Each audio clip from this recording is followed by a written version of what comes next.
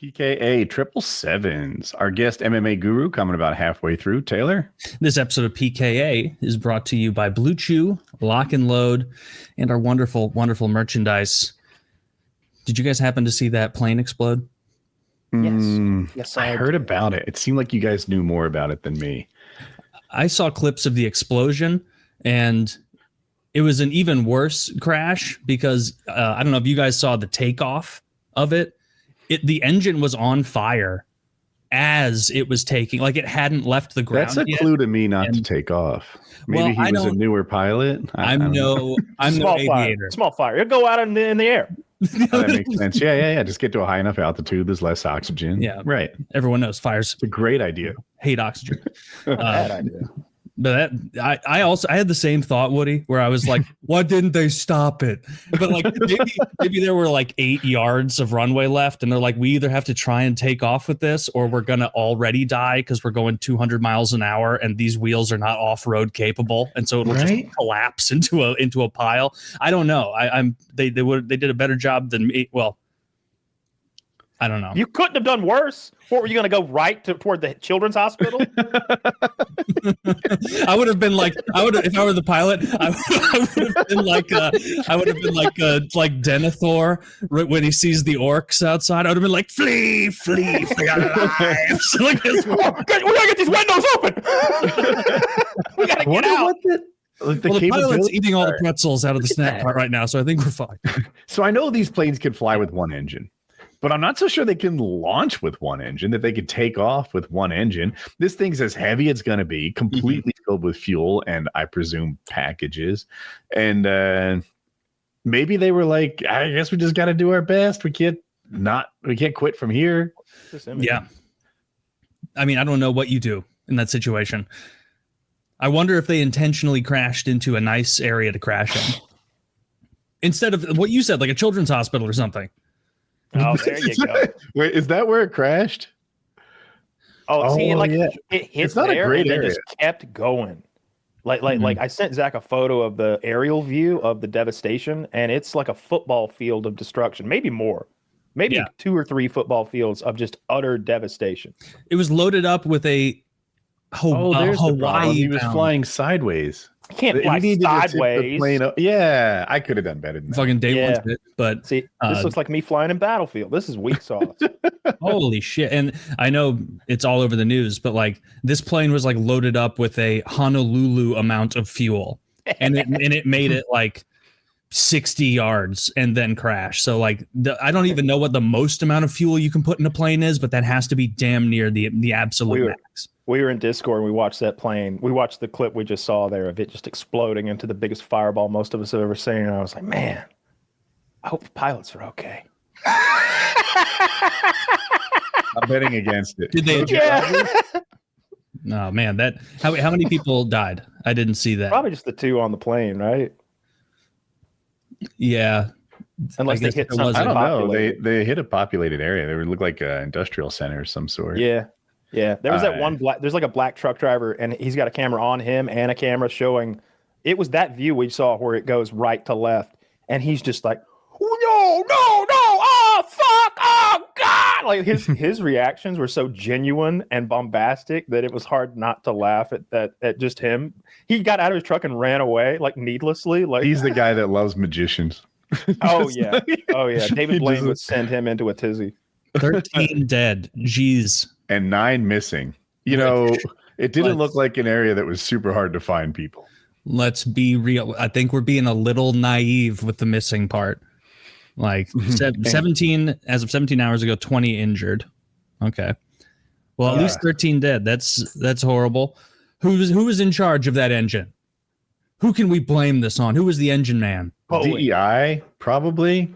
Isn't that what we do nowadays? It's 2025. It was everything's the fault of a girl. They gave it to a guy in a wheelchair and he couldn't reach the ratchets or something. I don't know.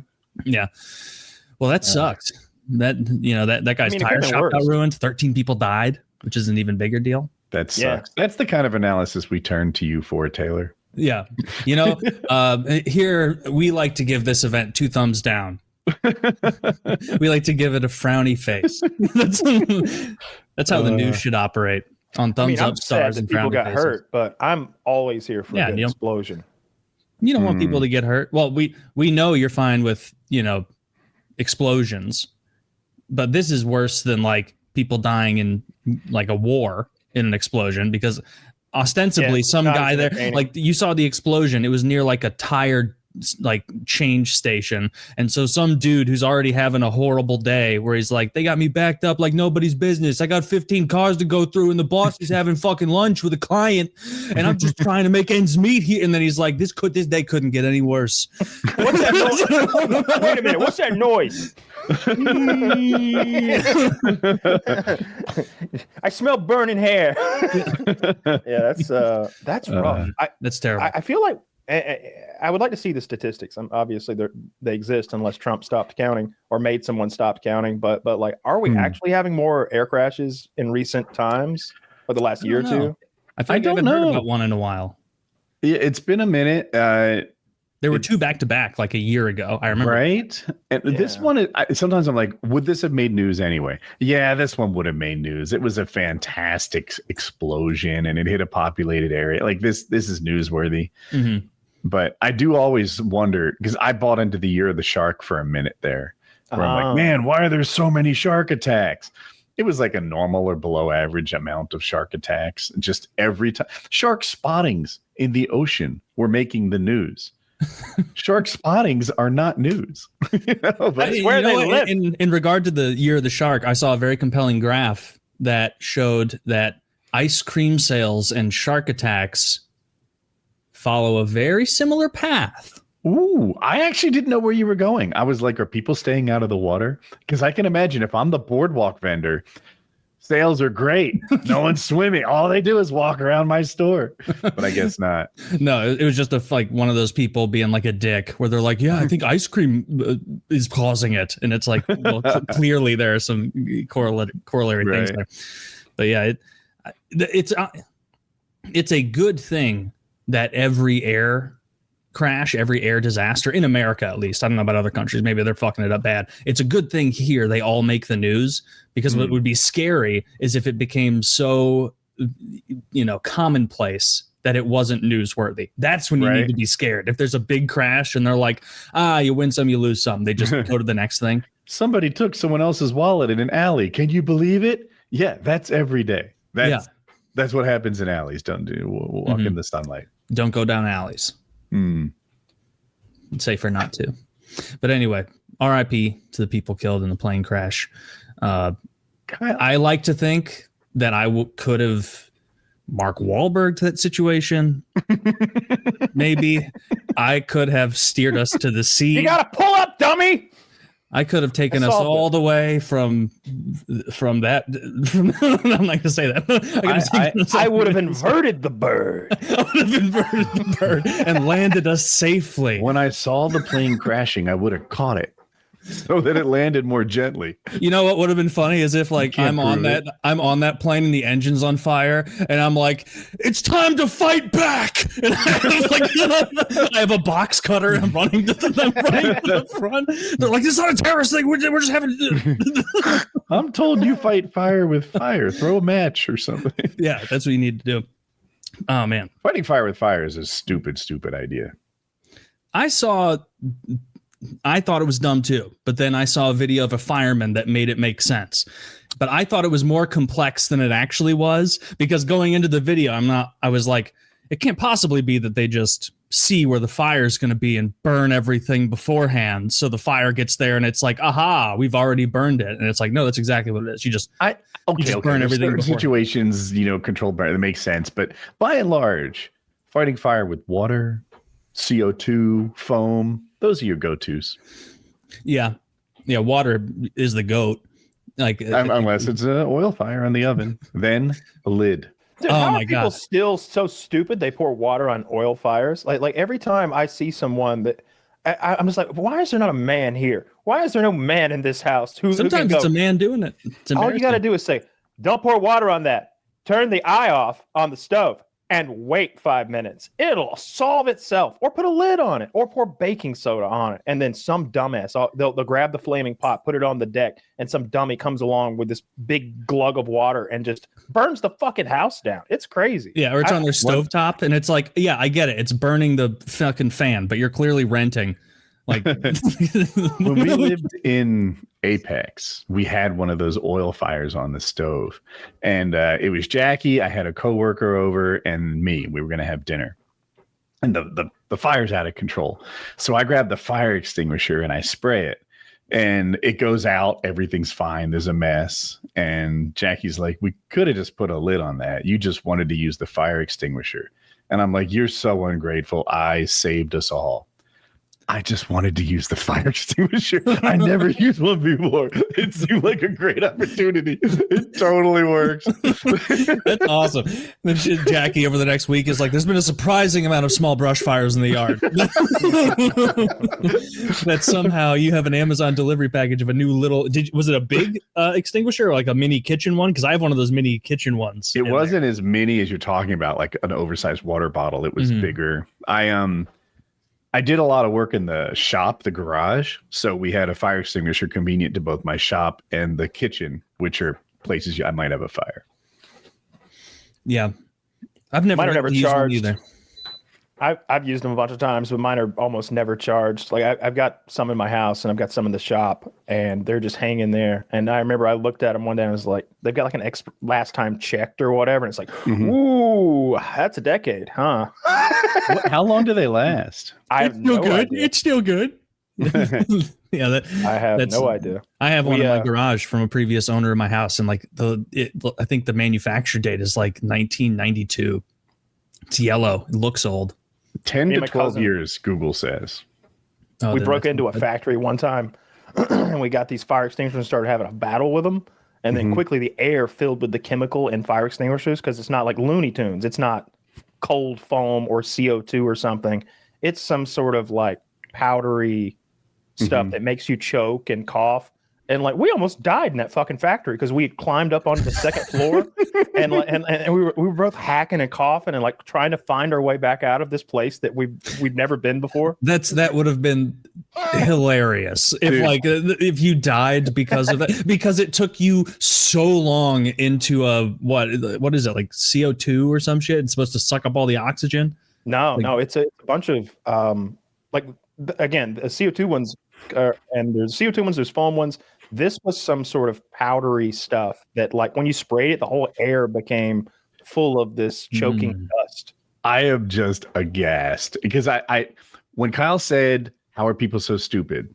I had a thought and I kept it to myself. And we are seeing the difference between like 25-year-olds and nearly 40-year-olds, right? At 25, he's like, "Yeah, my friends and I, we were in an enclosed space having fire extinguisher wars. We're 14. We almost died." Okay, 14. 12. We were like 12, 14. I pictured it that property you bought. I guess I was wrong. Oh, no. We broke into this place. This was not our place. 14-year-old Kyle was so dumb, he had an indoor fire extinguisher battle with his friend. 40-year-old Kyle is like, "How are people so stupid that they don't know proper the fire extinguishing technique?" Thing is like a household thing that you should just know. Like, you gotta pick that up. I can imagine a world where 14-year-old Kyle doesn't do the right thing.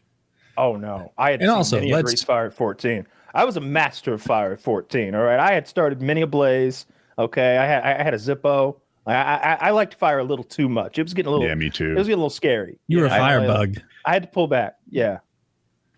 There were 500 Boy Scout troops at the Boy Scout Jamboree, and my troop, named the Pyromaniacs, got first place in the fire starting competition.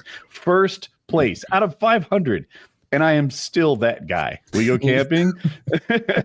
I'll get your fire going. Last place in the fire stopping competition.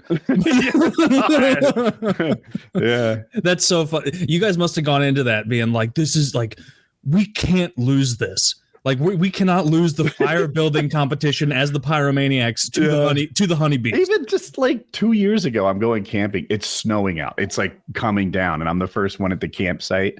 And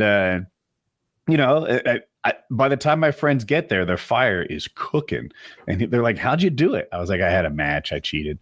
And he's like, "No, but like, what'd you? And I was like, went under the snow layer, found the dry leaves, twigs, this and that, built it up largely. He's like, I don't think I could have done that. It's like, I'm that guy. I get your fire going. You're the fire guy. I don't boast a lot, but I can fucking start a fire. You can fire it up. Better than Tyler, or at least me. You guys are both elite firemen. Just earlier this week, my girlfriend brought a fire pit over that she wanted to have here because we spent all our time here, not at her house. And I hadn't done a fire in a long time. And it was like a fire pit situation where like it had been outside. And you know where it gets that like ash layer of previous fires that gets soaking wet. Well, it was sopping wet.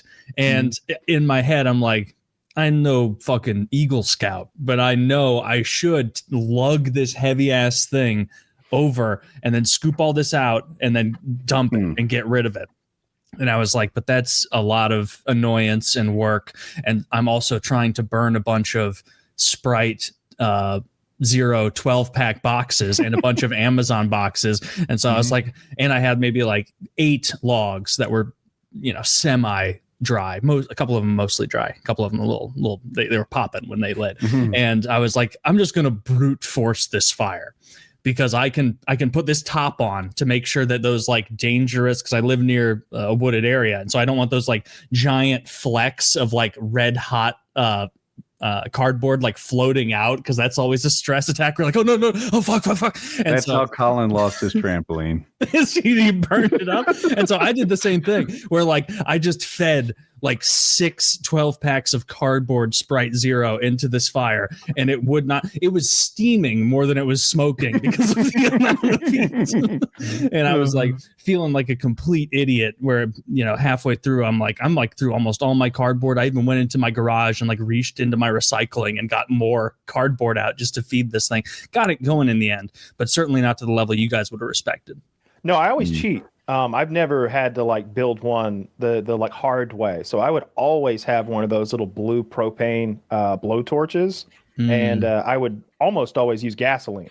Like there's gasoline always. So I would just soak everything in gasoline. It didn't matter if it was moist or wet or what time of year it was. It'll burn if you got a blowtorch and some gasoline. I didn't have any gasoline. Gonna do gasoline, people watching. Make a trail of gasoline to where you want to start it, and it'll go.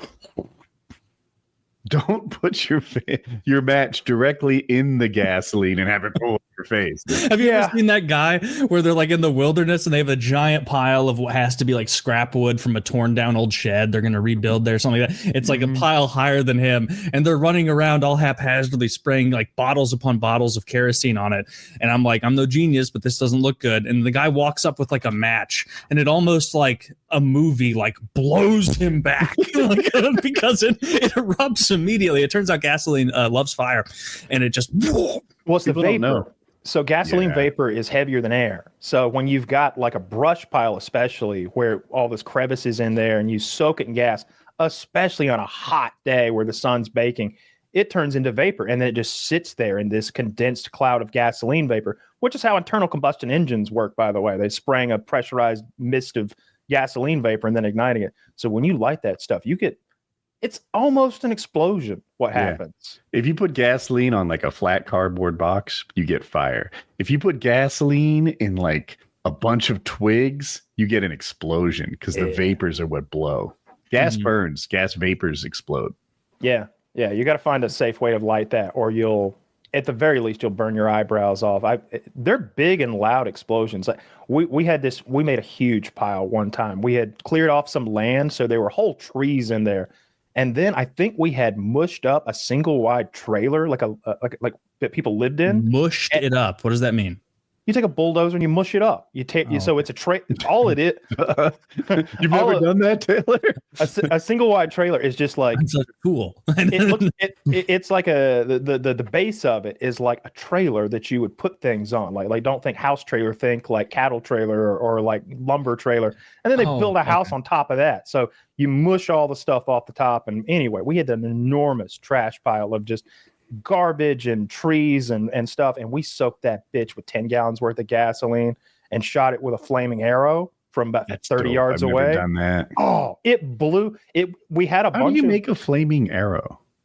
Yeah, take an arrow and you take some cloth or something and you put it on the end and light it up and shoot it and at it flies pretty straight if you do that, I guess. Yeah, for 30 yards or something. If you've got a real bow, like a compound bow, then the arrow shoots so fast that a lot of times it'll leave the flaming part behind. Like it'll accelerate and like leave it behind. So I had like a kid's bow though. I'm like a little Tonto type thing. But the explosion sent these. There were these containers of, I think they were milk jug containers that I think there had been distilled water in them that we used to medicate chickens. We mix the distilled water with their medication and then you feed it through a whole system. But anyway, there must have 50 of them in there. They rained down. They went so high in the air. It was amazing. And ever since then, I loved explosions. I was like 12 when that happened, and I was like, how can we blow up more things, Dad? How can we blow up more things? He's like, oh, it's dangerous. Don't blow things up. And I was like, all right, I promise. I promise I won't make a living on this. Dude, we were making pipe bombs in high school. Like in the metals lab, we were making our pipe bombs. At school, not like high school age. That's insane. No one was keeping an eye. Well, we wouldn't like make. So when I say we'd make a pipe bomb, we would make the pipe part and prepare it. We would take what we were trying to do is make toilet paper cannons. Because you ever been to a football game and they shoot the cannon off when they score? Yes. That's a toilet paper cannon. They've got a black powder charge in a real-ish cannon, and then they just stuff toilet paper in there hard with a packer. And so you get a big boom, but no projectiles. All you did was burn powder and shoot toilet paper. And we wanted to do that, but we packed it too hard. We took this pipe and we welded it to a flat piece of steel, put a hole in the bottom for the fuse, put powder in it, and then we started like ramming magazines. We didn't have toilet paper, so we were like tearing. I had a Cabela's catalog. I remember those things are thick. Magazines. Yeah. And I'm packing those glossy pages down in there hard as fuck on top of the powder while we all stand around. And it's like, boom, boom, boom. And I'm in my head, I'm like, after this, you guys want to go to Blockbuster?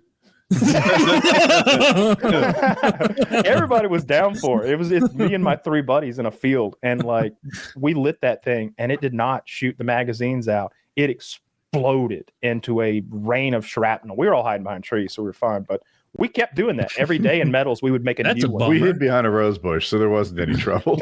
It was a real tree. You can find a tree. It was so hard between you and an explosion. Were you upset a little bit? Where you're like, well, we lost our cannon? Fuck no. We had discovered something brand new, a pipe bomb, which was way more fun. One time we lit it and we had actually polished the pipe part that was welded to the base. And the welds, I guess, were a little bad. So when it went off, it didn't explode. It launched the pipe. And so we had taken a grinder and made this one fancy. We had went up and down the rusty pipe and made it shiny, like bare stainless steel, not stainless steel, but shiny steel. And when it launched, we all went... Like you could follow it up at the speed of holy fuck into the atmosphere. And then we're all just like, I mean, it's coming down at some point, right? And I'm like, yeah, it's coming down at some point. We don't know where it's going to come. And then we hear whack, like back at his house. It hit his fucking house like 150 yards away. And there was just like peeled steel and like smithereens and stuff. Yeah, it was great. Damn. But metals was awesome. Our metals teacher did not give a fuck. The things you guys had to do being that rural to have fun is there's nothing crazy. There was you could never be like, let's go bowling. 45-minute drive. Let's go to a paintball place. Let's go to Bushwhackers and play paintball. Paintball place is 55-minute drive. That's the other side of Anderson or the other side of Athens. Yeah, or in my pasture where I built my own paintball course where everybody could come and play. Like you had to do stuff for yourself or like make up your own fun or fucking play pretend or some shit, because there wasn't. I mean, we had a movie store, but that was it. That was the peak of entertainment in Livonia, Georgia. It was the video store, which is now gone. How far is Livonia from Hartwell? 12 minutes, 15 minutes tops. I imagine Hartwell wasn't as built up 20 years ago. I don't know. It always had the Walmart. And Livonia never had a Walmart. The other Walmart is in Stevens County in like Toccoa, Georgia, where Mount Currahee is. Where we were that time. But yeah, my town didn't have anything. Like I didn't even grow up near sidewalks. Like I would get a bike for Christmas every other year or something. Like I would ask for it and get it. I don't even know what I was thinking. I must have just watched kids on TV who had bikes and think, bikes are cool. Boys have bikes. But where was I going to ride the bitch? I would get on it and like pedaling so hard in the grass. Literally, like there's nowhere to Dude, go or a that's gravel road. Like you ever tried to drive a Huffy on fucking gravel? Like it doesn't work. It's rough and you don't get going fast. I didn't think about the bike angle because I remember getting a bike when I was a little kid and like seeing that as like almost a pre-car level of freedom. Where it was like, now I can go to Jared's house, I can go to Justin's house, I can go to Steve's house, like all within my neighborhood. Mm-hmm. And then I can go to, so Jared was my friend within the neighborhood more than those other guys. So I'd go by his house, but his mom was a fucking bitch.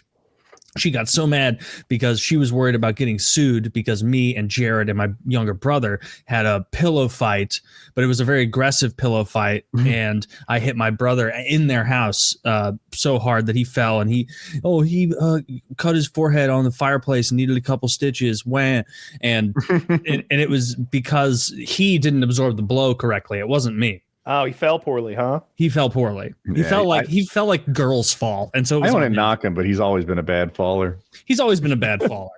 And he blames me also for like at least 2 other concussions, which were accidental. And if my parents didn't want me to do what I did to him, if they didn't want me to fucking rock bottom him or whatever, then for those who don't know, the rock bottom is a wrestling move brought to fame by The Rock. If you didn't want me, it was probably pre-Rock being popular. I don't remember what the move was, but I remember I fucked him up on some concrete floor after we played. What year was it? It was the game we were playing was on N64 98. And so it had, I don't know what the name of it is. WCW, WWE. You probably Goldberg speared him then. He was hot back then in like the late 90s. Cause I remember we were very much into Goldberg. I remember I went on that stupid Christian trip and we weren't allowed to watch Raw. I didn't know anything about wrestling, but like one of the dads was like a wrestling nerd, which we have people on who like wrestling and I hate to be mean about it, but I find it so pathetic and lame. I find it so pathetic and lame. Dude, it's just I think it's like watching a play. I disagree.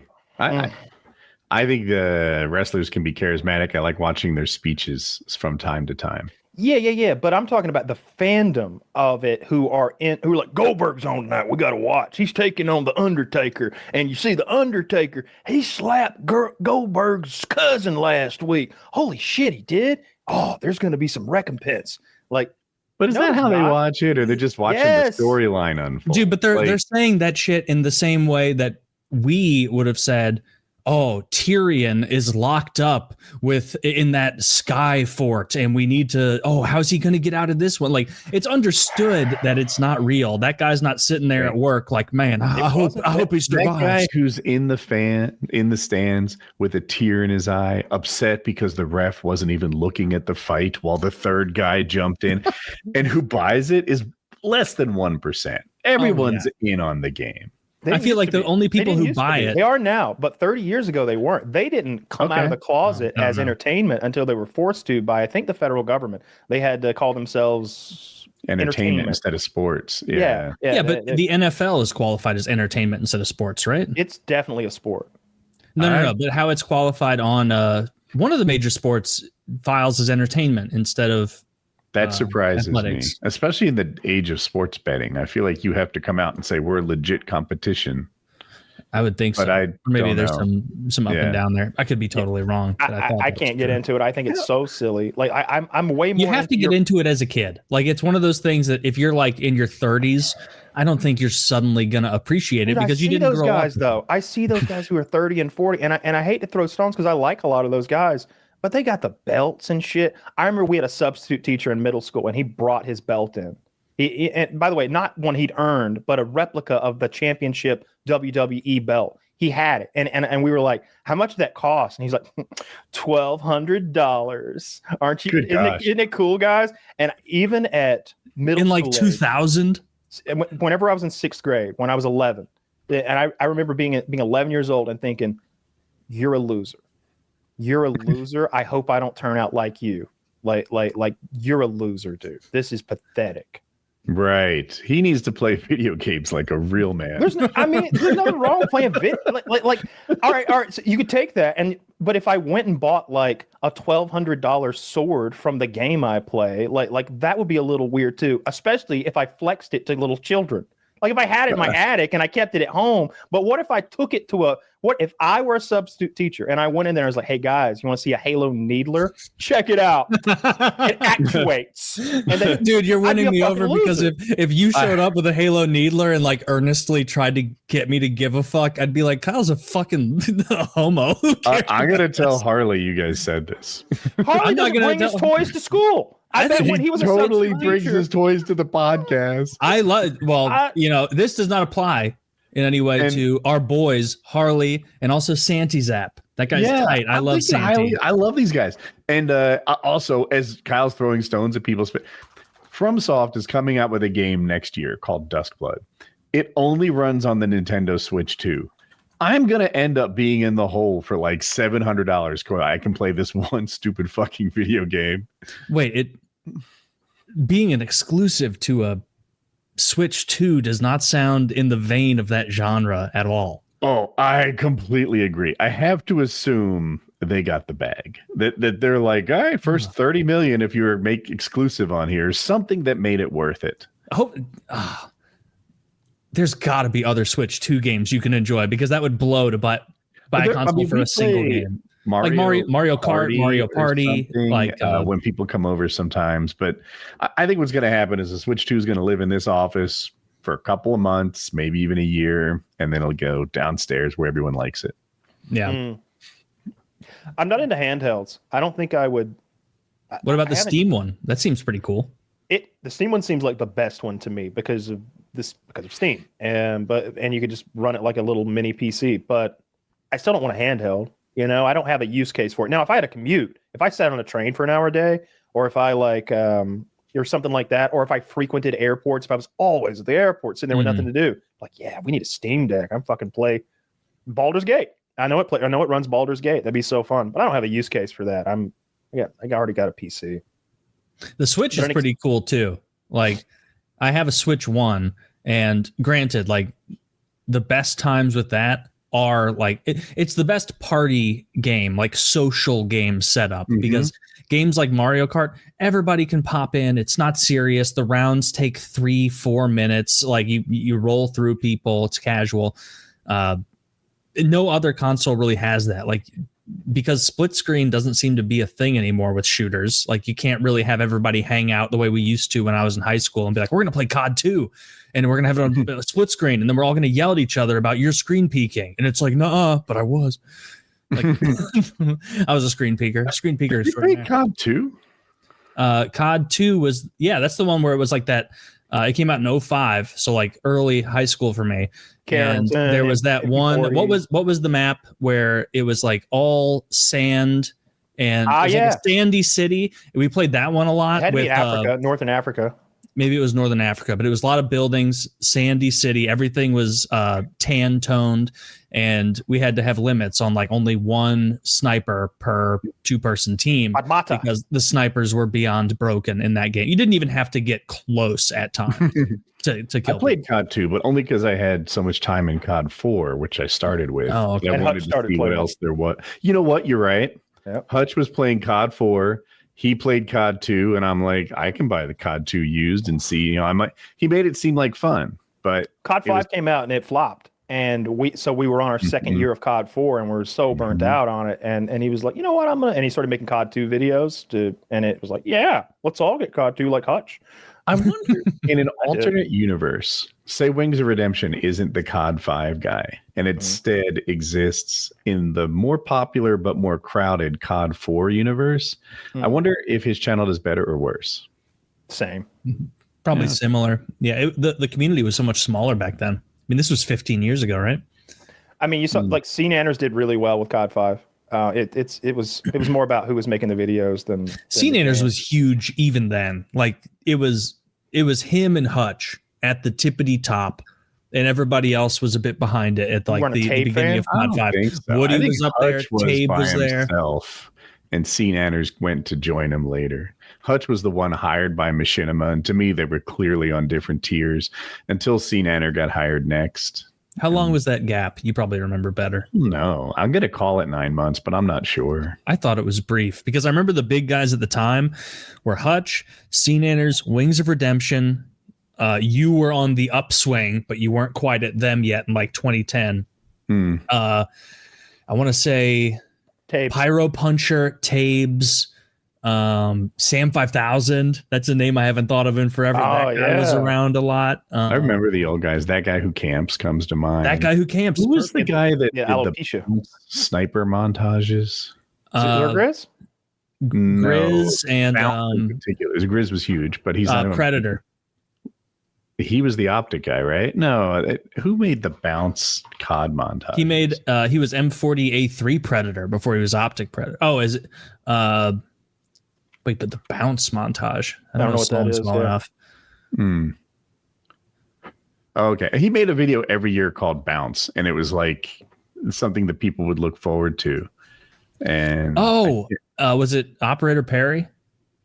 No, he was the guy that would be like quad. Yeah. Was it who else was even around back then? Muzzafuzza. He was around for a couple of years in the early 2010s. Yeah, I remember Muzzafuzza. It might have been him. I forget. I don't recall. Yeah, I remember it was neat to see people do the sniper montages. One, because the shots were kind of cool. They got faker and faker. But also the editing, the art behind making a montage grew from just a collection of good shots to syncing to the beat and things. I was such a big fan of zzirGrizz and his editor, because I remember when he made the Matrix montage, and he took they added this map to COD 4 called Broadcast, like midway through its cycle. It wasn't a very loved map, but in it were all these TV sets, and he edited it so that you hear Morpheus is talking, and he's like, do you really believe that's air you believe you're breathing? and it's and he's animated the COD 4 characters, so they're doing stuff that they're not really doing, and then you look at the screen that's in the game, and you slowly zoom in on it as Morpheus gives you dialogue, and there's gameplay in there that and then it does. It was this one, sort of and you're in the game now. It was the Grizz Matrix Revolutions by Kier. It's that music. It's dun dun dun dun dun dun dun, and he's got two deagles now, which is impossible in that game. And he's wall running upside down, and man, that blew my mind back in the day. I love that so much, dude. I remember being a little annoyed back in the day when people would be like, oh, have you seen zzirGrizz's new montage? And it's the whole point of the way his name is spelled is that it's just Grizz both ways. His name, just say Grizz. It's not zzirGrizz. Because you remember zzirGrizz? It's not even spelled zzirGrizz. It's zzirGrizz. I remember people saying zzirGrizz and zzirGrizz, but it was it's just Grizz. It's just Grizz? It's zzirGrizz. I thought it was Grizz. It's zzirGrizz. Gotta be Grizz, bro. Come on. Why would he spell it that way? If you want to give him a nickname, but it's is familiar enough with the man that he goes by Grizz in Taylor's presence. He's a buddy. Never talked to him. I call you Kyle. Other people call you Mr. Myers. I call him Mike personally. I never deign to use his name. No. Fair. I'd be respectful. Yeah, he was the guy. I remember in high school, because this was what? 20, or I guess not high school. It was college, but I would show people this in college, and because we were all so into COD, and that was sick. What a fun little time. Now lost to time. Nobody really does that. It's not the thing anymore. Those montages. Although I watch these Battlefield best plays of the day, and every single day there's a 20-minute long montage because so many people submit clips.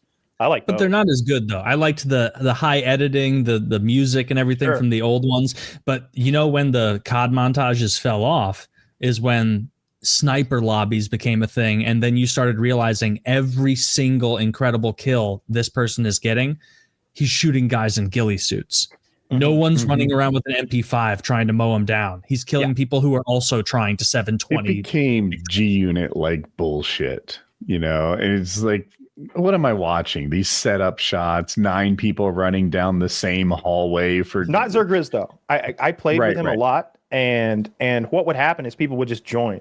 Like it would become a thing where people would just join on our session, and it would slowly become, not even slowly, within 2 games, it would be a sniper lobby, and you'd have to start a new lobby to get, and he'd be like, fuck, all right, everybody's sniping, let's reset.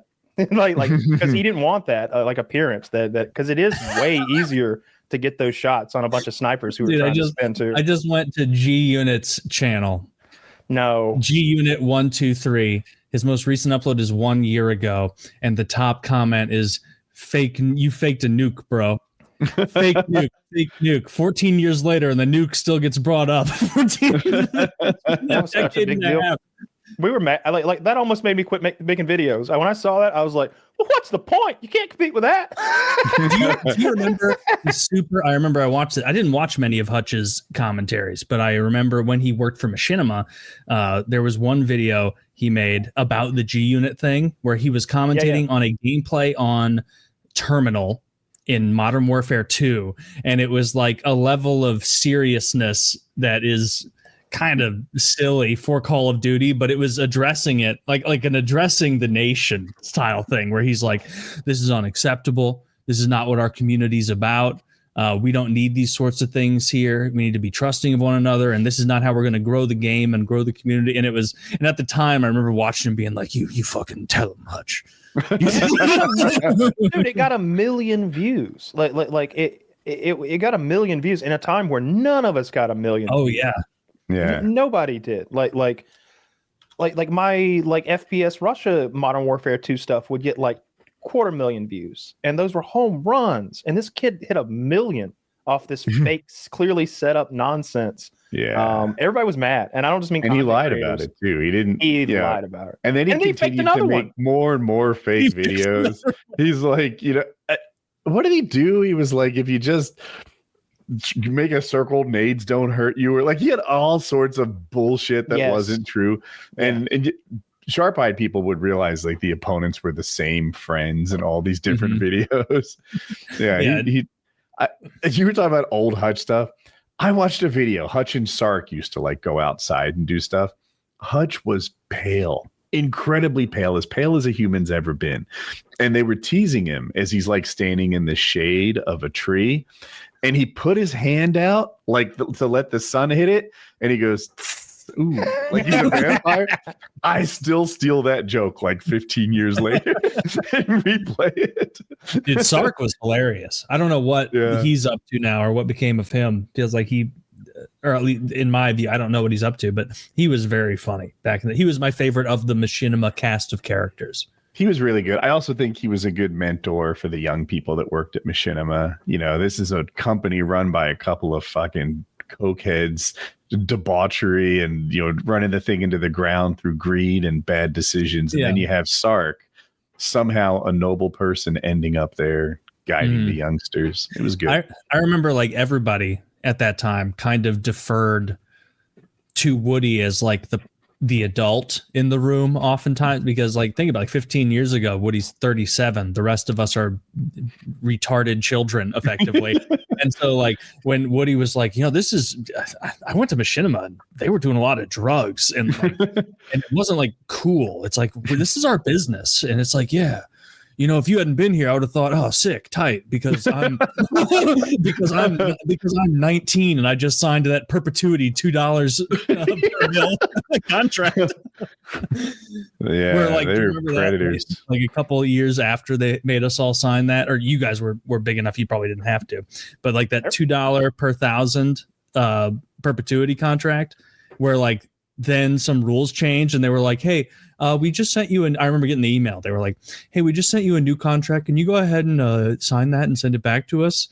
And I was like, I don't remember who I messaged. May have been Woody, may have been someone else. But I was like, they have a new contract for me where it says that now I make less money, but I'm already locked in with this perpetuity contract. Like, do I need to do anything? And whoever I was talking to was like, do not sign that. Like, do not opt in to less money. Just keep doing your thing. And I was like, you know what? Yeah, he's right, because I don't get money they never put my videos on Machinima anyway. Those guys fumbled the bag so hard. Like, people talk about going back in time and buying Bitcoin or whatever. We knew then. Like, and by we, I mean like me and Sam, ex-Jaws. Like we'd be talking about it. And I was like, dude, what are they doing? You know how much money they just spent on that Mortal Kombat shit? Why didn't they fly out 30 of us and have the biggest tournament on the internet? Why didn't they send us all somewhere and make a ton of vlogs? Why would they? It was expensive. They spent like $800,000 or it was $1 million maybe on that Mortal Kombat bullshit they did, some sort of live action shit. And we were all like, what is this? What is this thing? It was like terrible. I think I know how, like, the genesis of how a decision that bad gets made. They were in Hollywood.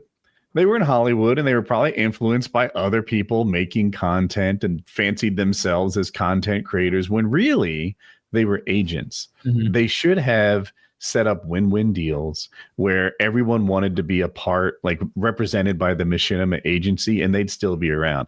Instead, they set up win-lose deals where they'd get the money and fuck over everyone who worked with them and found themselves out of business. Yeah, it was such a huge fumble. We were saying it then, like, dude, have you been there? Have you seen how much staff they have? I'm like, what are they doing? Yeah, what are they actually doing? They needed I didn't use the word audit, but that's what they needed. They needed somebody to come in and be like, so what would you say it is you actually do here on the day to day? I'm a people person. Wow. I made an effigy of Woody last week. We all had a good time with that. Yeah. Those guys hated me, but fuck them. They're a bunch of dumbass. They're criminals. They were criminal cokeheads who fumbled. I don't know why you hate Woody. He was a huge guy in the space, and also I didn't think you were hard to get along with. Yeah, I don't know. Like, people who hated me didn't know me. I remember I went to the little cube farm and someone had my face on like a Benedict Arnold like body, and I'm like, who sits here? Why is that on the wall of his cube? In retrospect, I think, did I negotiate a better contract that makes me a fucking Benedict Arnold? Suck my giant dong. You're out of a job and I am retired, so suck off. Yeah. Every time I went there, it was just a bunch of people playing video games and just wasting money and time. There was nothing to be. And coke. All they were doing was taking videos from people and putting them on their channel. And it was like, how do you have all these employees? Why are we in Hollywood right now? What does this real estate cost? Like this, what does this cost a day? How much? You're burning money. What are you doing? Who was the guy that we sent the videos to that like approved them or did? I cannot remember his name. I remember talking to him and like messaging him. Shore Wars? Maybe it was Shore Wars. You might be right. Yeah, that's it. I forget who's the like COD community leaders and who is the Machinima guy, but yeah, not JD 2020, Shore Wars. And there would be times where I'm like, hey, I've got like 4 videos in the Dropbox, like, and I haven't had anything uploaded in, 4 months on the Machinima channel. Can you give me an idea of when the next one is? And they're like, he'd be like, open your mouth. I'm going to fucking spit in it. I'm going to spit in your fucking mouth right now if you want a video up. And it was like, fuck, this sucks and then it was just, hey, but guess what? We got time for fucking 7 junkyard quickies today. Yeah. I sent him a video that was like me shooting guns, like maybe the first one ever, and it sat in that Dropbox for like a week, and I took it out and uploaded it, and it got like 1.2 million views on a 300,000 subscriber channel, and I was like, fuck those jabronis, we don't need them. Yeah, I didn't like putting stuff on their channel. Maybe I missed out, but it got to the point where they uploaded like 12 videos a day, and I'm like, this isn't really a great exposure opportunity. I'd rather make money on my channel and build my brand than make money on your channel and build your brand. Now, yeah, so I just stopped sending them videos. They were like asking me to send them videos. They were like offering me editing support and stuff like that. And it was just like, not even going to upload 14 times a day. There was no reason for you guys to, because you guys were like early first wave of like who they signed. But I needed them to give me a hand because I was early second wave. And then they had a third and a fourth and a fifth. And they just started signing fucking everybody. And then it was a glut of nonsense where it's like, how are you supposed to get recognized in this? Because we're training the Machinima subscribers now that they don't really need to pay attention to their sub box because they don't care about these new people at all. I think I got like 3 videos uploaded on Machinima ever, and then I stopped putting anything in the Dropbox. It could have hurt me that my intro at the time was like, hey, what's up, faggots? But like, maybe not. I don't know. But maybe not. It was a different world. At the time, it was a good deal. Like early on, it was a great deal when they weren't doing all those uploads, because I would get like thousands of subscribers. I'd sit there and watch them just like go, and it's like, man, we just got exposed to their millions and millions of viewers, and people like it, and they're coming on board. But after a while, it's like you said, when they started uploading a dozen videos a day, it was like they shot the goose. Then it was like, oh, send it to Respawn instead. It's like, wow, an even smaller channel. That channel that at this point is significantly smaller than Woody's, smaller than Wings, smaller than Kyle's, smaller than X-Jaws, smaller than maybe Sam 5000 was up there too. His name is in my head. Oh, I can't believe I forgot Whiteboy. He was big. He was actually so good at games. He was great. And like that's why he got so much play. When he was staying with me, I watched him play on my 72-inch TV with tons of input lag on my shitty internet with tons of like lag. And he's just destroying. And on my Xbox, and I'm sitting there like, God damn it, I ain't got no more excuses. It turns out this guy's just way, way, way better than me at this game. Yeah, so good. So good. But he lobby shopped.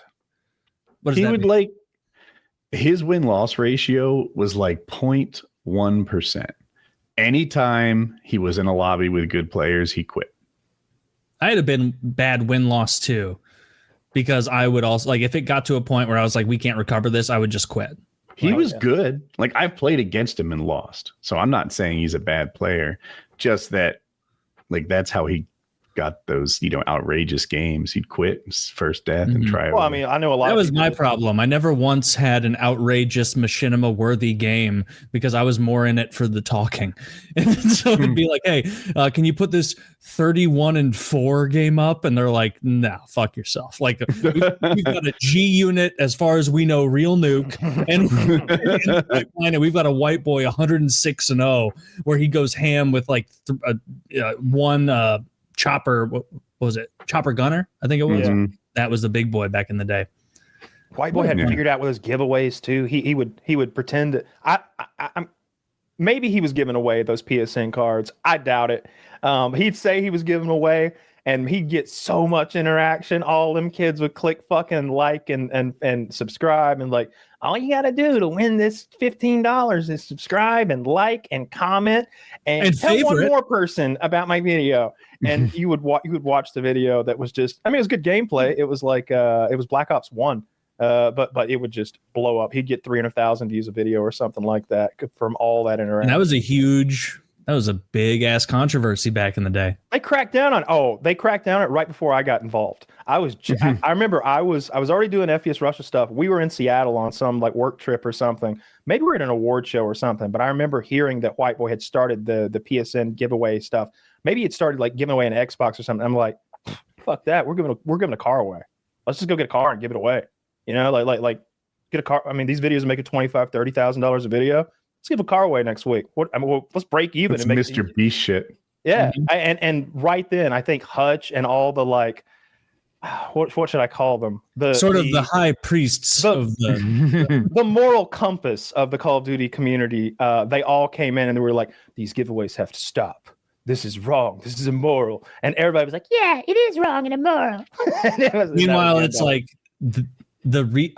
as far as my memory serves, Hutch and Seananners were both anti the giveaway thing, and they were both at Machinima at the time. And this is what Woody has alluded to before, where they both realized soon after their contract with Machinima, if they signed it, that they had made a terrible decision because now they were making oodles of money for the company.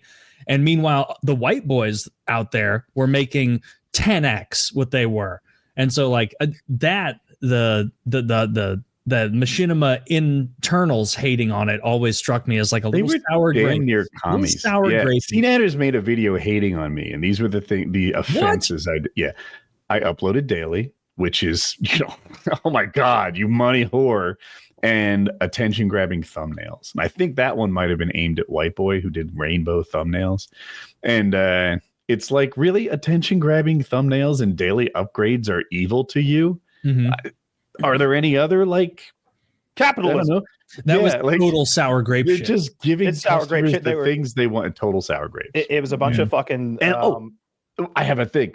the fucking nanosecond Seananners started making money off his own videos, daily upgrades or daily uploads, and attention grabbing thumbnails. Of course. You know, he's all moral when he's not making money off his videos. It's not even moral. He's just a jealous bitch. And I bet the old version of him now, like the adult, if he happens to see this, is like, yeah, I was an envious little cunt making hate videos about people because you were making money and I wasn't. Because I signed a contract that was clearly a bad idea. I remember I hate to even like throw shade. He was nice to me at the dance off. I remember when one of it was so obviously a bad idea to sign. Everyone who knew anything about what we were making knew it was like a writing on the wall thing of like, it's about to fucking tip, dude. You're gonna sign for just a yearly contract when you see all these people ramping up, making tons of money, like building it. I don't know. I did not like that part of the drama of the Sphere. Yeah, that clearly wrong. Silly.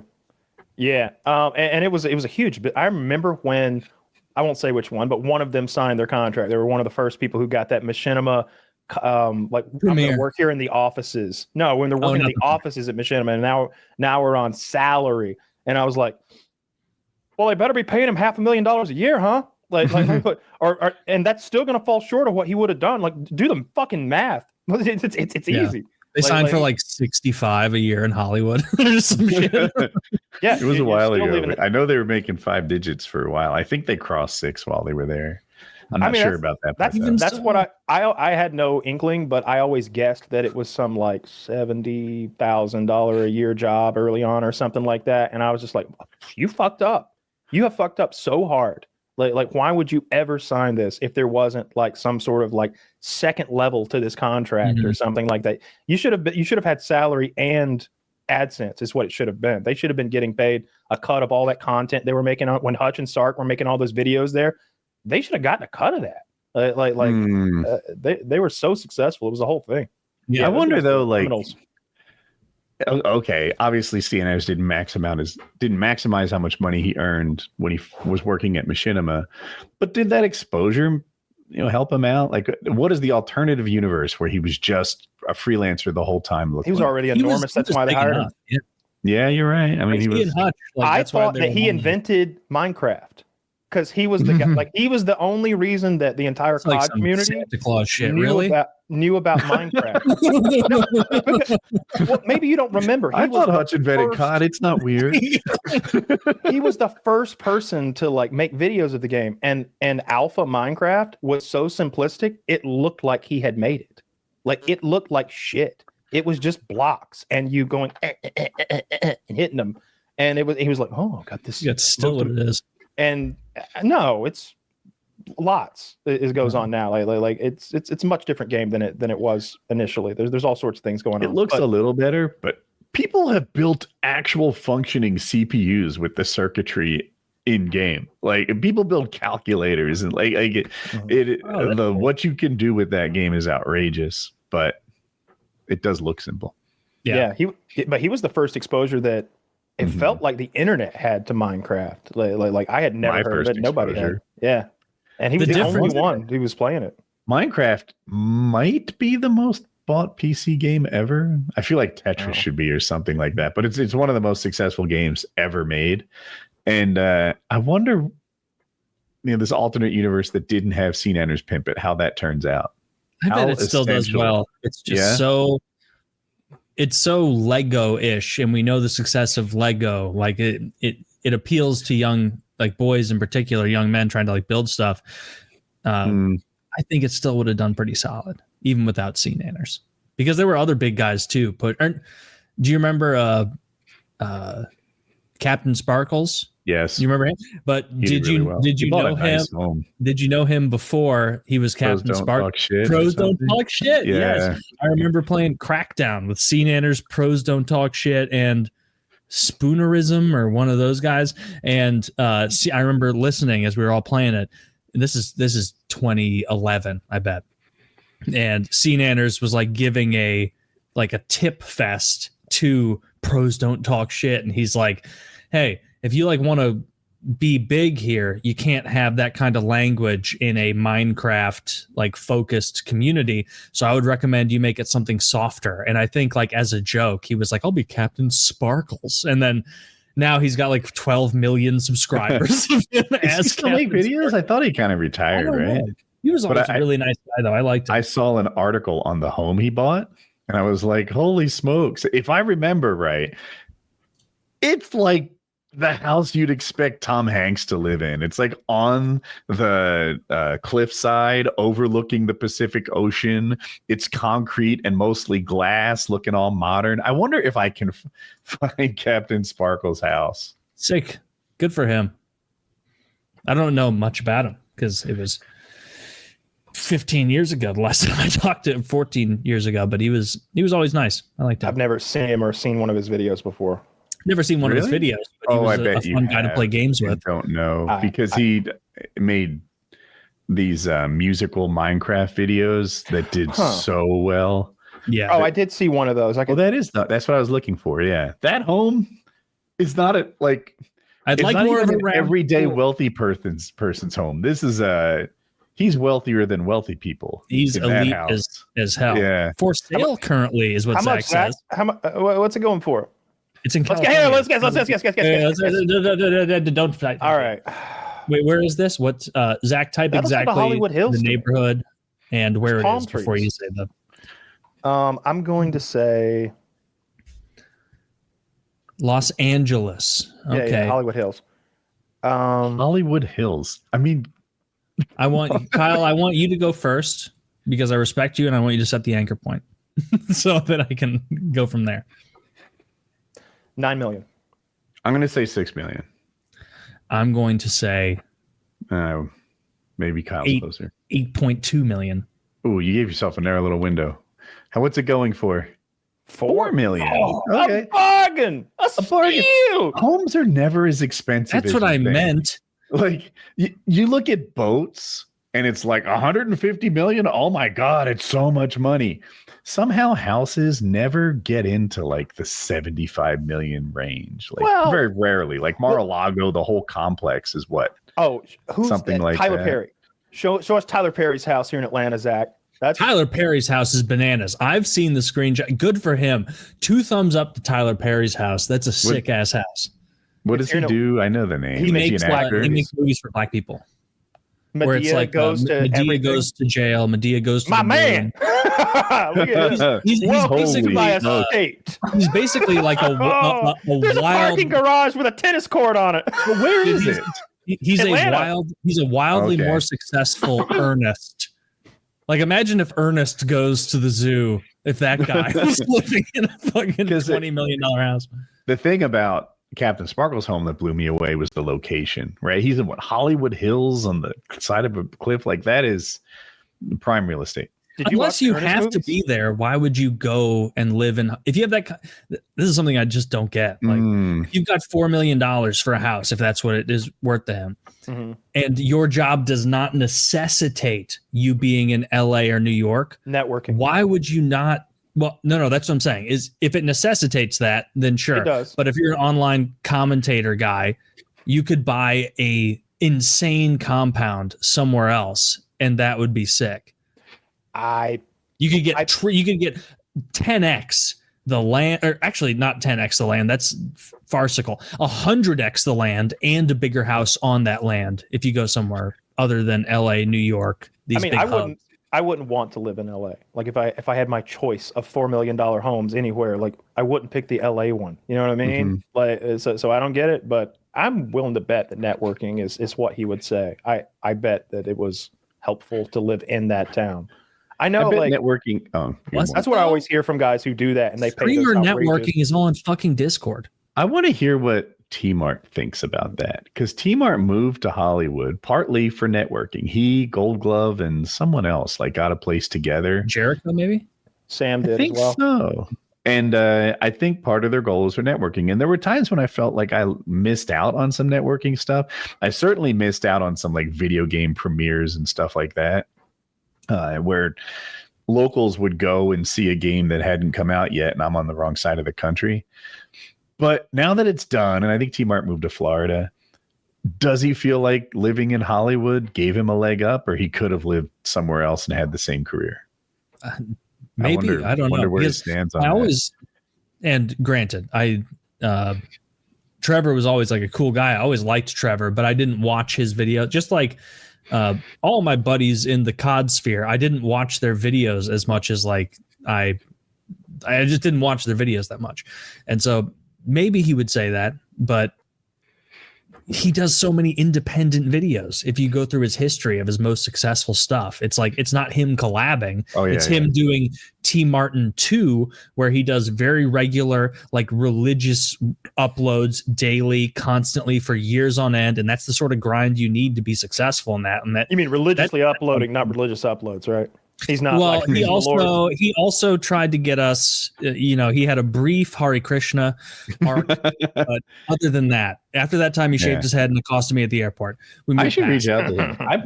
T-Mart was like the center. T-Mart and Onslaught and I played games so much every night that like we didn't set it up. It was just like, yeah, everyone's gonna be online around this time. It goes without saying that we're murking noobs tonight. Dude, Taylor, Onslaught. you mentioned Ernest. Jim Varney is the actor. Did you watch those movies? Yes, I liked the Ernest movies. Which ones have you seen? I liked I mean, fuck, dude. I feel like he went to camp once, and I thought that Ernest was goes funny. to camp. Yep.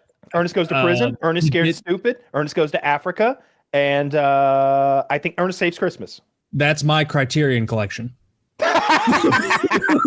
Every time Taylor like sees every Ernest movie but hasn't seen Terminator 2, I'm like, this is criminal. You've never seen Ernest Goes to Prison.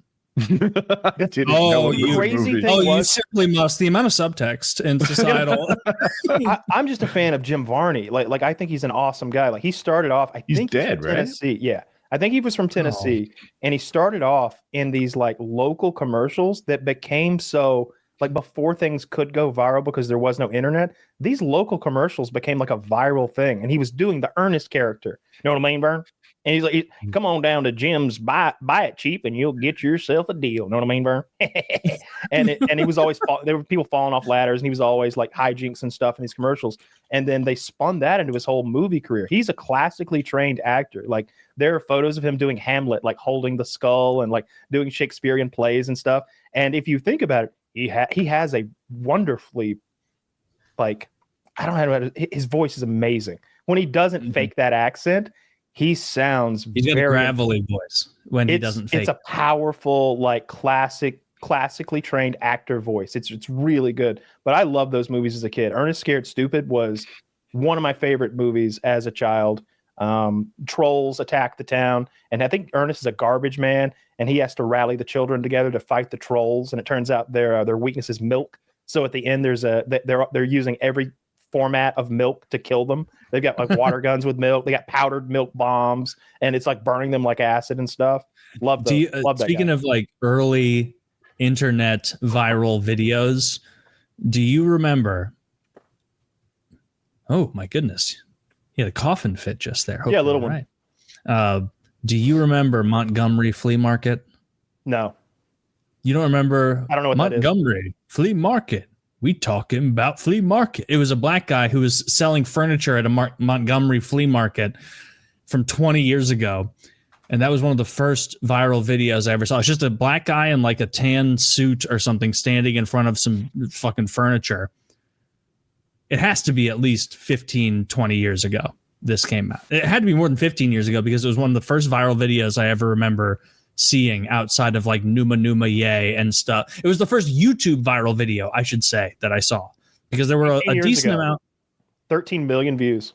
It was there were quote unquote viral videos on like Albino Black Sheep or E-Bombs World back then, but viral at that time was like maybe hundreds of thousands. Like there just weren't enough people online in 2004 for something to go millions. Ellen picked it up and did a special on it, and I think that helped make it blow up. But yeah, 18 million views. Yeah. Or I think that's what it was. Let's see. Or wait, Woody, do you remember? 13 million 18 years ago. I was talking about the first like YouTube viral video I remember. that started on YouTube, to my knowledge. So like not Numa Numa, not these other things. Do you remember Montgomery Fleamarket?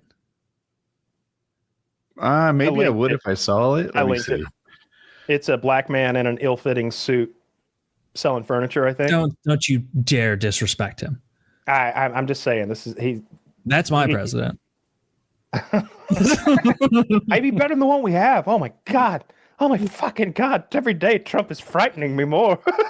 And look at how bad the quality is of the Montgomery Fleamarket video showing all this trashy quality back then. It was in video quality's come so far. Was 18 years ago, 2007. Goo. It's too. We got to talk about the politics. We're an hour deep. Yeah, because we got MMA Guru popping in. All right, so I want to do an over-under bet on when the government shutdown will end, because I'm going to take a stance here, a little risky. I think it's lasting into next year. End of next year? Are you under that? Like no. Can I get you both on the under of that? No. You've got to be more specific. Yeah, you can't just say end of next year. That's crazy. You have to be that's more. 14 months away, right? No. You misheard me, or maybe I misspoke. What I mean, it won't end until next year. Like I believe it'll be January 1st or later when the government shutdown. No, that's not specific enough. You got to give a date. That's what an over and under bet is, Taylor. Well, how do you know if you're over or under near the end? Like I've said it. Like I've taken. So January 1st is the over under. That's what I'm offering that over and under. The question that you have to answer is, do you believe strongly that it will be under that? I think it's under. I agree with Woody. I think it's going to be the under. If January 1st, 2026. Let me add another one. Over under Thanksgiving. You got 20 days for that. I think I'm gonna say under. Wow. Under? Kyle, the record in shutdown has maybe just been passed. A couple days ago, yeah. Yeah. So we just busted by the way, there's been more government shutdown under Trump than the rest of the United States combined. There was just an election that the Democrats slaughtered, and all the Democrats they only need 7 Democrats to cross the aisle to get it done. None have done it yet, but I don't know. Thanksgiving is a much harder line than your initial one. Will 7 Democrats cross the aisle before Thanksgiving? He took 40 days away. The other option, Taylor, is to get rid of the filibuster. There's 2 ways to end it. Oh, they won't do that. Nobody's that stupid. They should. Let's get wild. Let's get fun. So, Taylor, it's funny you said that, because I was on the fence about ending the filibuster when Biden was trying to pass his infrastructure bill. I was like, these 2 turncoat Democrats aren't getting yada yada. Now I'm like, oh my gosh, right? That if they had removed the filibuster, guaranteed the Republicans would be doing it right now. Sure. So let's fast forward.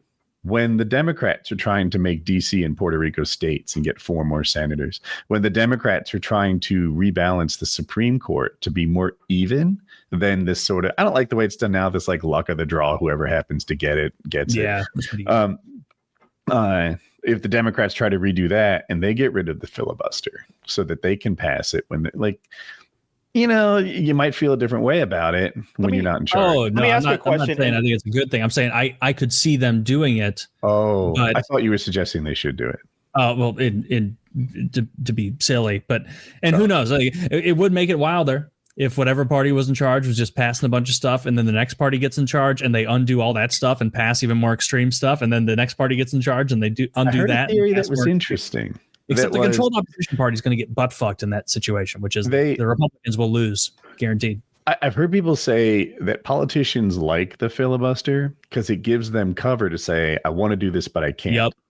And if you get rid of the filibuster, then it's like, what has stopped you? Why didn't you do what you said you would do? You can't just blame those other guys. Whoever you are, there's other guys.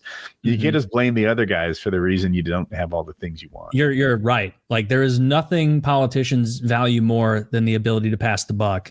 And none of them want to have their feet held to the fire. And so I could see both parties keeping the filibuster just so they can do exactly what you said.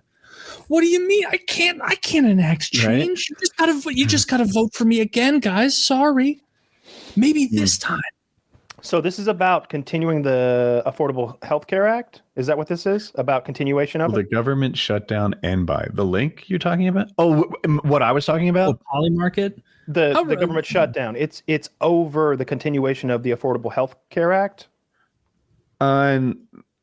Partly. I think it's over. So the big, beautiful bill defunded Medicare by quite a bit. In an effort to balance it to some extent, it still cost a lot of the tax cuts that they put in the bill. And it's really take from the poor, give to the rich. And Democrats want to give back to the poor, but no one's trying to take from the rich. That's outrageous, of course.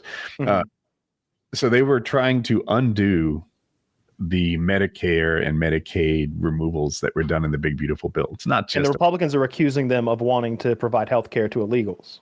Which is pretty much inaccurate. Well, no, it is it's like a shell game with that, where you can accurately say these funds directly from the Fed are not going to supply healthcare to illegals, but those funds from the Fed go to fund things like Medi-Cal, which is the state-run operation in California, and like Meta Washington, like all their versions, and then those state-run operations who receive most of their funding from the feds then do give money to illegals. So my understanding is the way that illegals get free healthcare is someone goes to the hospital, they get a bill and they don't pay it, and Medicaid reimburses that bill. The hospital does not do a citizen check on their patients before they treat them. So the overwhelming majority of people who go to the hospital, of course, are citizens, and that's where the money goes. But there is some slice of them that are illegal aliens that the hospital gets reimbursed anyway. They don't just stiff the hospital because the guy wasn't a citizen and they treated him. And honestly, I don't have a solution to fix that. You can't Mass deportations, brother. Pound it. Well, yeah, if they didn't do it in the first place, I hear you. But like, I mean, okay, here's the thing. People on motorcycles, it is uncomfortable sometimes to have a wallet in your pocket. So they put the wallet stored on the bike. It's completely reasonable that a citizen could end up in the hospital with no ID on him because it's sitting in his motorcycle. It's completely reasonable that someone was in a swimming accident and doesn't have his driver's license on him when he gets treated.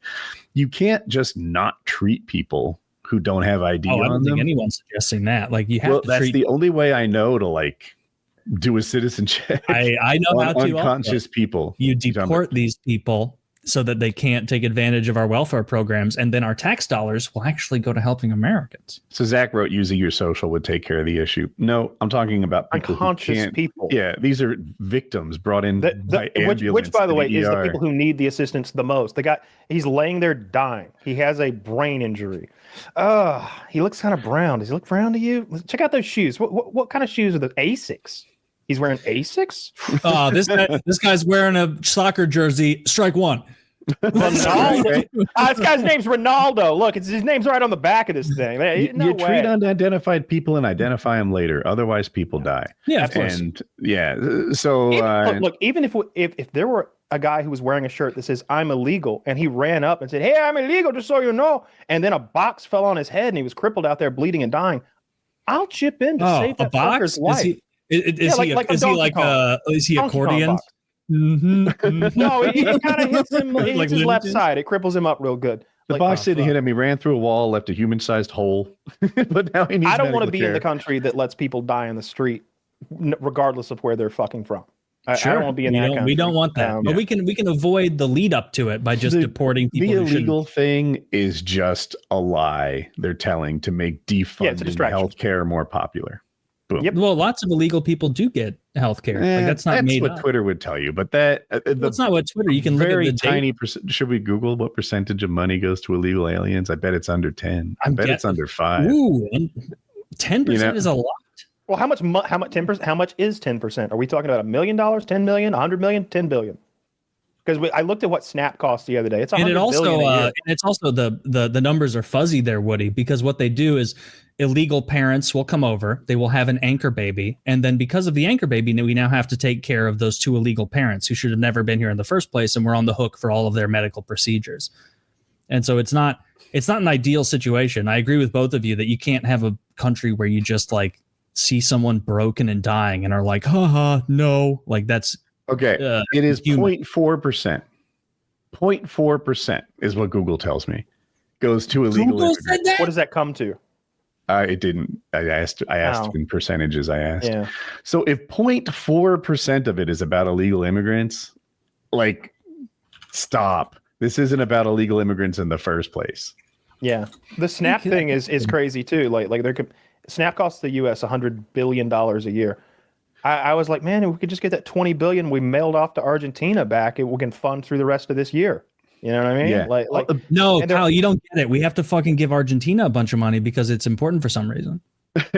Kyle, I agree. That's and then, called being America first. So if not everyone knows this, they have $6 billion set aside in case of a government shutdown. And the Trump administration is fighting tooth and nail to not use that. They're intentionally starving people in an effort to pressure the Democrats to vote for something they don't want to. I see it like the cruelty is the both sides, where like because they have a bill in place that they've shot down. The Democrats have shot down 14 times, maybe it's 15 now, to reopen the government with just a continuation of existing spending, not with any changes. And they've shot that down every time. And that would fund SNAP. And they've chosen not to fund SNAP because they won't let 7 Democrats cross the aisle because they want all these addendums. And but when they set aside $6 billion in advance in case something like this happens, and Trump says no, let them starve. He doesn't let Argentina starve, but he lets Americans starve. No, you could just as easily say those 7 Democrats are letting them starve. Cross the aisle. 7 Democrats are fighting for health care, right? No. They're like, give up your fight on health care, or I'm going to starve people. They're not fighting for meaningful health care. We're not going to get it. No one helps me. It's not about me. No I vote for things that are not in my own. We are all interest. 3 of us net taxpayers. We are the ones bending over a barrel and getting fucked and getting nothing out of it. But I still look at right versus wrong through a lens other than what's in it for me. It is wrong for me to break into a country and stick my hands out.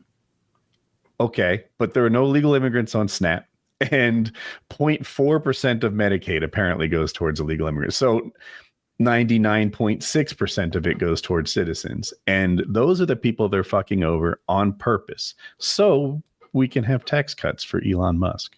I don't want letting tax perfection be the enemy of good here. The Democrats are indeed letting perfection be the enemy of the good. Who's in charge, though? Who's in charge? Wait.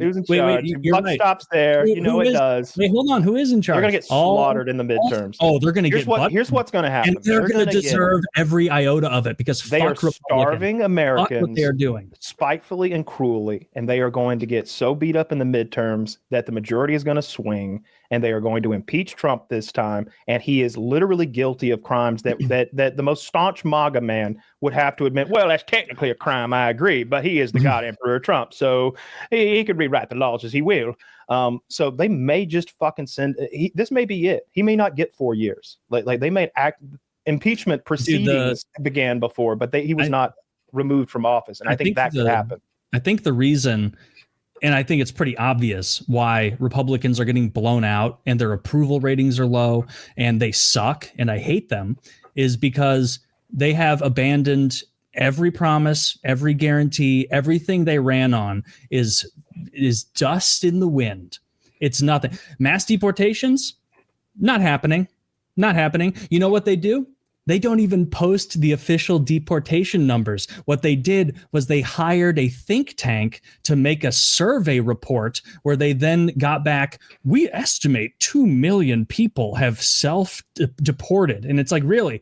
Oh, you went to a think tank for that? For those, why would they have to estimate that? They get a check for self-reporting.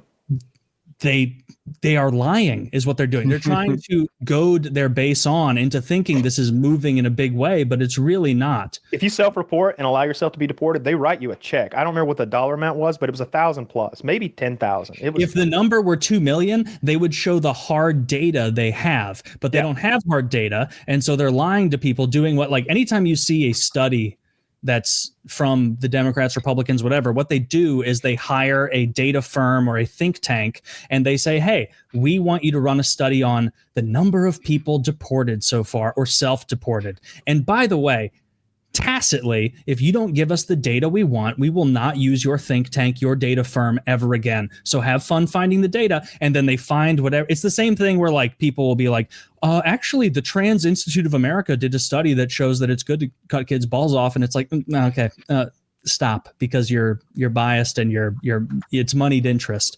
But the Republicans are going to continue to get butt fucked, and they deserve every iota of it. No mass deportations, no secure elections requiring voter ID, no reduction in foreign wars funding. And you know what they've spent all their time doing is sucking Israel's dick, blowing BB. And believe it or not, the economy is as bad as it's ever been. And that makes it really easy for people to go, this is fucking ridiculous. Like, why would we do this? Like, did you see Trump's tweet about Walmart? Yeah, I did. Trump tweeted, I want to read it verbatim. It might as well. Walmart just announced that prices for Thanksgiving dinner is now down 25% since under sleepy, crooked Joe Biden in 2024. Affordability is a Republican stronghold. The Republicans will use this irrefutable fact. The fact is that, and if I've got it linked there, you can look at what the 2024 meal was and what the 2025 meal was. I believe there are 21 items in the 2024 meal, all name brand. Now it's 15 items, all great value brand. It's such a bald-faced lie that it's like, how can you have any faith in anything he says when you see he'll like pump lie? You can't. Like he's pissing in your face and telling you to drink up because it's lemonade. That's why I'm glad we know losing. Did you see that 60 Minutes interview where that bitch said, well, Mr. President, groceries are more expensive. No, you're wrong. And she backed down like a coward because he sued them last time. They gave him a hard time and he won. Like, she backed down like a coward. She should have said, no, sir. Here's an apple last year. Here's an apple this year. Here's this. And get a fucking list a mile long. Nothing is cheaper this year. Nothing in the world, and certainly that you could eat in this country, is cheaper than it was last year. And it was bad last year, and it was bad the year before, and it was bad the year before. Every year, it's more expensive. Yeah, and it's a fucking joke that they're not addressing it and doing this. Inflation. It's not even inflation. And the way inflation is back up again. The way they've handled beef alone is embarrassing. There's no reason a steak should cost fucking $40. Like to is that buy what the a meat steak cost? Like, so filet mignon cost. I have a question. I don't eat steak very much anymore. It's too expensive. So let me ask those of you who do. So I don't know steak prices. That's all true. But I see on Reddit pieces of steak for like $115, and I'm like, oh, this is probably cherry picked, right? So, that's Canada.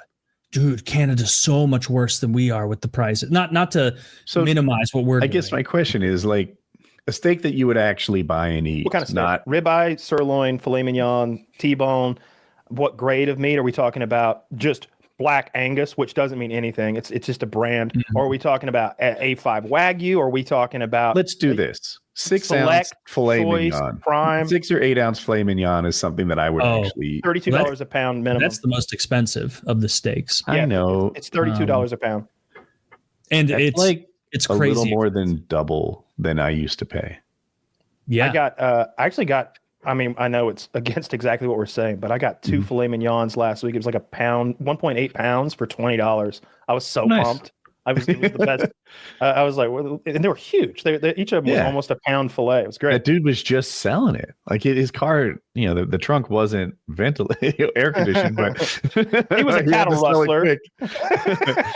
Yeah, and people say he stole it from the store that he was parked in front of, but I don't. You know what else is more expensive than ever? And I know my man Kyle knows. Dude, soda is outrageous. I love my Sprite Zeros. I drink a lot of Sprite Zero. And it's like when I go to the nice grocery store near me, it's like $8 per 12 pack. And if I go to Walmart, it's like $5.99 or sometimes marked down to like $4.99 on occasion. But it's like easily double the cost that soda was pre-COVID. I don't know about that.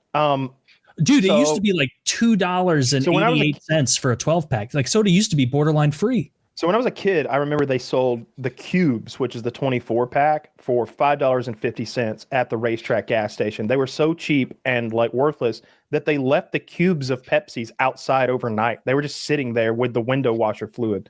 And we would always like, let's grab a cube. And we keep it in the fridge at the shop. I think now I pay $13 for a cube when they're on sale. So that's, I definitely bargain shop when I buy my soda. I don't think it's 24 pack. They take it's cube insider cube lingo. I guess, because I have never heard a cube of soda. It is a cube of soda. It's not even a cube; it's a 4x3. That's a rectangle, but it is a cube. You've never seen it. All right, clearly, you don't know what a cube of soda. What is it? Like. What's the dimensions of it? How many sodas by how many sodas? Well, 4x3 in your case, Taylor, assumes that the width and height are the same of the individual objects in there, but they're not. I've bought these before, and it's not a cube. It's a rectangular box. I get them. Google real quick. Cube of soda. We'll see. There you go. I'm going to do that. There you go. There you go. That's a cube of soda. The king of rectangle versus square wins again. It's my favorite flex. Show me anything, I'll say square or rectangle. If you Google cube of soda, that comes up, but also I can see that it's not actually a perfect cube. It is not a perfect cube, but it is referred to as a cube. Yeah. Okay. Well, you're Mr. Inside Baseball when it comes to you should know that it's an industry standard. Okay. They don't have Sprite Zeros in the cubes. Well, then you're paying out the nose. Then I mostly get Pepsi Zero and Dr. The other Zero. The tariffs. I'm against tariffs because I think they make your industry weak. I think that your companies will grow weak and be uncompetitive, and eventually it'll be just like the Soviet Union when the wall dropped. I've said it so many times. But if you were to implement tariffs and try to get something from them, like America being reindustrialized, you can't change them every 4 weeks. Yes. Who is going to do any American investment based on Trump's whims that there are tariffs in November that we don't know if they'll. Yeah. Would you be shocked if he dropped tariffs for Christmas shopping and brought them back in January? I wouldn't be. That sounds Trump shit. That sounds like Trump shit to me. Like, yeah, you would just lowered prices for Christmas. Your favorite president, Donald Trump. See you again in January 1st. He'd do it. He would do that fucking shit. Yeah. And that's not how you build a sustainable investment model for a nation. Like, he's got to stop doing this horse. I couldn't agree more. Like the whole, like, China's raising their taxes or their tariffs to 500%. And so we're going to go 4,000%, 4,000% tariffs, people. And it's like, this is not how you, like, pick a point that makes financial sense and use that as a barometer, use that as the anchor point so people can have a bit of stability and know, to your point, how do we invest? What numbers do we have to move around? How do we do that? Because I'm not against tariffs. Like, every other country on earth tariffs us and harms our ability to industrialize, our ability to manufacture. Then yeah, I can see if at the very least reciprocal tariffs make sense. Maybe a little more than that, because they should have to pay a bit to access the world's largest market by far. But the whole, like, it's 100%. Actually, it's 80%. Actually, it's 12%. Maybe in the next few weeks, I'll mess around with it again. And he'll just say things thoughtlessly like that. And it's like, do you not realize how much that impacts the ability of foreign nations to invest in us if they don't have kind of a static understanding of where it will be? Right. Imagine all those bros on the Shark Tank thinking about where they're going to build something, counting on tariffs to protect their company. Yeah. I wouldn't count on it. He's been a complete and utter failure so far. He's done nothing that he said he would do. And he has blown Israel and Bibi. And I don't know if you guys have seen, there is a huge civil war on the right now between the Goipers, the Ben Shapiros, the Ted Cruzes, the Mark Levins, basically the Israel first crowd versus the America first crowd. And I'm obviously an America first person. And they are trying to, the Israel like prioritizing people like Ted Cruz and Ben Shapiro and whatnot are trying to be like, the Republicans are losing because of anti-Semitism. And it's like, are you sure it's not because they've been doing nothing but prioritize Israel while ignoring how bad the economy is, the horrible migration crisis, the fact that voting is still, like, every blue state, the way you vote is you just walk in and vote. Like, you don't have to show anything. Like, there's no security there. They haven't done anything at all. And they're like, they're losing because of anti-Semitism. It's like, no, I actually don't think that's a salient analysis of why they're failing. They're failing because they promised America first, and a bunch of working and middle-class people said, that sounds good. And then he gets in office and goes, hey, guys, back, all you Americans who voted for me, take a back seat because BB needs me right now because he's feeling dry. He's a grifter and a buffoon and probably a pedophile. It's just the worst. He's a mean, spiteful person, and he's only out for himself and his occasionally funny. He's occasionally very funny, and honestly, like, having a buffoon it's the juxtaposition of a ugly, slovenly, stupid buffoon in the highest seat in the land is the definition of comedy, or maybe tragedy. Like Shakespeare would love this. If this were, it's really interesting what's happening. The problem is that we're all suffering because of it, and I think we'll continue to suffer for maybe a decade or two. What'll make it better, Kyle? What'll make it better? A Democrat will win next time.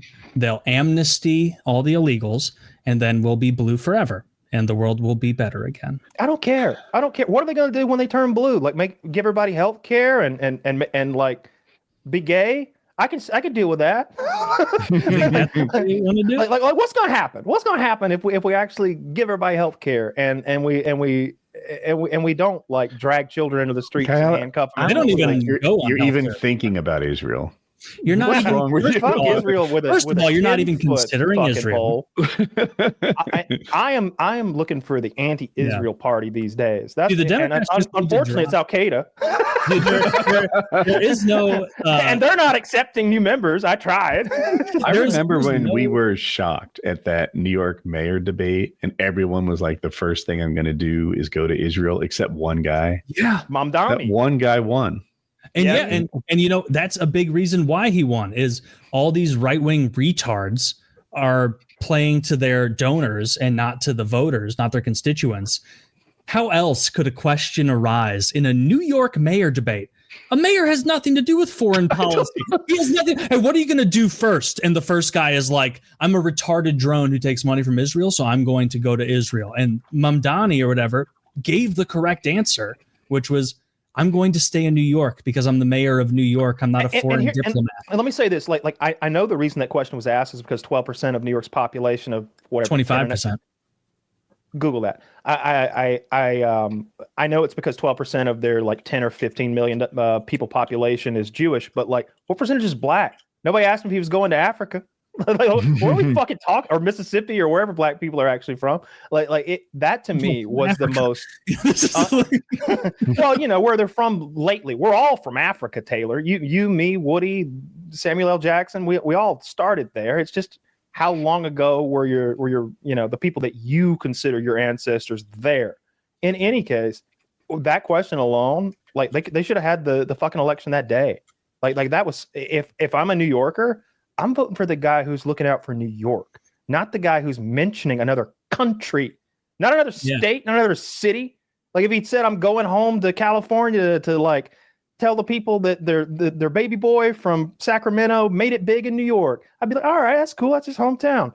No, he's talking about going to fucking Israel. Mamdami's like, what connection do I have with fucking Israel? What are you talking about? I'm going to serve the people of New York the best I can.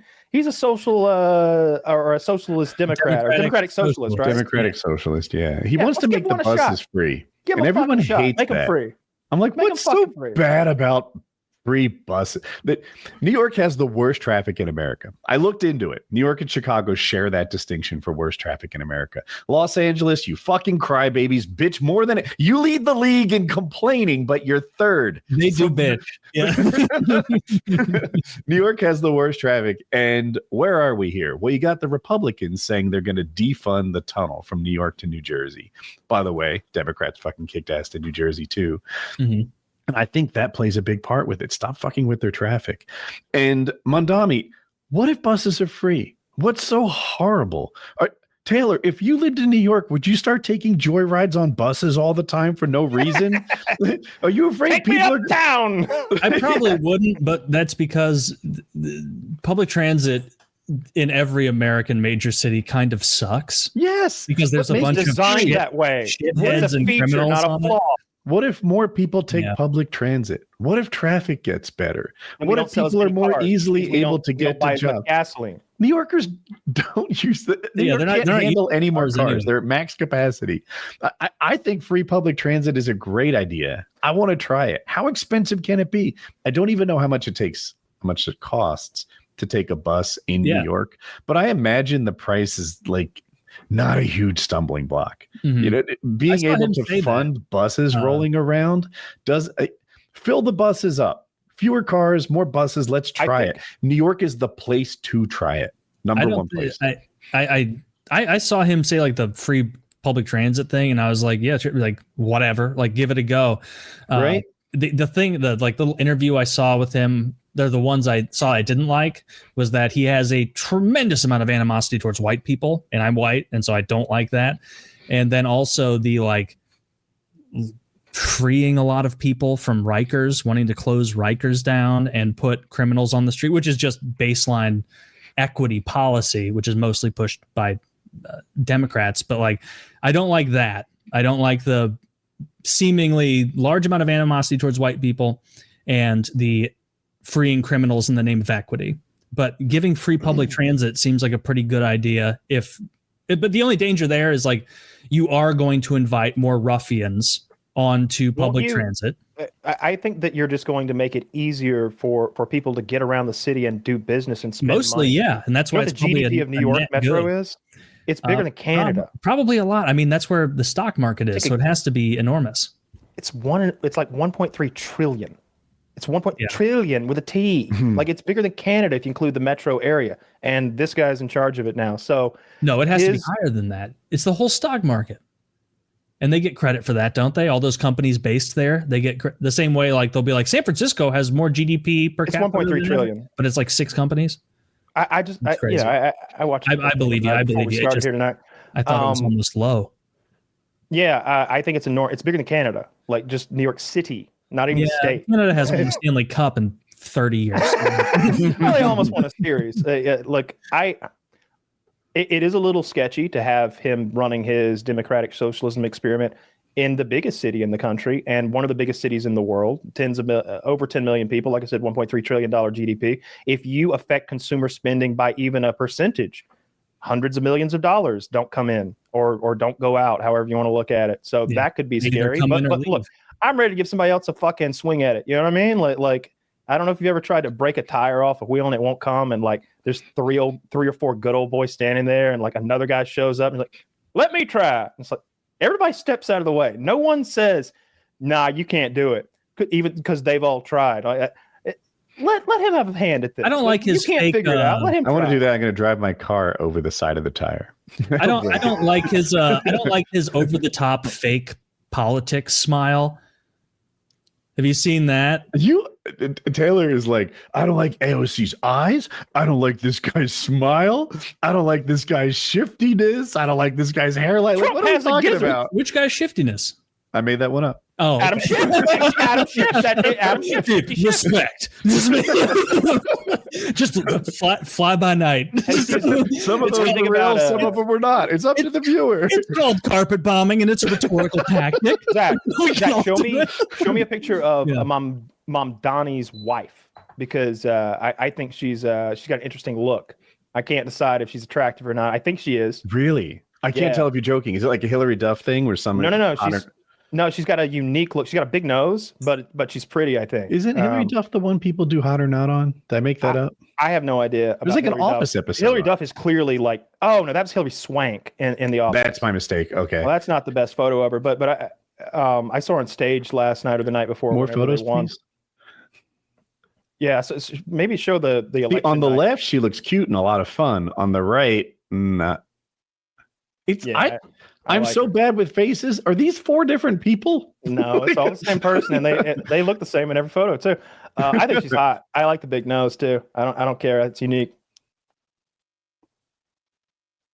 I don't like whenever I see him eating with his hands, though. I know that's one of those things the Republicans pick at, and the Democrats are like, "You eat hot wings and ribs." It's like, yeah, but he's grabbing handfuls of rice out of that big bowl. That seems odd. Okay, I've come up with a conclusion. By the way, Zach, great job with all those pictures. Yep.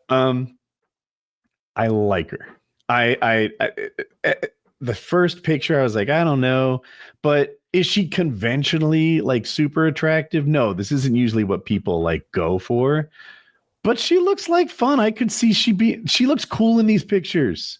I think she's hot. If the personality that I think is coming through is accurate, I like her. Look at that smile. Oh, I bet he's happy. Oh, I bet he's thinking about making other people happy. That picture on the right, like, find you a woman who looks at you like she looks at Mondami, right? Yeah, for sure. Although they're clearly posing for a professional photographer, but Right. Oh, they probably don't know there's any cameras right now. Yeah, there's a sea of cameras going. Yeah, right. No, like how could he not win? I saw that I saw the votes came in like the most Jewish neighborhood in New York, and Eric Adams got 8 votes. Mamdani got 0. Eric Adams, I think, is on the way to jail right now. Like they caught him with so much stuff. Cuomo, He was the previous guy. Yeah, Cuomo was a fucking sex pest, and he sent all those old people to go die in that like whatever during COVID. That was his competition. Like it's almost and a Republican. Sometimes Republicans win in New York. I mean, Giuliani was, and there's more recent one too. That's true about Giuliani, but I think it was his anti-crime thing and the way he had taken down the mob as DA or whatever he was. That was, and he wasn't about to like start changing big things in New York. If I remember correctly, I was a kid. Any Republican running right now is dealing with a big headwind because Trump is unpopular. And for sure.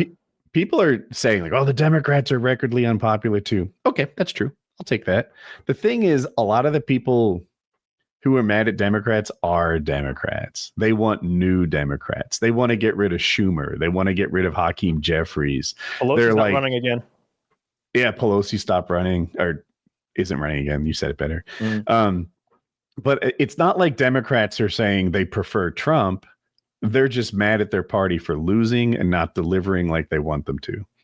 Yeah, they don't put clearly like the old school and the new school of their party are at odds with one another. You know, the younger people are much more diverse, and they're much more about wanting the party to be about workers.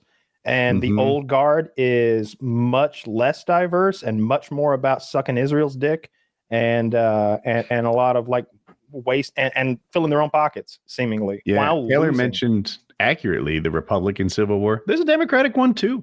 Those guys are like, partly it's over Israel, just like the Republicans, but it's also over like, 80-year-olds just not actually getting shit done, going to work and not doing it.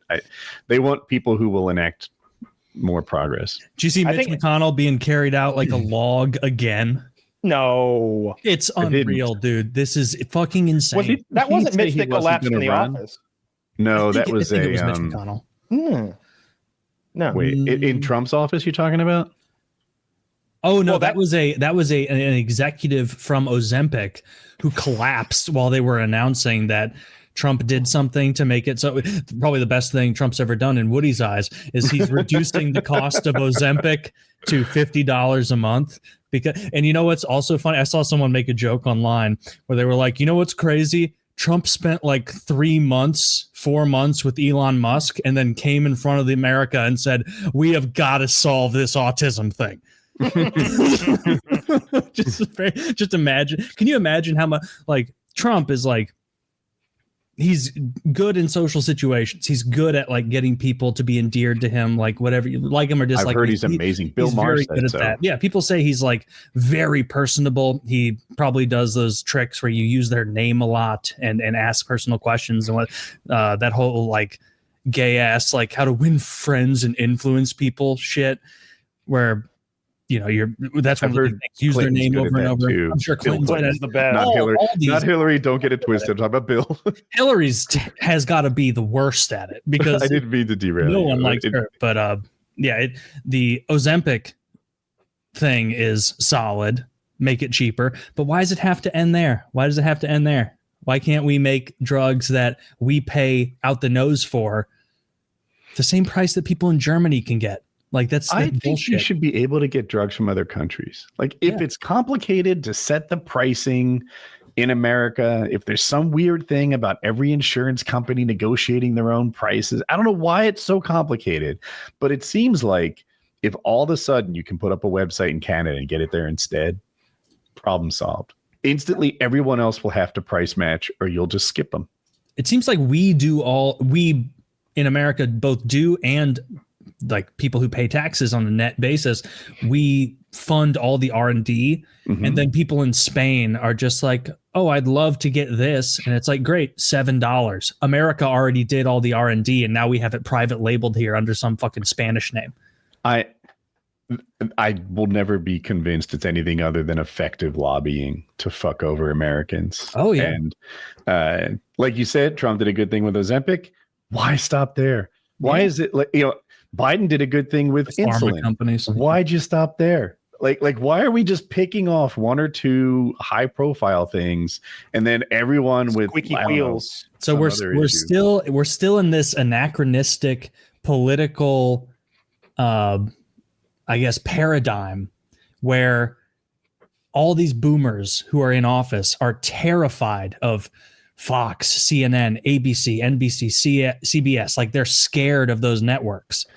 And that's not going to pass until that generation ages out and they realize they should be afraid of people online, but they're still afraid of those networks. And those networks, I've said it before, will never, ever, ever cross Pfizer, Johnson & Johnson, GlaxoSmithKline, the giants in the pharmaceutical industry, because that's who pays their bills. Let me do something for the viewers. I had to look up anachronistic. I can't be alone. It belongs to an earlier timeline. They're out of date. They're doing something that would have been appropriate 10, 15 years ago. You're welcome, viewer. I'm here for you. Appreciate it. I wasn't trying to be a douche. That was the best word to describe it. It was perfect. I was like, wow, that is the appropriate word for the situation. Yeah. Thank you. Appreciate it. But yeah, it's really gay. The pharma companies have just it's really gay. That means he doesn't like it. That means he doesn't care for it because these pharma companies have way too much power. Why don't we nationalize them? Why don't we steal their company from them? Say fuck you. It's your tough company belongs to America now. I'll tell you why I don't like it. I think that when the government starts owning a piece of the company, or when the government plays a big role in that company's success, then that company starts catering to the government more than its customers. And eventually it becomes weak and fat and bad. If the most important thing in my car company is to keep Trump happy, then the most important thing is not quality or price or competitiveness or staying current.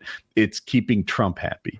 So if the government starts owning these things, then the customer isn't first. That's my take on it. It's funny. I'm like, the customer's already not first, though. I'm like less free market than you almost. Like, I'm like, no, some stuff has to be controlled. Like, and we need to be a little. Some stuff does. Like, and medicine maybe is a case for that because, like, I think so. I would argue energy already is controlled, right? Mm-hmm. It's so heavily regulated what they charge, what they do, etc., which is important because you don't have a choice. So, like, if I own your energy company, you're going from 13 cents a kilowatt to 39, whatever I think I can milk out of you. You're still going to use energy. You have no choice. You'll fucking die without my electricity. Mm-hmm. So I can rake you over the coals. I wouldn't actually do this, I hope. But, that's what an energy company could do. How is that different than medicine? Right? It's medicine not. Is, right? Like, I've said this for ages, right? I'll say it again real quick. Syphilis. Syphilis will kill you in a slow, drawn-out, terrible death, and it's cured by 50 cents worth of penicillin. But I can charge you $100,000. You'll mortgage your house. You'll work for the rest of your life for 50 cents worth of penicillin to prevent your death. Mm-hmm. It's what people do. So that's why you need some government controls on absolute necessities like that, that have monopolies. Yeah, healthcare should be nationalized. 100%. It's just we don't have, neither of our main parties seem to have a real interest in. I think you need to lower in a good way. I think you need to lower the amount of time it takes before a trademark or a copyright or whatever for a formula is available to everyone, and like cut that in half, whatever that is, and also make sure that they don't do that bullshit where they're like, oh no, well it's aspirin with lemon now, so that's a completely different formula. So reset the clock. Go ahead and they do that. Them. Yeah, hang them in the street when they do that. And then, like, along with the market allowing other people to manufacture, let's just insulin at a lower rate, who didn't have to develop it, so they'll be able to like cut costs. Also, let there be a government version. Let there be a government version. The government handles all alcohol sales in a lot of states. Like, let them handle some drug sales. Let them compete in the market. I don't remember what that's called. Proprietary extension, or it's some sort of practice where they do exactly what you said. Yeah. Where it's about to be done. It's about to like be publicly available. And then they go back, reformat the formula, add some nonsense, and then say, restart the clock. The same way, like when you see an Indian guy running a gas station or something. The reason he owns that gas station is because as an immigrant, as an H-1B, he has access to loans that the three of us do not have access to. Interest-free 5-year loans for small businesses. We don't get that from the government. They do. We fund it. We fund it, guys, but we don't get access to it. And he comes over, he gets that, and then at 4 years and 9 months, he abandons the company, transfers it to a family member who just came over via chain migration. That one takes it over, restart the 5-year clock.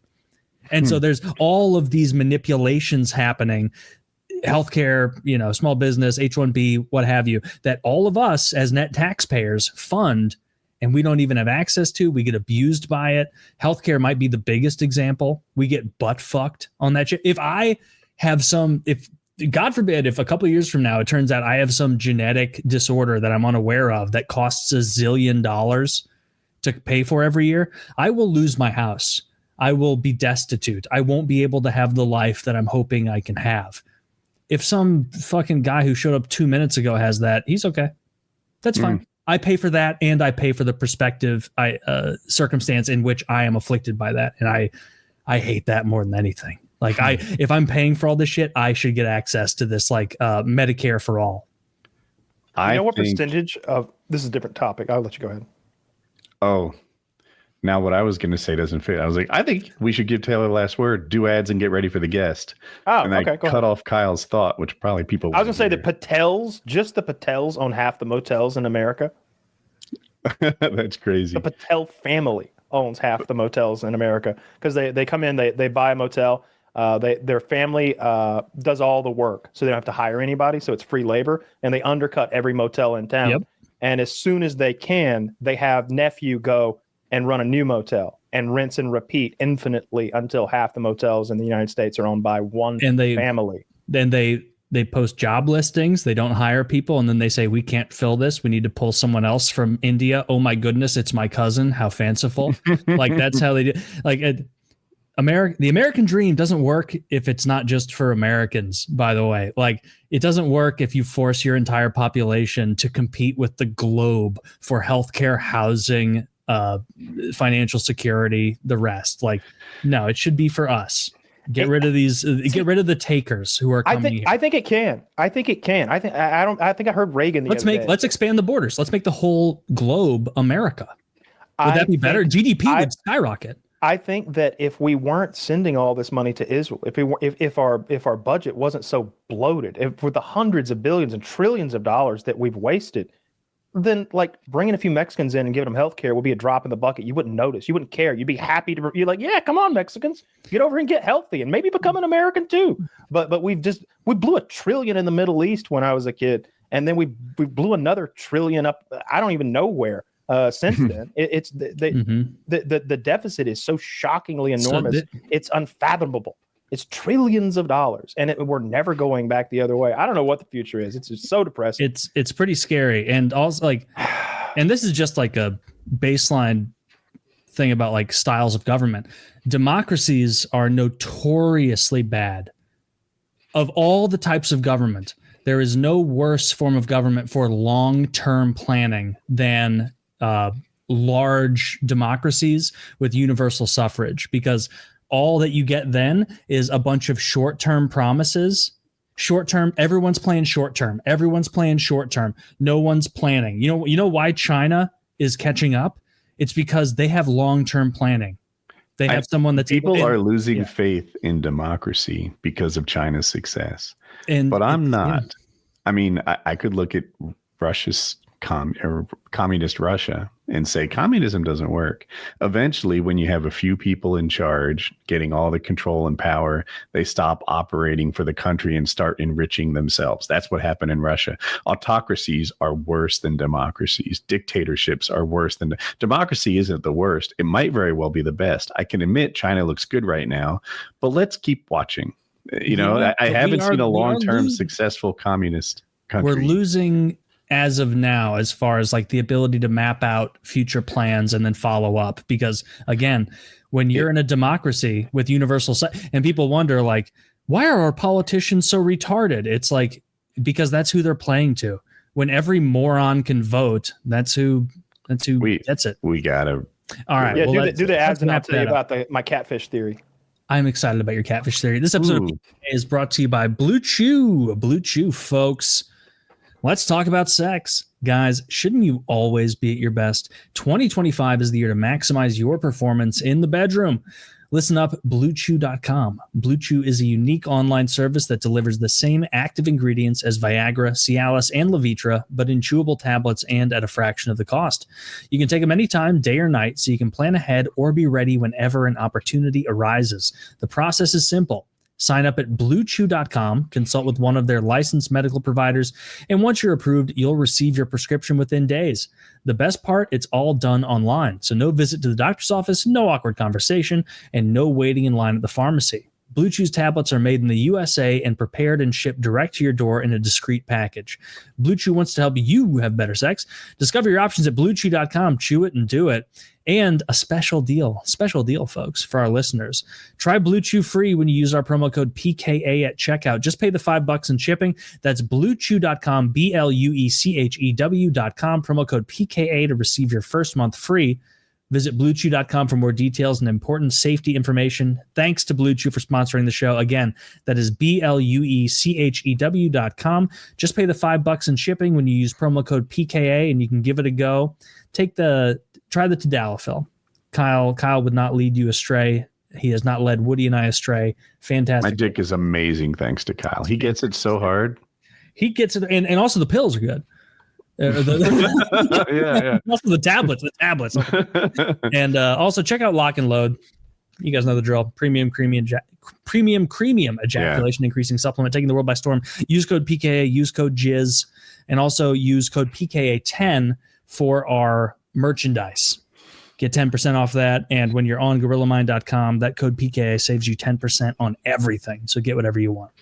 So the catfish effect is why China isn't the USSR. It's when they wanted Tesla to come to China to make cars, they didn't offer them the same deal they do every other company that has ever gone to China to make their cars. They said that you can keep complete control of your of everything. Just make your cars here and sell them. That's all we want from you. That's not communism. That's not even socialism. That's capitalism. And what happened was the catfish theory. When they grow sardines for food, they're very sedentary fish. They don't taste good. And you end up with a bunch of weak ones. But if you put a catfish in the tank, they constantly move around. The weak ones better themselves to avoid the catfish. Every sardine in that tank is a better, stronger, faster, and apparently better tasting sardine because of the competition. Because of the fear. Because the fear. The same way that all of those Chinese EV companies have exploded in the last few years because they have Tesla competition.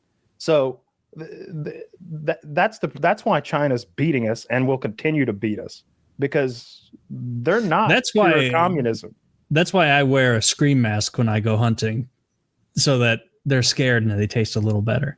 That actually makes deer taste worse. I know. The fear makes them taste gamey. They don't like it as much. Yeah, you want to kill them instantly.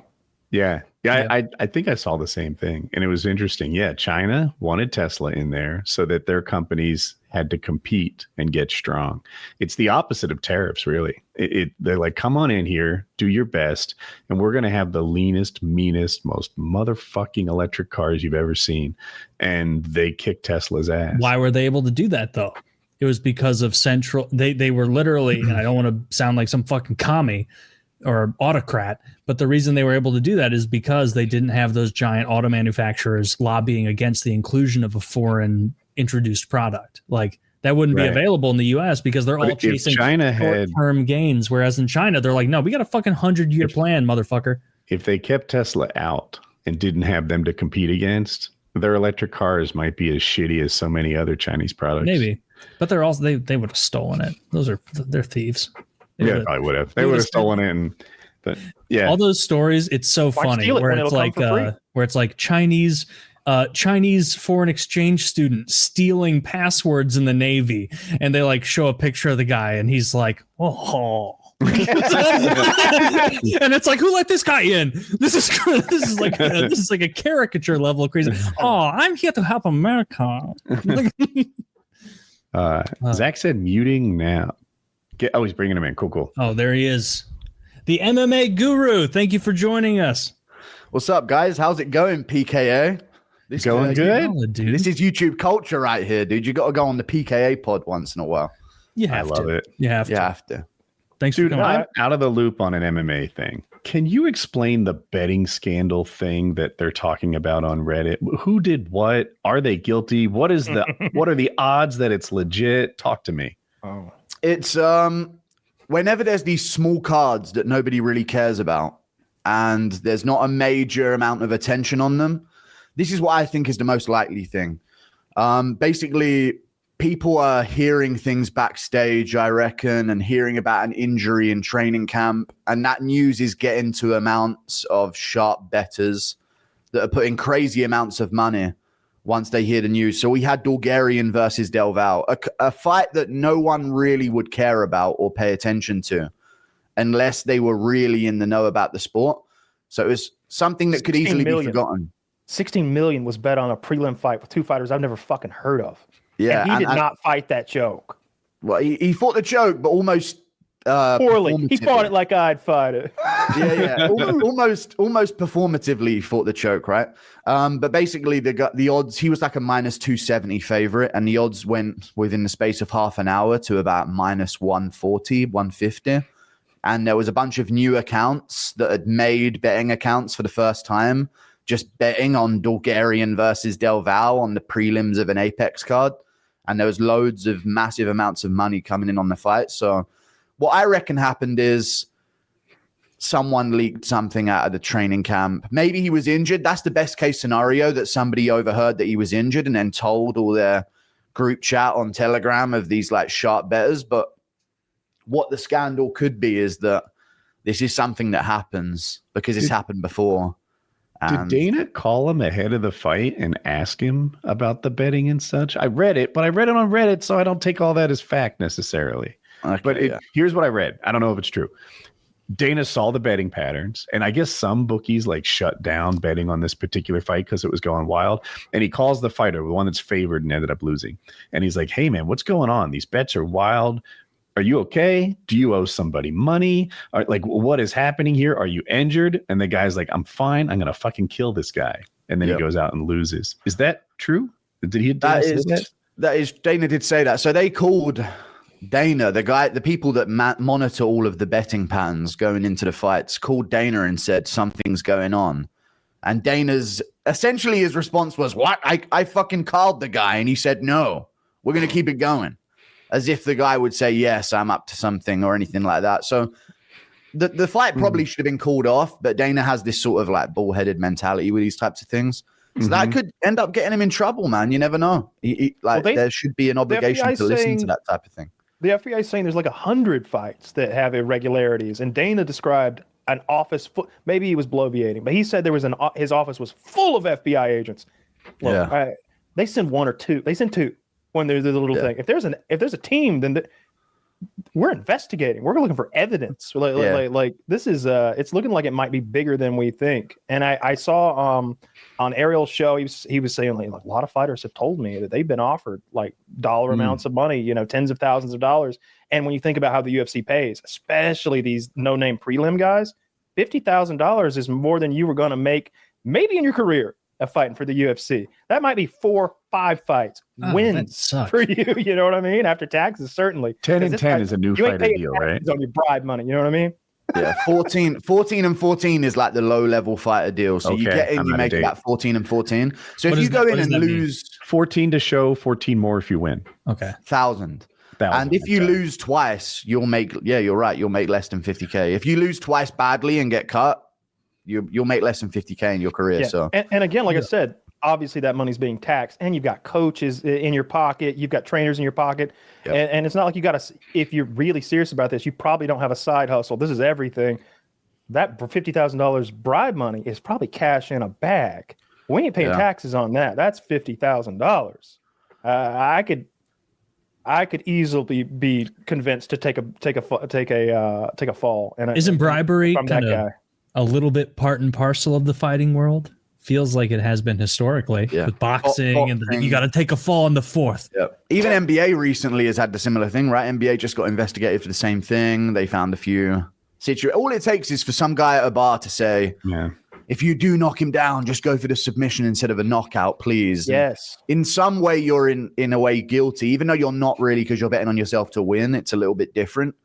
But on the alternative side of that, if you're a massive favorite and some guys just put a healthy sum of money on the underdog that isn't supposed to win, and then you go out there and get choked out in the first. Go on. That's the consequence of betting in sports. And like we've all just sat back and been happy with it as it has exploded from Barstool to I don't know, any number of apps. I remember when in an NFL game or a college football game, when the score was closer, maybe some aberration happens. And now, oh, you missed the extra point. And the guy would go, oh, a lot of people going to be unhappy about that one, Mark. Yeah. Like wink, wink, nod, nod. They wouldn't even mention gambling, betting, bookies, none of that. Those words were taboo.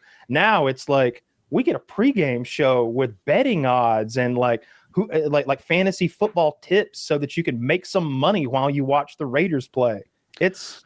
It can't be good. Like I don't necessarily think gambling's immoral. I don't know. I've seen the ads, and it seems like it's like you own they say you wear the crown. You know? So you become a draft. So now you are the draft king. You are the draft king, and they wouldn't be doing this if they weren't helping people. Well, shit, I stand corrected. Once you're the king of the draft, the ball's in your court, pretty much. 100% true. You really know what you're getting into. But that's the thing. There was another situation a couple of cards ago with this fight, Darrick Minner versus Shalian Nurdiembeka. It's always these obscure names. Mm-hmm. It's never like an Alex Pereira or a Conor McGregor. But in hindsight, that McGregor Aldo fight was almost too perfect. Within the Chael Sonnen Fedor fight. Don't say that. Yeah, I mean, when he chucked himself off the back, don't bring Chael into this. I mean, come on. But even McGregor Aldo, when he was practicing it backstage, was that a rehearsal? In hindsight, like, okay, Aldo's going to do this, and then my job's to do Mystic this. Mac at work. How dare you? Yeah, but this is the thing, right? It ruins the most honorable man in sports, and you're accusing him of cheating. He would never do anything. He would never cheat. I think so far we've mostly seen it be these little guys who are tied up in it because they are, like we said, so underpaid, and the money's there. Yeah, I don't know anything about Conor McGregor other than he seems to be a scumbag, and I used to like to watch him fight when he did, but I don't think you bribe him to do anything. No, I don't think you can. Like not it'd be very expensive. Yeah, it'd be very expensive. You'd see betting aberrations. They would need to bet so much that it would the betting would look weird. And then if you look at his losses, like what do they do? Pay him to break his fucking leg? Yeah, right. Yeah. And what they do? Pay him to win? You don't have to pay him to win against Aldo. Like, yeah. And it's too obvious. But you pay Aldo to lose, though. You could pay Aldo to lose. Yeah, that's what you do. Yeah.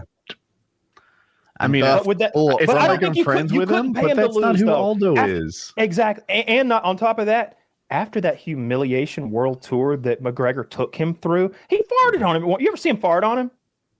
He farted on Aldo. He stole his belt. Aldo was the champ, long-running champ, Taylor, for like 5-6 years. How did he fart? What was the opportunity presented? Farted on him. Drive-by. On him. Picture a bunch of folding poker tables where they set up a press conference to sort of hype the fight, and the champion almost always has his belt sitting in front of him. It gives him a prestige and an aura. And McGregor took that fake belt, which is real belt, and claimed it as his now. He's like, what are you going to do? And I guess that's when Conor farted on him? No, Conor farted on him backstage. It was a drive-by. Aldo was just kind of sitting there. And then McGregor walked past him. Nail me to the cross. I can't walk past a group of people and crop dust them, hoping that one of them gets blamed. I'm getting kicked out of middle school, that's for sure. Is this even America? Yeah, that's crazy. We've never seen someone like break Geneva Convention in the terms of their like warfare before a fight. It was wild. Yeah, but that's like well timed. That's well timed. You got to be holding that in the chamber. Like that just speaks to McGregor's manifestation. That takes gumption. Time and beat speed. For me, that was him at the top of his game. Like his mental warfare game, because the way he bullied a guy who clearly walks through life being respected everywhere he goes and treated him with utter disrespect. The way he mocked him, derided him, bullied him like a schoolyard bully. Grabbing it, playing keep away with the thing that he cherishes most in life. And he did it multiple times. He was always stealing that belt from Aldo. Aldo was doing they were doing a radio interview and like, you go in the box and talk. And then Then we'll switch. McGregor go in the box and talk. And like while he's in the box and talking, McGregor's like, got your fucking belt. Like he'd gotten it away from somebody, and he was just always fuck. So when that fight happened and he KO'd him in fucking 26 seconds or whatever it was, like that was the coolest thing I'd ever seen in my life. I'd never seen anything like that. And then they, of course, like glaze him to no end, showing him rehearsing that exact like move in the back, and him predicting he's going to overcommit and I'm going to sleep him with the left, whatever he said. And it's like, shit, he did it. Then they show it in slow motion, and Mystic Mac is real. That's how I became a Conor McGregor fan. And then, he sexually assaulted all those people. So then I kind of fell out of it. Allegedly. Oh, well, no, factually. Oh, he really? was found guilty. He was found guilty in court. So there's that. Alleged by the court. I don't know. I just feel so uninformed in this conversation. I don't know anything. It'd be good. You can chime in on the other things. MMA's good at that, I feel like, because they have the fighters have these crazy situations go down about them that anyone can get involved. It's always something weird, like the John Jones stuff or the what's so-and-so getting up to. It's always nothing to do with the sport, really. So that's how it can sort of drag in people. Go on.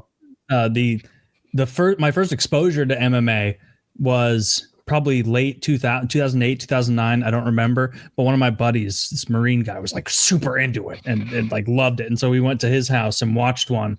And I remember being like, I don't know anything about fighting. And what made me interested was it was a Brock Lesnar fight.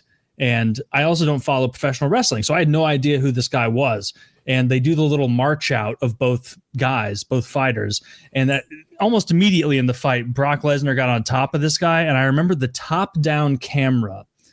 And I was like, this man is so big. There's no evidence he's fighting anyone right now. There's no evidence. If this was a still shot, like a 9/11 still, you'd be like, there's no evidence anything's going on other than a guy bent over on it. And I was like, there are men this big beating each other half to death. This is pretty sick. And then I think it was either after that or maybe a little before, I saw Seth Petrozelli beat up Kimbo Slice, because I had seen Kimbo Slice's videos on YouTube, and as a fight retard who didn't know anything, I was like, oh, this dude Kimbo Slice must be the toughest of the tough. Like he's look how big he is, look how hard he hits. And then some dude who just knew what he was doing flattened him in 5 seconds after being called up. Apparently that guy thought he was going to be sitting there in the fucking in a box eating chicken wings, and then they're like, no, actually you're fighting in 2 minutes. And then he nailed him. Knocked that guy the fuck out. He was sort of like really pressured to keep that fight standing as well. You want to talk about that's illegal and scandal? Yeah, exactly. He was like heavily pressured. You do not take this guy to the ground. You keep this on the feet against because Kimbo doesn't know how to fight on the ground, right? No, because Kimbo was like, they wanted Kimbo. They wanted him to be a thing in the sport around that time to like, because he would carry a promotion character.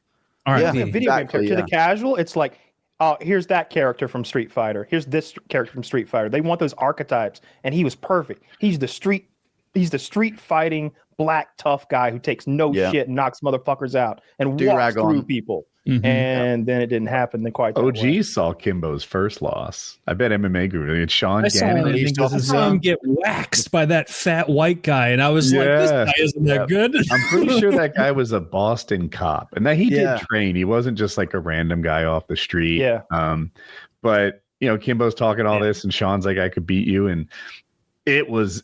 I think they got exhausted, but Kimbo had to quit. Video. There was like no 17-minute straight fight. Like there was no ref to call it. There was no like, oh, he's had enough. Kimbo, and it was all standing mostly. And Kimbo eventually was just like, please stop hitting me. I don't want to fight I think he kind of like worked his way back into that, because the thing is that this police officer went into like Kimbo's area and was kind of giving him the work that any time he started to really get the better of him, all of a sudden everyone's jumping in and whoa, let's separate this, get it back to normal. So, but Kimbo was awesome back in the day. Like he was definitely one of those characters. Like, Mike Tyson Punch Out. It feels like he should be like an optional DLC to the game. Like on like an off chance you can face Kimbo. He was a great personality. I love that Brendan Schwab story. He was funny. This guy's down here talking about our people. What do you mean our people? Blacks. We talk. Yeah. I'm not black.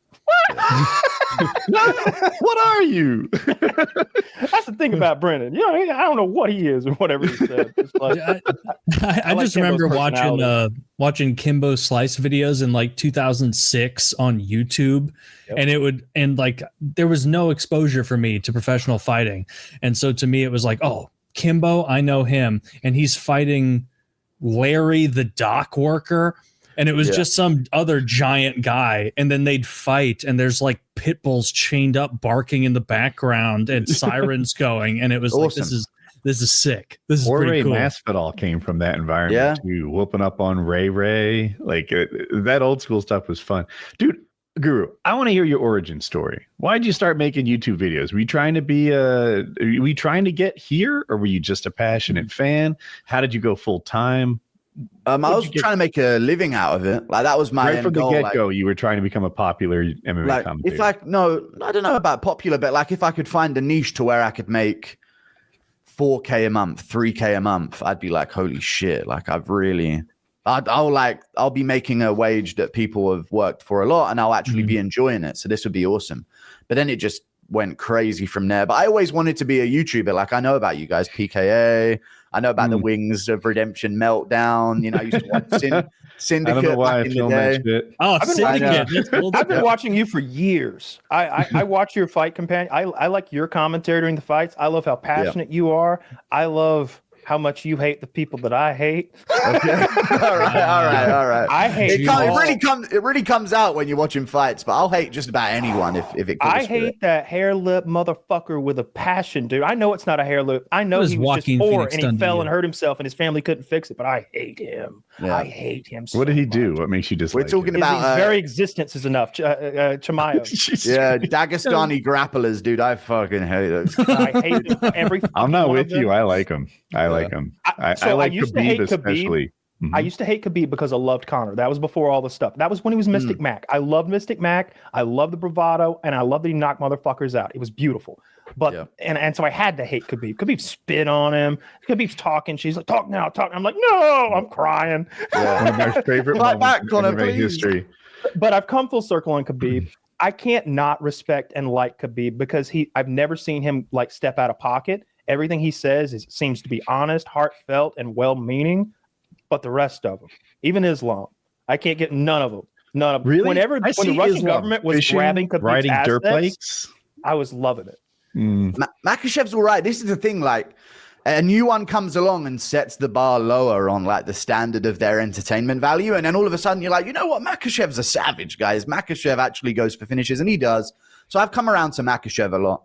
I think he's actually cooler than Habib. I saw him with that garden tiller, and that helped a little bit to see him like do some blue collar shit. I like that they don't flaunt their money. They're the anti-McGregor. Like their money's getting invested in their community. I remember the story that Khabib's dad told about Khabib when he first won his little bit of money, and by little bit I mean like $1,000 in Dagestan, which is a lot of money to them. A lot. And he asked his dad if he could spend the money, and he's like, yeah. And his dad's like, and then I watch him. I see what he do with the money. He goes and he buys everyone at the gym gear. He buys them all shorts and gloves with his money. This is good.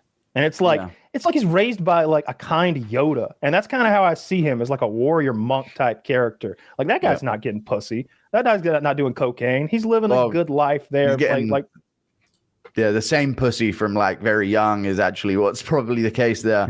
But you couldn't tell from the what? I can't tell her age under her towel or something. She wears something. She's not in the public eye. His wife. I almost don't like talking about. She's not in anybody's eye. She's his cousin. She's under a shower curtain all day. To me, like if somebody doesn't want to be a part of the show, I should allow that. That's my take on his wife. I agree. That's her choice. Yeah. That's all up to her, guys. You don't want a part of this, then. You don't want a part of it. That's just how it goes. He's definitely being forced into a corner and hid under a shower curtain. But that's neither here nor there. That's their culture. I'm not going to judge that. Yeah. All cultures are equal. Remember that, Taylor. Yeah. All cultures are equally good. Yeah. Taylor, stop acting like women are equal. Not the bad cultures, though, right? There are no bad cultures, Taylor. It's been proven. No. What are they up to on Sentinel Island? None of our business. Fair enough. You want the Sentinelese coming into your living room checking on you? No, I don't think so. Why do you think you exploded? Why are you doing so well? What makes you different than like the other MMA commentators? I don't know. I just kept doing it. I just feel like I don't know. I just do content. If the content's there, I'll do it. I think at the time that I came along, it was kind of ripe for me to come along. The MMA media was kind of not. They were putting things out that they wanted the fans to be interested in. They weren't understanding what the fans were interested in and then doing that content. Whereas when I came along, I was sort of the fan that was like, fuck, no one's actually giving a prediction on a fight. Like that's how it was when I first started. That's a really good point. Saying, this guy could win if he does this, but this guy could win if he does this. And then he would take this ultimate middle ground because they were all employed by the UFC or by ESPN or Fox or whatever was the broadcaster at the time. And then I come along and I say, this is my prediction. This guy's fucking shit and he's going to get knocked out in round one. And it just sort of, that's what people were waiting to hear. Even on the fight companions, Joe Rogan did a fight companion. I remember cleaning drains, listening to a fight companion of Cerrone versus Edwards. And Rogan's on there talking about the art of stand-up comedy in the middle of the main event or something. I'm thinking, fuck. Talk about the fight. Oh, he's not even a good stand-up. I know, but dude, he had that one special. But I don't know why I'm contrarian. Yeah, I agree. Yeah. But he's not good at that. Yeah. That's why I sort of came along. He's pleased many a stool, Taylor. He's a great interviewer. Give him his due. But stand-up, I don't know about that. Yeah, now that I think, like, you and Ariel are kind of the two guys who just made a job by keep doing it until it worked. Like, and Nina drama. Oh, how could we forget? Just I don't think three Nina amigos. drama. You don't know Nina drama? I have no idea. I have no idea what you're. Pretend I'm the audience listening to this right now because I have no fucking clue. There's this girl named Nina who was a Playboy model, and she has sort of injected herself, or maybe she's been injected, I'm not sure, into the MMA community. And so she does these little interviews with fighters. She works for the UFC, seemingly, or quasi works for the UFC. Right. Although I think maybe that's coming to an end now. And I don't know, a bit of a controversial figure. You know, I'm a fan of her because I like camel toe. And I get my MMA journalism elsewhere. I'm there for the toe. Okay. Very attractive. She was controversial because her toe is too deep? No. It's just that she brought like a goon baiting style of like appeal to the UFC, which is a thing. Like everyone does that these days. But she called me like the most reprehensible person ever, basically. This was then fuck that bitch. We have. Yeah, I know, right? Who's the woman Absolutely that interviewed Mackenzie? No, who's the new champ? Why am I blanking on her name? It's Mackenzie Dern. They were both on Dern? Okay. Who was in the embedded with her? Who was also in a thong bikini? I think who's her? She's really good. Yeah, she's great. What's her name? That's a talented woman. Yeah. That's crazy because the embeds are meant to promote her, and she like on the first episode, it's like she's in the hot tub. Yeah. All the other fighters are hitting pads and like going on jogs, and I do the work my whole life for this. And all this stuff. And they cut to Dern, and she's in a hot tub. Then episode 2, she's like getting her toes done. I'm not even making this up. That was her like segment, so they know what they're doing with Dern. It's fucking foot girls. Getting your toes done. I don't understand the foot fetish thing, but I understand feet are like as popular as boobs somehow. That has to be because the most enviable fetish out there. Imagine if you're at a beach and you're just cloud 9 because you see a bunch of feet ever. Can you imagine how easy it would be to be horny if you were turned? Take them in the sand. That sucks. Yeah, I wish I was into feet. Do the sugar cookie thing. Cover them with sand. I don't know what they like. I don't get it. I don't know. These people are fucking weird. You mentioned you were cleaning drains when you were listening to a lot of these fight companions. Was that your job prior to doing this? That was my weekend job. I used to work a lot. Like as soon as I got out of school, I just used to work. So I used to do a regular job. I would do like changing of posters for like this supermarket mall and hand out flyers in the street and stuff like that. It's basically just getting rejected for a living. Was like early doors, just looking for old women that I could sort of shift off 3 leaflets to before I sort of got back to like the next stack of things, changing posters. And then on the weekend, I would basically, there was this building yard parking space and they had to keep it clean for regulations. And there was always weeds growing and things falling down there, rubble, cigarettes everywhere. And they got paid an amount by the council or something to keep it clean for safety. And they just sort of gave me that money or like a percentage of it to do that on the Saturday. So on the Saturdays, that's what I would be doing. And then I think the fights were in Singapore. So they were actually in the daytime, my time, because this is all happening Like the fight cards happen 11 a.m. till 7 a.m. my time in the UK. So what year is this roughly? Yeah. Around what year is it roughly you're talking about? What year is it roughly? Probably about 2017, 16, probably around that time, I would guess. Yeah, I left school at 2016, I think. I left school at 17, 2015. Yeah, probably around that time. So I've been doing this since late 2018. That's when I actually started my channel and started doing the content. So how would you solve eye pokes? I just take a point off everyone who even goes for them, and then they would stop doing it. Or goggles. Or goggles. That could also work. But imagine getting punched in the goggles. That would hurt so bad. Yeah, that would hurt worse. Your eyeball out. Yep. Or just shards of glass in the goggle. I want a point. I want a quarter of the purse. Well, I don't know. There's some legalities to that, I think, and that could really be interesting. If a guy is, if the UFC doesn't like a fighter, yeah, well, that's not really an excuse for morality. Here is like, look, they do it for missed weight. No, yeah, they do, but that's preemptively discussed before the fight. That's in their contract. I know what you mean by taking away the money, but it's such a gray area. Is like, what is them jousting their fingers in an eye, and what's framing on the face? Oh, there is like putting your fingers out there is like a move.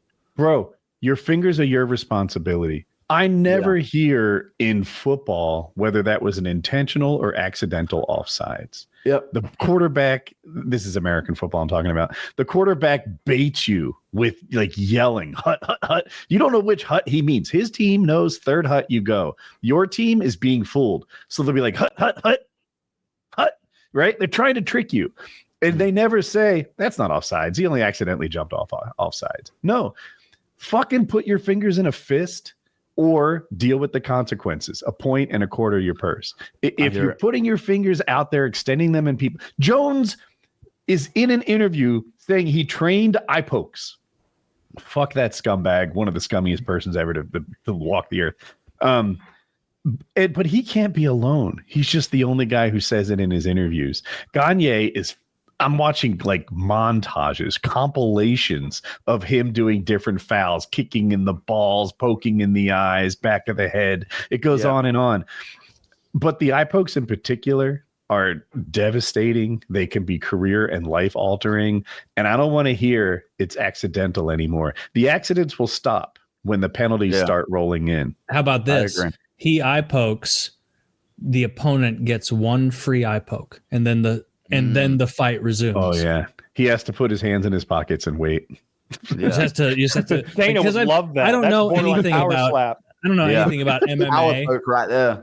Power poke is the biggest sport in the world right now. Yeah. It's beating the NFL on numbers. Taking over Instagram. And 10 billion impressions on India alone. Kyle, it's bigger than you can ever imagine. It's not a gay, boring, retarded, nonsensical. When he lies to me about power, he's like Trump. When he lies to me about power slap, then I question everything he ever says thereafter. It's like, I know that one's a lie, and you're saying it so full-throatedly that nothing you ever say. That's how I use Trump. That's how I talk to girls at restaurants now. I'm like, I've been to every single sushi restaurant in the city, and this is the best one. It's the best one. The chefs here, I know them. They're probably not here now. We can't confirm it. But if you use Trump voice and you're super confident, there's a reason that shit works. Like, can you imagine him but pre-internet, walking into a room for like a real estate deal in like 1984, and they're like, we'll give it to you for this, and he's like, that's gay and retarded. We're not doing that. Everyone's talking about what a terrible building this is. I just walked in. Someone said, "Are you buying this?" I said, "I hope not."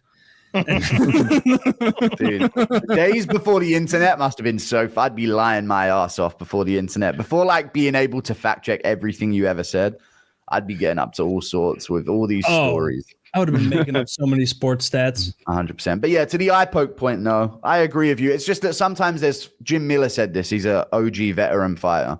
He's never eye poked anyone. He's got the most fights in UFC history. He's never eye poked anyone.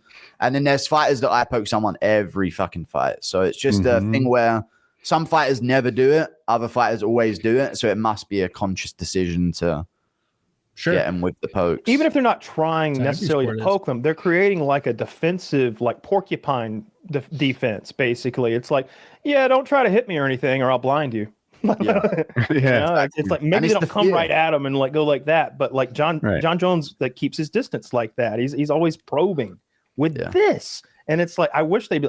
And I hear him like, fingers up, John. He's like, yeah, for now.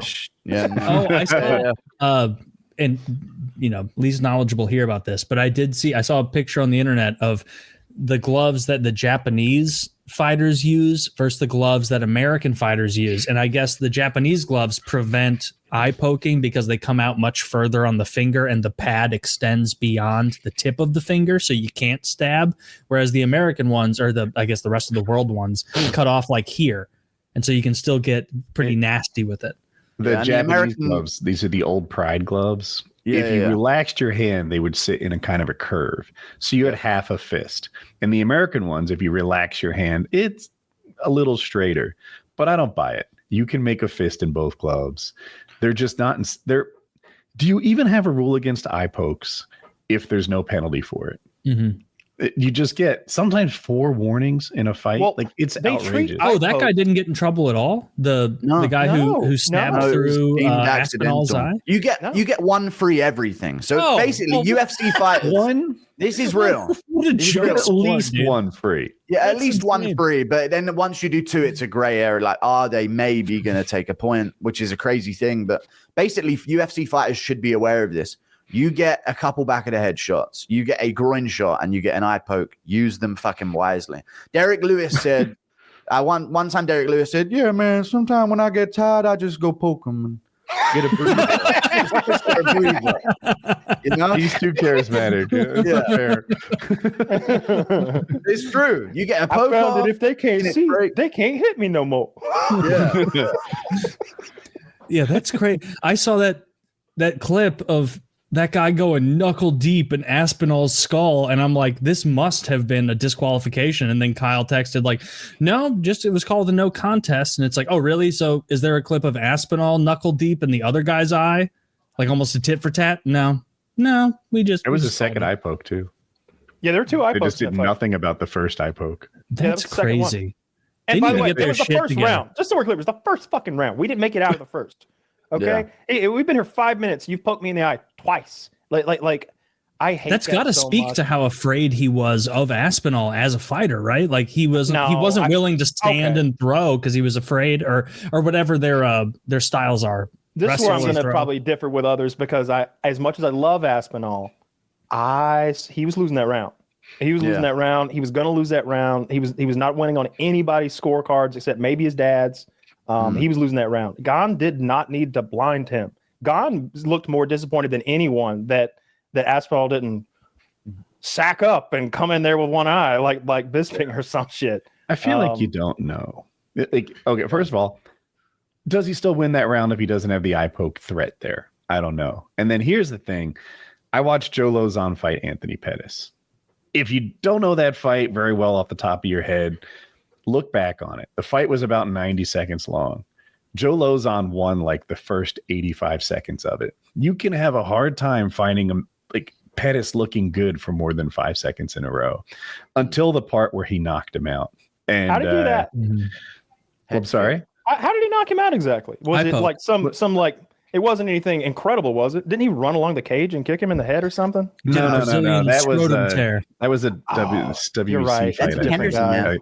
No, this is the Lauzon fight. He kicked him in the head, and it's right before he kicks him in the head. His coach Steve is like, "Hands up!" Pop. I was like, good call. But the thing is, if you don't know anything about fighting, like perhaps me, you think, "Oh, Joe won all of it," until one thing went wrong. The fight experts are like, no. He was measuring, he was watching, he was baiting, he was feinting, he was seeing how he reacted, he was learning, and then he executed his plan.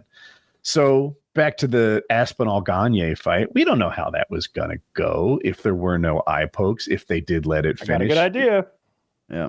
He did stop the takedown with an eye poke, though, at one point. Like Aspinall went for the hips and he went straight into his eyes. That was earlier on. So that's something, but I agree with FPS Russia over here.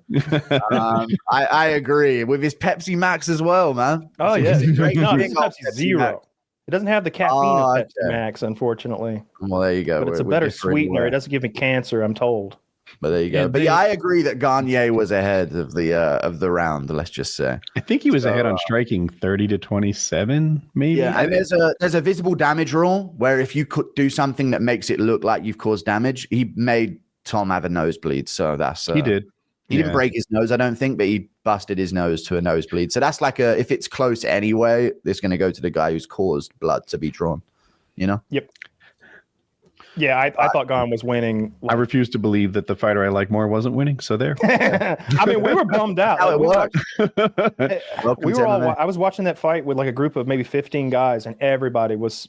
It's like, all right, well, it hasn't been a great card. There was that one knockout earlier, and then there was a couple of girl fights, and then, this is gonna like pay off though. This is the fight of the night, and then that happened, and we were so bummed. Everybody in that call hates Gon now. like he lost. If he had, I bet he lost fans. For sure. He gained fans. This is the crazy thing. He gained fans. There's like a fan base that like, it's basically, there's these like figures that retire or like leave the sport. Jones is one of them. Habib's one of them. They'll just jump on. There's a guy, Arman Sarukian at lightweight, and Makhachev has his fans. But now they know Makhachev's left lightweight. Arman's like their neighboring countries from Armenia, Makhachev's from Dagestan, Caucasus region. So they just all hopped on to the Arman train, like, oh, this is our guy now. And then it's the same with John Jones fans that are now going to be like, what an eye poke. If, let's go to Cyril Gane next. That's our next guy to support. So he's gained fans. Of course. And that was an important fight. Gane Aspinall is important in relation to Jones because Jones smoked Gane. And is one of his 2 heavyweight fights, if you count fucking Stipe, he smoked him. And it was a cinematic moment when he's walking away saying, shh. And Gane looks scared over his shoulder sitting there, either scared or shocked that he's been finished that fast. And I was shocked watching it. It didn't look like that choke was that deep, but it was. Choking the fuck out. So I said pre-fight, I was like, look, Jones smoked this guy, blew him out of the water. If Aspinall struggles here, Jones is going to crow until the end of the world. And if, God forbid, Gane beats Aspinall, Jones is going to be vindicated. He's going to say, see, it's exactly, he'll quote his own tweet from 8 months ago.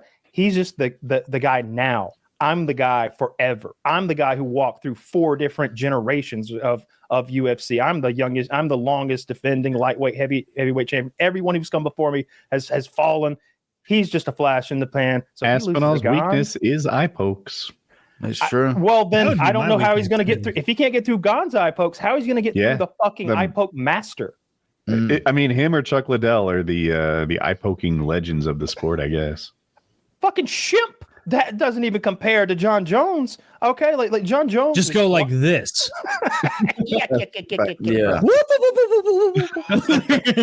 Throw the fucking. When Reyes fought Jones, he was actually punching his fingers. Like when Jones was out stretching his fingers, Reyes was like hammer fisting his fingers to try and he won that fight ish. And he won that. That's how he kind of dealt with it. Like genuinely, like I'm gonna have to deal with eye pokes. This is what I've come up with to deal with them. Yeah, I guess that just goes to show how. You think palm strikes to the fingers would get it done? I don't know. Yeah, you should be able to. I think you should be able to do manipulation.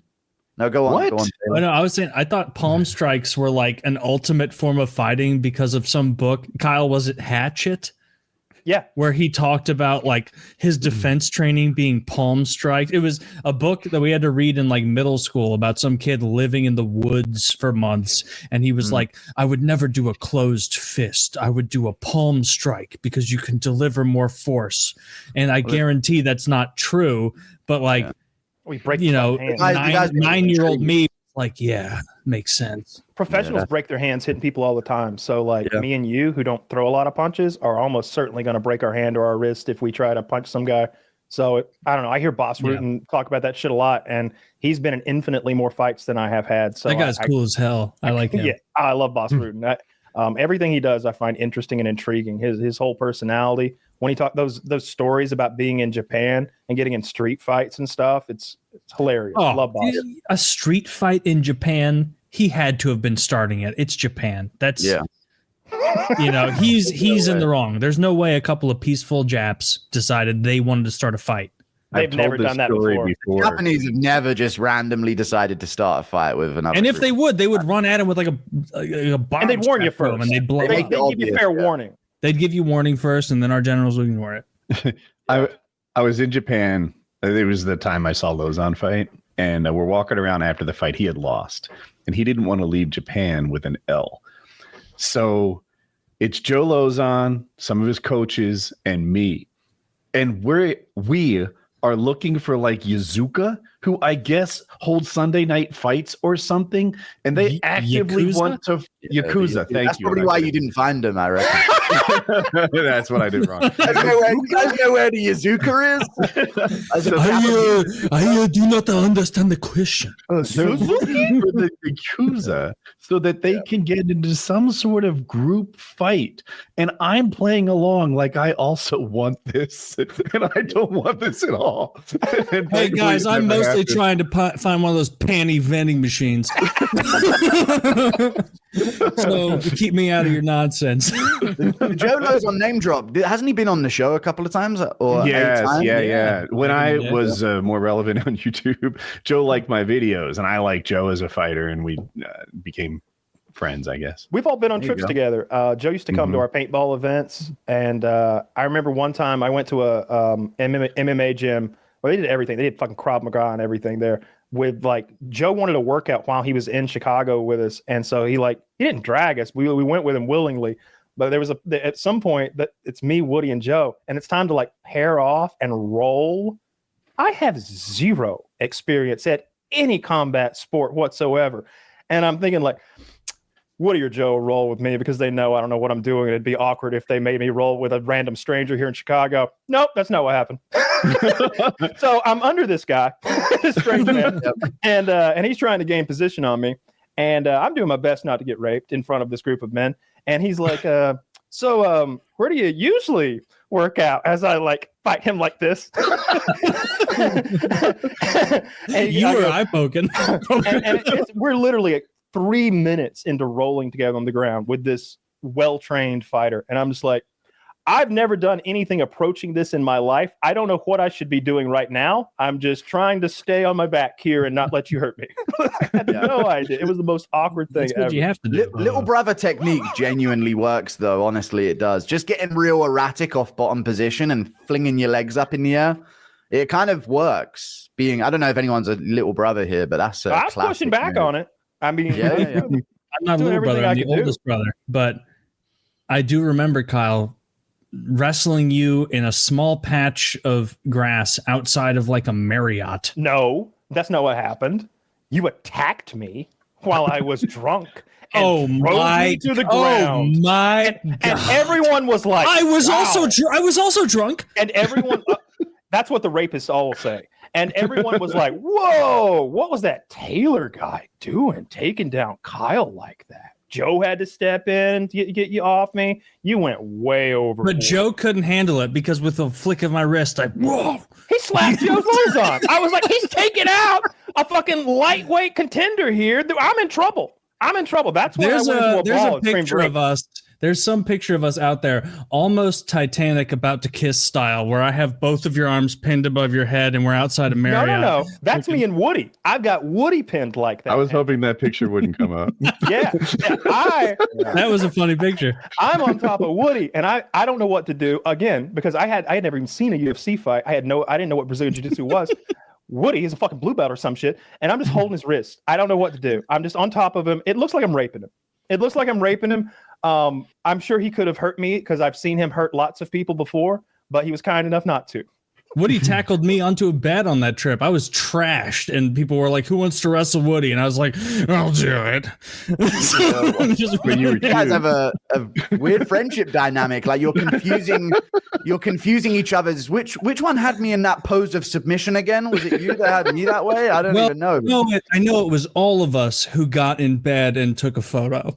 Yeah, it's why Why are these photos coming up? The AI is something else. this is good AI hijinks. It was fun. The worst part is Woody's in that bed with a lot of young boys. I mean, some of those kids are 17, 18 years old or something like In that. my He was defense, well they were into his cute too. 30s. And Kyle, by the way, even if I did tackle you, which is not how it happened, You poked me in the eye too. I didn't. First thing he did. You were I was due. like, so I offered you a shake. I was like, let's shake, like gentlemen, and you leaned in for the shake, and you poked me in the eye, and then you like a high crotch, and you slammed me, and you hit my head a little bit on the concrete curb, and everybody was scared because I was bleeding pretty bad, and you were like celebrating. You were like, "Where's my belt?" You were like doing that thing around your waist like this. I'm an alpha male. That's how it goes. But you were due that tackle in that wrestling match out front of the Marriott because of the shopping cart. Because of the fucking shopping cart. Yeah. I had just met you. Yeah, I put him in a shopping cart like mom's groceries and sent him for a ride. You pushed me so much faster than was appropriate, right into a curb. I flew out of in front of tough. No, I looked gay as hell, dude. That was kind of the theme of those trips. That was the theme of those trips. We were all looking kind of gay. Those were fun times. MMA Guru. Yes. I see your takes on Reddit. I see you usually passionately talking about something that just happened. On Reddit? The takes on Reddit are select types of takes, but go on. How different is like the commentator version of you making a video from the actual you?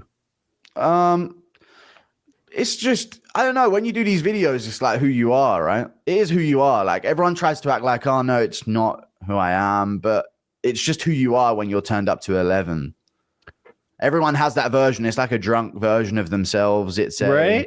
It's you. It's just you on caffeine, on turned up to 11, all the way stimmed up. So they're my takes. Some of them are like you got to sort of wade through the trenches of like a live chat culture, which is always tough to do. But yeah, it's those are my takes. When I'm screaming about something, it's my take for sure. It's just my take in that moment. And it's also my take at 6 a.m. UK time after I've watched a card for 7 hours and some bullshit's happening in the main event. That's what it gets to. Kyle, Mount Rushmore's 4 presidents, right? Yeah. Who's on your MMA Mount Rushmore? MMA Mount Rushmore.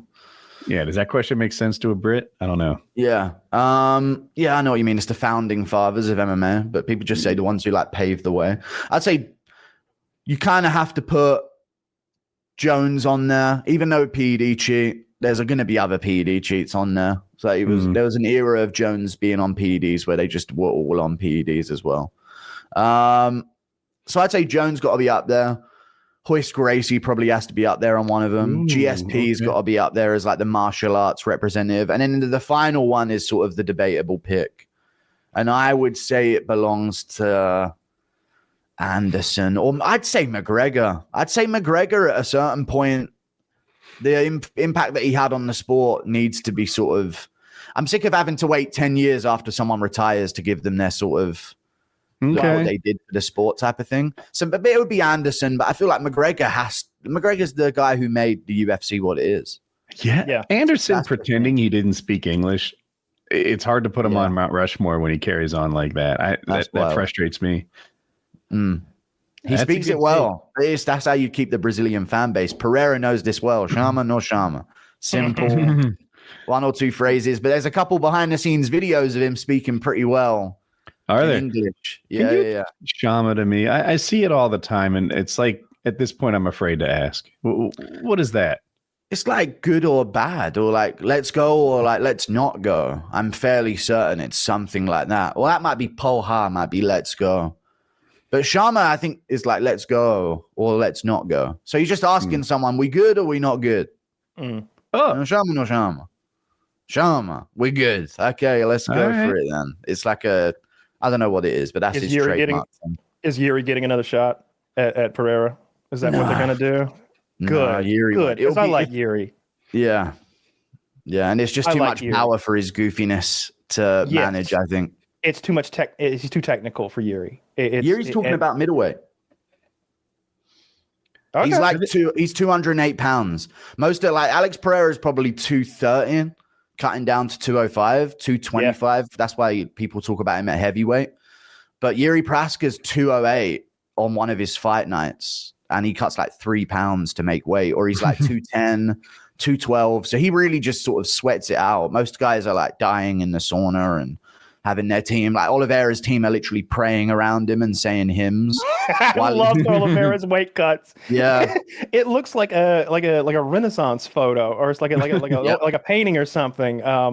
Of like some fallen hero, and everyone's lamenting and fawning over them, and he's laying there on the floor, and they literally laying hands on him and chanting and praying and stuff, and he looks like he's suffering. The worst, the fighter that was suffering the most during a weight cut, whether they're playing it up or not, though, was Cyborg. When I see those videos of Cyborg sobbing, it's like. I don't understand that, though. I've said it before. Is that the ugly bitch? I don't know anything about fighting. I've never done any fighting, but I have cut weight before, and I have made weight that I needed to make before, and I think it's incredibly unprofessional to miss weight, and I look down on the people who do. I think it's super unprofessional, because I was like 182, and I cut to 169 in like 2 days, 3 days, or something like that. Yeah. There was no suffering. There was just maintenance and careful, measured amount. No, I enjoyed that. I was on the treadmill in sweats. I was on the elliptical. Is it okay? Can I ask for a picture of you that leaned out? Yeah. Show me it like Zach. Show what Kyle did to himself.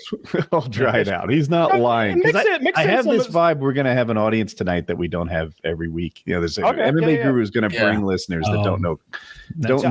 I was 182. I cut to 169, and I did most of it overnight and the next day just on the elliptical in sweats and doing hot baths. And then when I got dizzy, I laid down in bed, and like, it's not that fucking hard. So, and nobody was paying me. I mean, a little bit, but not a little bit. But nobody.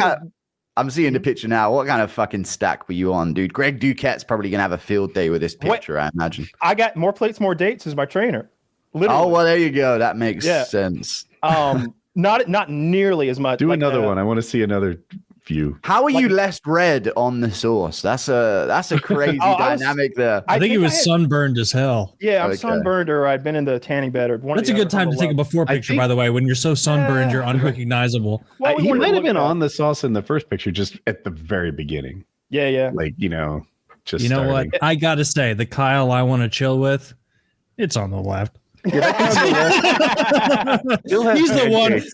the one who's going to go in on it when I'm like, should I DoorDash another Chinese food order? You can see on the left, if you look at my delt, you can see the injection mark. Oh, really? Oh, is that little? That's what that little bruise is. Yeah. Was this maintained? How long was it? Yeah, how long was this maintained for as well? Did you immediately get the picture in? That's it? Oh no, I'm still taking TRT. I'm definitely not that fucking lean. No, he means that like after you took those photos, the final ones, you rehydrated pretty quickly.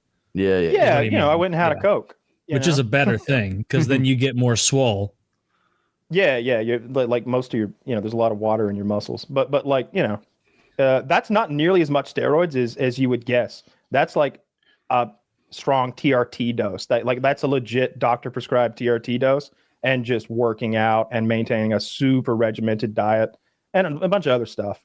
I was injecting L-carnitine, but that's like an amino acid and testosterone, and that's pretty much it. That was the funniest period of the show because I was on Twitch streaming and everyone would be like, oh, tell fucking Pile to lose some weight. I banned Pile as a word on my stream. I heard it so many times. I loved it.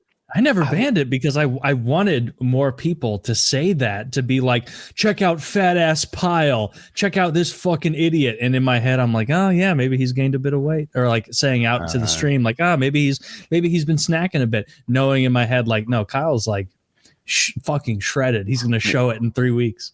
We had Tucker on the show. Trying to be nice. We had Tucker on the show and he called me fat, and I was like, there's this great clip where I'm like, I might just be the fittest person here. And then like music plays, just like don don don don don don don, and then it like shows pictures of me like super shredded. It's like, not Tucker Carlson. No, not someone like not someone like this. Tucker. Yeah, we had old Tucker Carlson on the show. Friend of the show, Tucker Carlson. Shout out. If we could get him on, like I know a Tucker.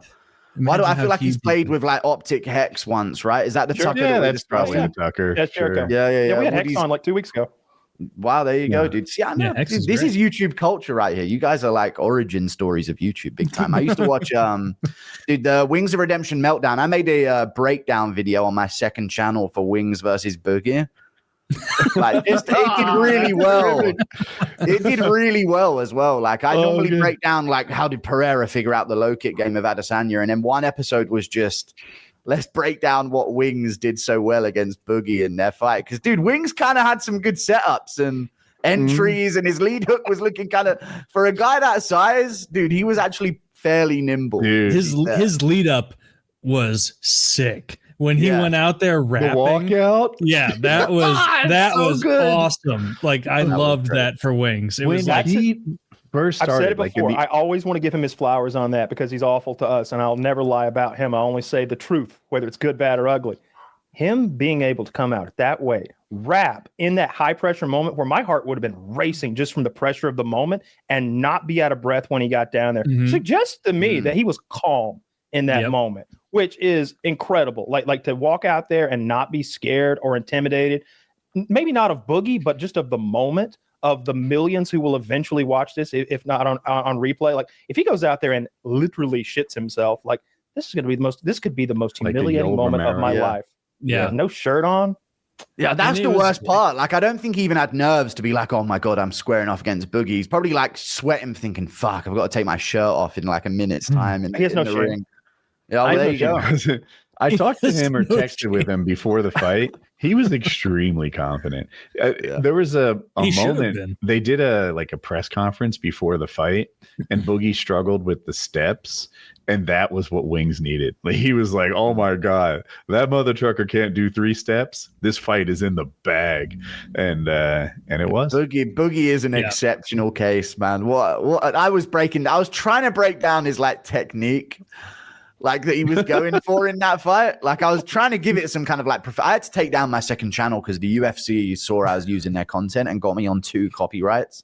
And if they get you on 3, you're done, basically. So I was just like, fuck, if they get another one, I'm done. So I took it all down, but I think I still have that video saved, just particularly in a folder, not deleted because dude, Boogie was like, if I can't see the punches, they won't hurt me. He was genuinely looking away the other direction and flinging his arms out. Wings was on him. Boogie was like spooked the whole time, like afraid of engaging in the fight he signed up for. And Wings did a good job. And not taking anything away from Wings, but if I were to globally pick someone to box in front of people, I would pick Boogie 2988. Yeah, like that's I would go into it like I could do a cartwheel and break an ankle, and I'm gonna beat his ass. Like I could do whatever. I could do whatever I want on the way in because this guy can't move at all. Yeah, he had like a look on his face. Most fighters are like, holy shit, this guy hits hard, or wow, this guy's fast. You can kind of see this look on their face. Boogie had this look on his face that was kind of like, oh my God, he's actually like punching me for real. Like this isn't some like scripted thing. Like you're actually hitting me. He was like, come on, man. I think he even said, come on, man, after he got hit by a couple of shots. But yeah, wild he was up against an undefeated professional fighter. He really didn't have a shot. Yeah. Well, it was 2. Don't take that away from Wings. It was 2 undefeated professional fighters at the time. True. And he defeated him against all odds. A combined, and that was 100 pounds in the ring. They had like those girders that like the people who built New York sat on. Yeah, that's what was under that fight stage that night to keep those fuckers from falling through. The structural integrity of the ring was the real champion there. I mean, Jesus Christ, I loved watching that. I wish they would do more of those types of fights. Misfits Boxing, they're doing Tate versus D'Amore, Andrew Tate's versus Chase D'Amore, and now they've got like Tony Ferguson on now. Who's Chase D'Amore? Oh, yeah, Tony got his win. He broke Tony got his win. Losing streak. That is the most pathetic thing I've ever seen. And I don't mean that in a mean way. I mean literally pathetic, not in the insulting way that word's usually used. I feel so bad for Tony Ferguson that I think I'll be going to bed sometimes and I'll be like, I hope Tony's okay. Yeah. His losing streak was tough, dude. But it was just any type of win was good to get, even if it was against Salt Pappy. But I missed the shit show. Like he'd won the World Series or something. He was on his knees. Yeah. But it's everything, dude. Coming off a win is big for Ferguson's esteem. Like that has been his thing. His win streak was so long in the first place that was almost his personality was that he wins. Remember when all of a sudden became. Remember when he's tearing the mantle of his home apart, looking for the wires the government was using to listen in on him? I remember when the phone call of his wife while he threw holy water at her on the phone to the police. I mean, I was rooting. BJ Penn. I think we were all rooting for him. Yeah. Oh, BJ Penn's going wild. He's got capgras syndrome, I think, right? Is the thing you get from meth? Is that what it is? Capgras syndrome? Oh, I've never heard of that. It's like this thing where you sort of have these psychotic thoughts that sort of come from like doing drugs, and people were saying that maybe he was on meth for a certain amount of time. My fan base, I was so terrified of this. BJ Penn is like losing his mind, and I said as a joke, when Halloween comes around, we should all message BJ Penn saying stop asking questions all at the same time on Halloween.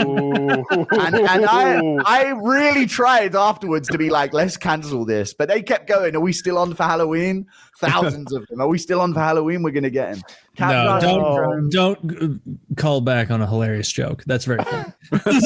You think did it happen? Did they? I really, maybe a couple of them did, but I really tried to avoid bringing that up again because that went off on like TikTok. This is the problem, dude. I say something that goes off on TikTok. Now I'm responsible for the fucking crash out of things you say. Yeah, I don't think he's on meth because he's still chubby. Like I think he and I know. True. I think he's alcohol and CTE, and it's fed into exacerbated some sort of paranoid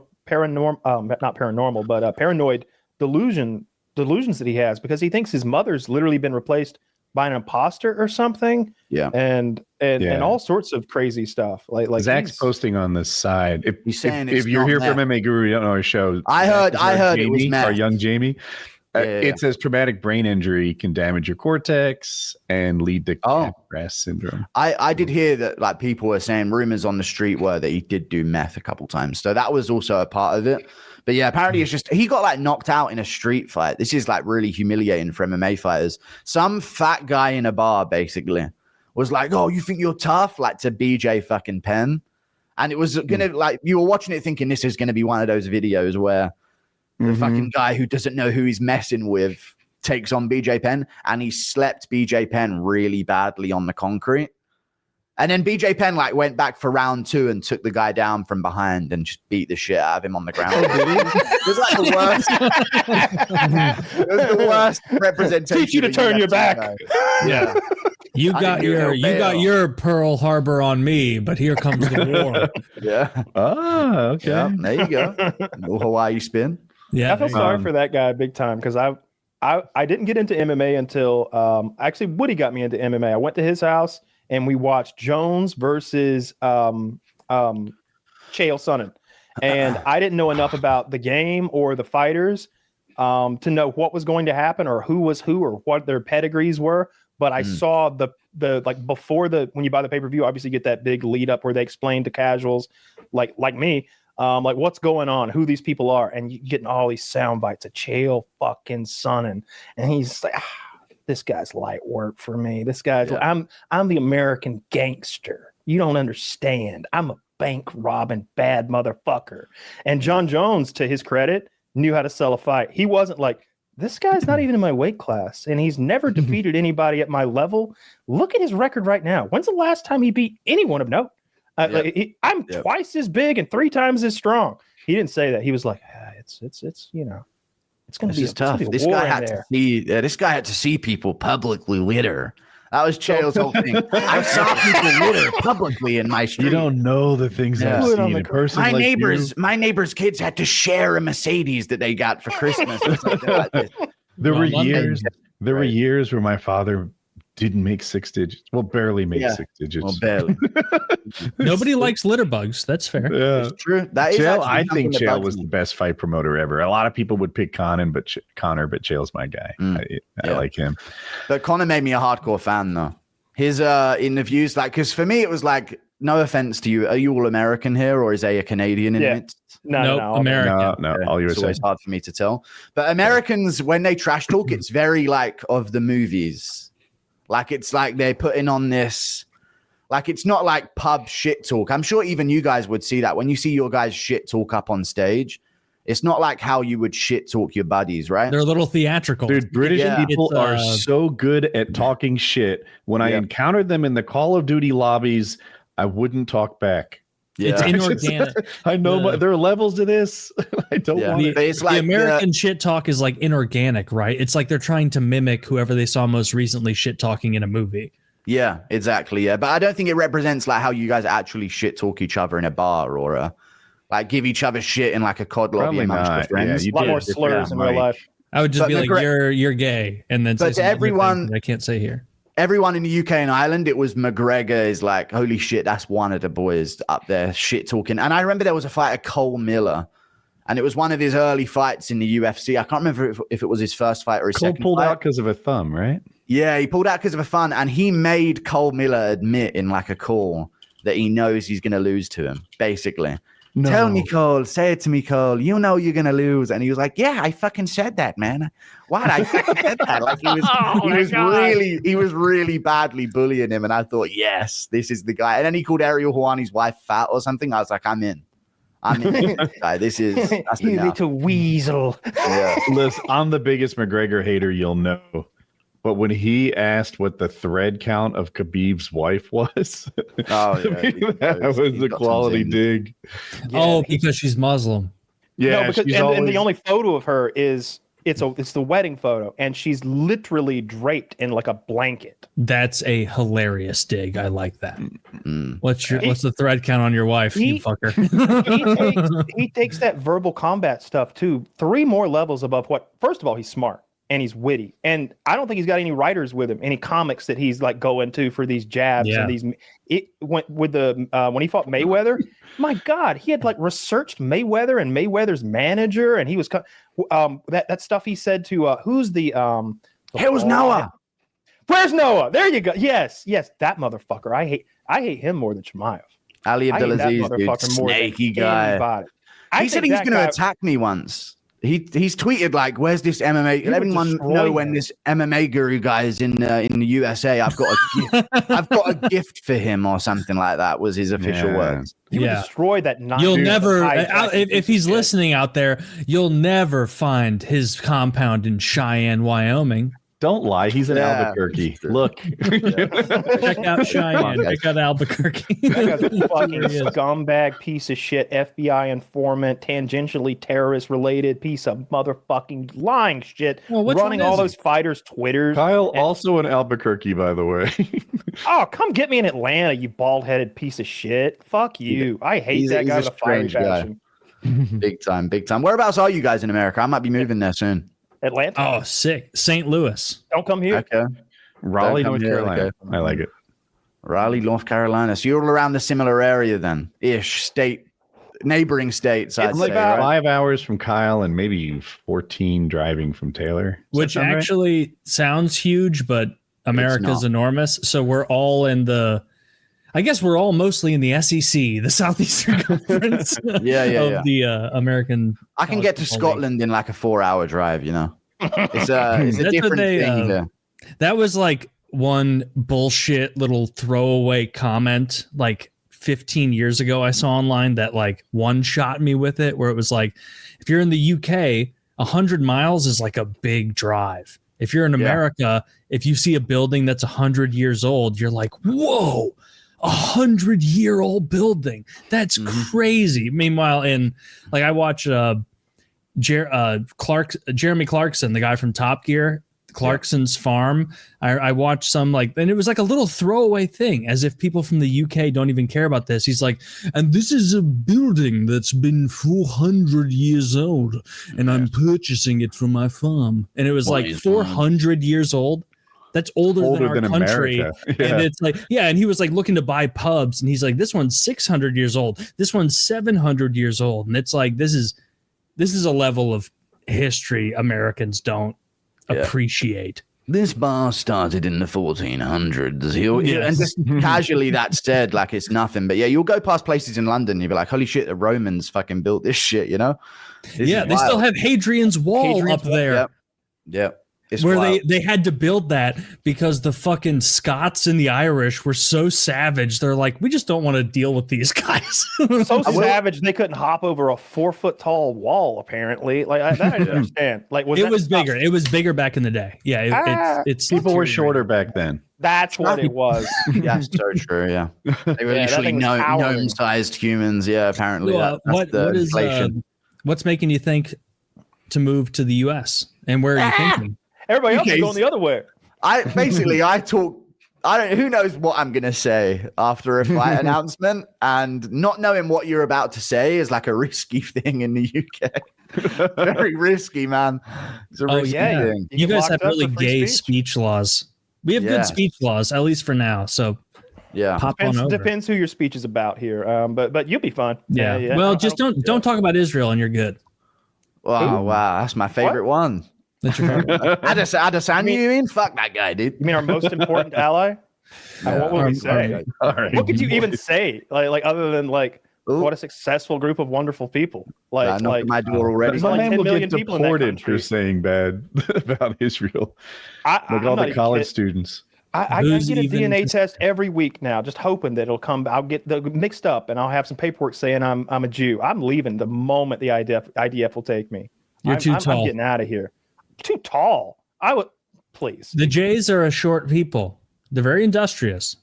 They are not. What about who's the chick who plays Wonder Woman? She's like 6 fucking feet tall. She was in the idea. Gal Gadot. Oh, yeah. Dude, I've never watched one of Top J. I've never seen a movie with Gal Gadot in it, but I saw clips of her acting on Twitter where people were like, this is unreal that we let them in. And she's like landing in a magic suit, and she's like, and this is the time that we fight back for the world. She sounds deaf in her acting scene. Like seriously though, she does. She feels like she's deaf. That is on the fucking nose, dude. Yeah. That is the funniest way to describe it. She sounds like a deaf person. It's insane. Like a literal deaf scene will be unplaying, and she'll be like, what do I do now? Like, what is there's no acting chops here. It's like, bitch, there's no enunciation between your words. You deaf? That's good though. I just want to be on the winning team. I want to be on the winning team. You know, that's why I'm going to the US. We're on the winning team. We will eventually be the winning team because of the nukes. Who's we? The United States of America. Why will our nukes outclass Russia and China's nukes? Just because we got more. Do you think the nukes go up there and have an arm wrestling match or something? I think that's mostly what happens.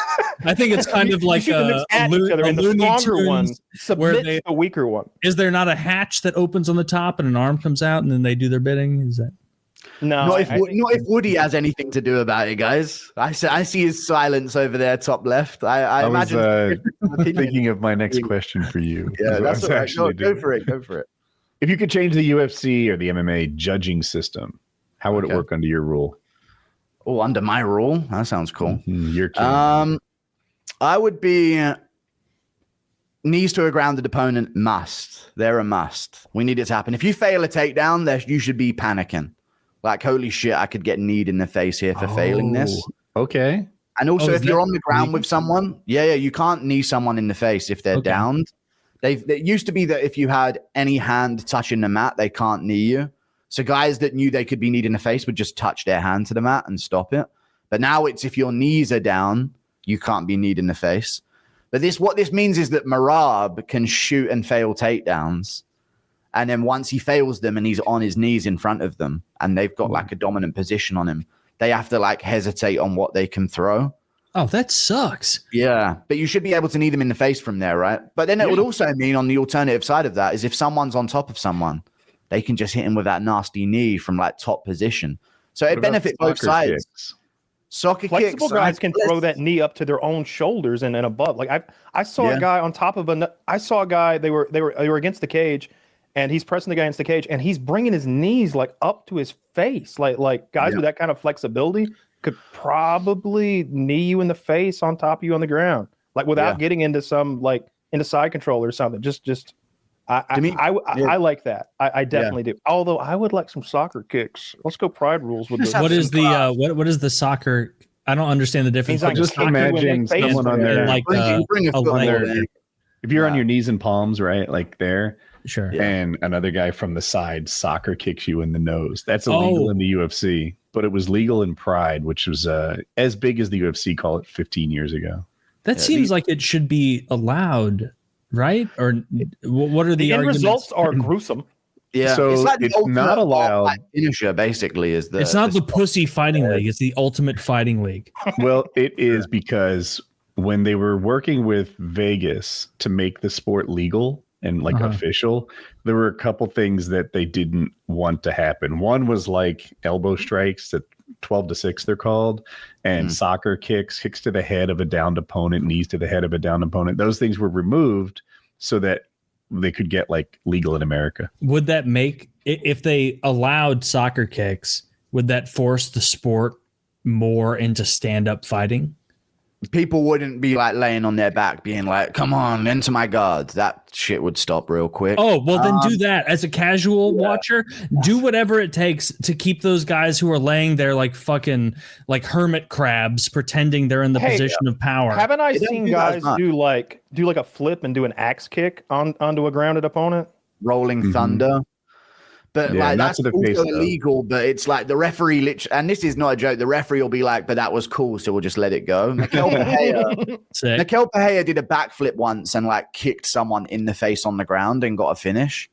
But they just didn't enforce it at all because it was like, whoa, what a backflip. Like it was they didn't change it at all. It was this guy Nico Price, he got like backflip kicked in the face. That was illegal. But that's the rule. Like, no kicks to the grounded opponent unless you're really cool. Yeah, unless you do it cool. I think it's just like they want to have some, this isn't a street fight. There is some kind of decorum here. And I think soccer kicks to them is just like, low class moves. Yeah. You know what I mean? Well, it's not a gentlemanly thing to do. Like exactly. You know, like if you were in a fight with someone that you didn't hate, but you had a disagreement you needed to settle through mutual combat, you would probably also not soccer kick that person in the face. It is like a little above and beyond. Like I'm watching a montage of Pride soccer kicks and I'm like, do I want this? God damn. It's tough. It's tough. Yeah. And you see guys that come from Japan, like Asia, guys that came up in Asia. Yuri fought in Ryzen, but he doesn't do this as much. But some of the other fighters, like the smaller fighters especially, they are used to like kicking people in the head. And sometimes they'll knock someone down and you can see them kind of like they'll pump fake with their legs like, shit, I can't do that here. It's too vicious because it really is like the second you get hit with a soccer kick, you're done. Doesn't matter how good your team is. And when I see it in street fights, it's like the off switch. I've never seen anybody eat a street kick or a soccer kick to the face in a street fight. Everybody goes out. Why is that a bad thing? It's not a bad thing. But again, the UFC it literally straddles that line we were talking about earlier between sport and entertainment. Like it's not WWE, but it's not like Major League Soccer or Major League Baseball or whatever you want to say. It's somewhere in between. Like just how the rankings work, how the judging system works. I think there should be like 7 judges, at least 5. And the qualifications for judges should be at least written down somewhere and not made up on the fly. Who are the judges now? They don't have like a Supreme Court. Sometimes it's a boxing judge. Sometimes it's a friend of a friend. Yeah, it's it should be ex-fighters or something, but you kind of want people who aren't in the sport to be the judges. Or brain damaged as well. Or brain damage, yeah, sure. It's already too incestuous. It's already too incestuous. So, imagine some guy who, retired 6 years ago. He has friends and enemies throughout the whole organization. Sure. That's like the last guy I want to judge. On the other hand, they go so far removed that you get boxing guys who don't know that, like submission attempts and takedowns are worth something.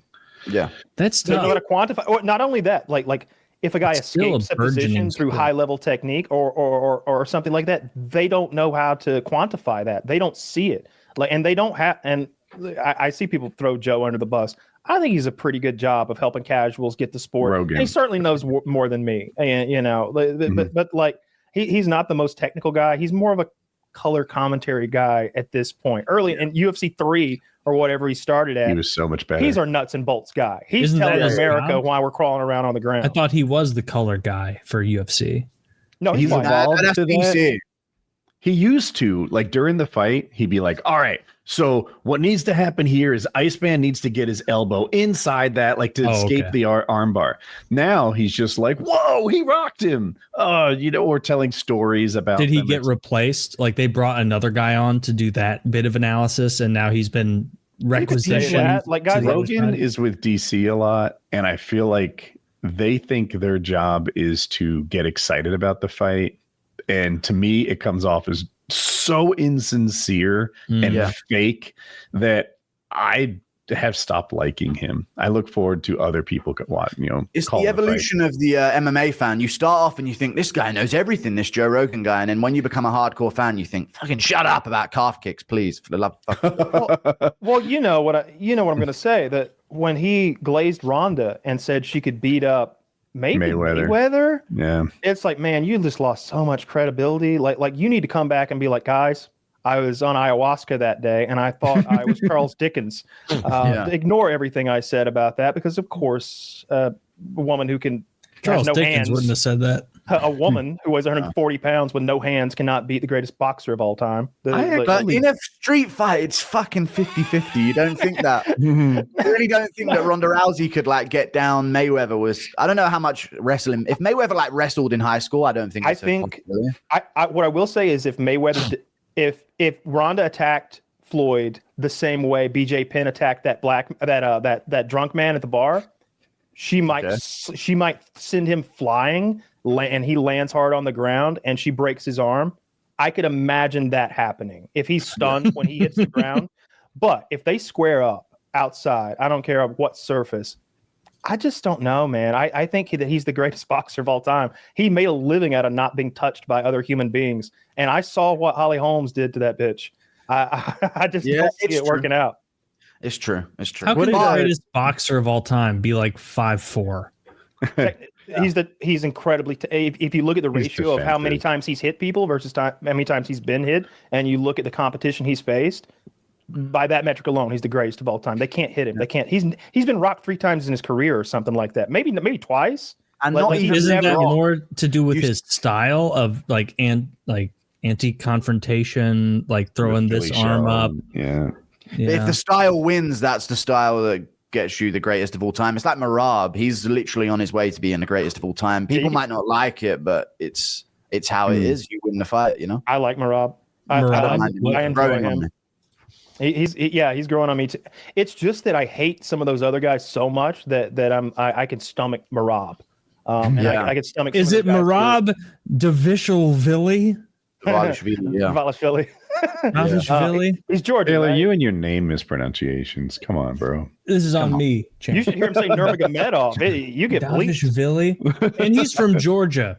And what I've learned just via osmosis from Kyle and Woody being so into UFC is that guys from Georgia play for keeps. Dude, historically, isn't like there's a lot of people out of Georgia. Like every generation, there's a conquering Georgian. I feel like, and Georgia's a tiny country. There's not that many people there. It's a state. It's like peak white. I feel like it's like the white. Dude, I bet the country of Georgia has fewer people than the state of Georgia. Yeah, probably so. Probably. Georgia's got like 7. I'm gonna guess Georgia state is like 7.5. I'm gonna say Georgia the country's 5 or 4, something like that, 4 or 5 million. But you got those people who are so poor and they've already got that fighting spirit, and there aren't other sports there. Hold on, guys. I'm asking. No, it's not even close. I'm asking Grok about this. Is it 3 million in Georgia? Holy fuck. 3.8 million in Georgia and 11.2 in the state of Georgia. That's what I saw too. That's not even close. How are they so good? Goats. It is genetics, though. There's like, do you think it is? There is genetics. Let me lay my obviously genetics. I don't think it's genetics. India has 1.6 billion people. They have fewer. That's a different. They have fewer gold Olympic medals than like the state of Michigan. Don't walk me into this corner where I have to explain why Indians aren't good athletes, Taylor. Okay, I'm gonna walk me into this corner where I have to explain why you got your trash-loving shitters are bad athletes. All right, we've explained it many times. They don't have organized sports in their country, and they're just generally a more frail and weak and low testosterone group of people. Okay, it UK, seems like you're. UK It seems Prime like you're. Minister. seems UK like Prime your Minister, second these are example. some crazy Americans, dude. I don't know what these guys are saying about you. We captured this guy. He's here against his will.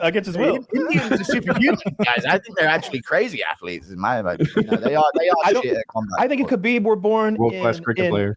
I think if I Khabib am were the from number Iowa, one street shitter. I think if Khabib and his dad were Iowa corn farmers, and they grew up the exact same way, poor Iowa corn farmers, and he got into collegiate wrestling, he would still have been a great champion. That's what I think about. Have Khabib. you seen what his competition would be as an Iowa wrestler? Those are some enormous corn-fed boys. He'd have fought in the weight class. It's not like they have open fucking weight class in wrestling. You know this. You wrestled. Who's But that's a bit more Have you like ever fight a 300-pound man? in middle school, and I was the monster. This guy hit puberty in the womb.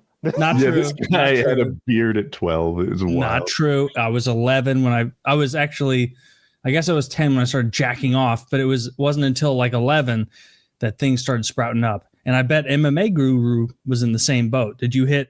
You seem like an early puberty boy. You get it? No, I was a double puberty guy. That's a weird one for me. I had a half. I had like an early puberty about 12 that I got going. I'm like, damn, dude, I got hair. This is cool.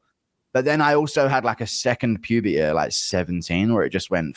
I sort of became like my final Pokemon evolution, essentially. Oh, 16. shit. That's awesome. How So tall are you? I'm like just shy of 6'4", 6'3 and a half, something like that. Yeah. you're a big boy.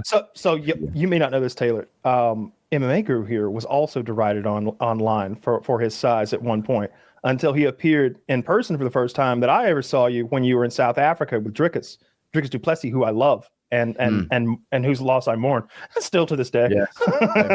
That was a hard one to watch. But when I saw you next to driz, I was like, oh shit. And then I go to like UFC subreddit, MMA subreddit stuff, and everybody's like, well, we were wrong.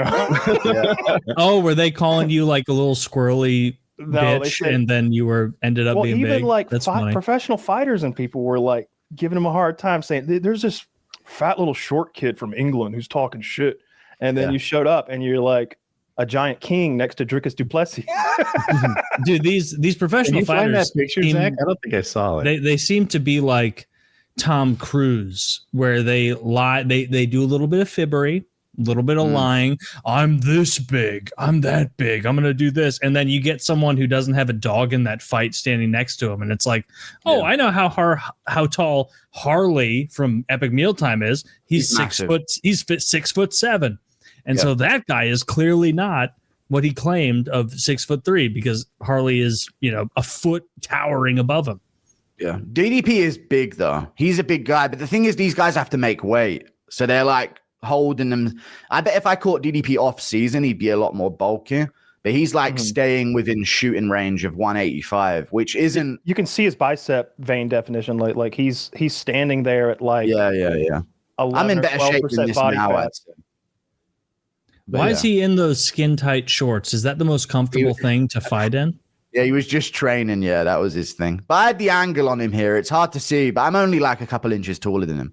But I can tell there's some like bass fisherman stuff going on, but I wasn't going to say anything because he's leaning his head back, and that adds to it. But Taylor, fighters used to wear board shorts, and they're still legal. I don't know anyone who does though, because they give your opponent something to grip and control. Oh, okay. Bryce Mitchell wears. Can't they just make it? Bryce Mitchell, I'm going to be in America. That's why I'm going to America to go fishing with Bryce. Are you really? Are you really? Yeah.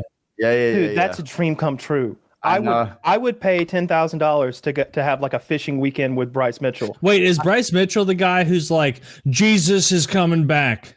Yeah, that's a lot of guys. That's a lot of guys, to be fair. Bryce has said more niche things than that. I think that he's a flat earther, a sincere, genuine. He's a no spacer. He doesn't want his face. I won't allow you to defile a devout Christian here on the PKA podcast here, but Bryce Mitchell. I will also not allow it. This guy sounds cool as hell. He says space is gay. And remember what he said about Hitler? Well, now that you've co-signed with him, he said he'd love to go fishing with Kyle. You tell me whatever. I'll co-sign whatever he said. I started reading about Hitler, and it turned out them books says burning. You know what kind of books says burning? Queer books. They was queering the kids, Taylor. They was queering them. That's the book says burning. And I got a feeling. Look, before he got hold of the meth and it took control of him, I think me and Hitler, we'd have been pals. We'd have been fishing. We'd have been good friends, me and him. He said he seems like the kind of guy.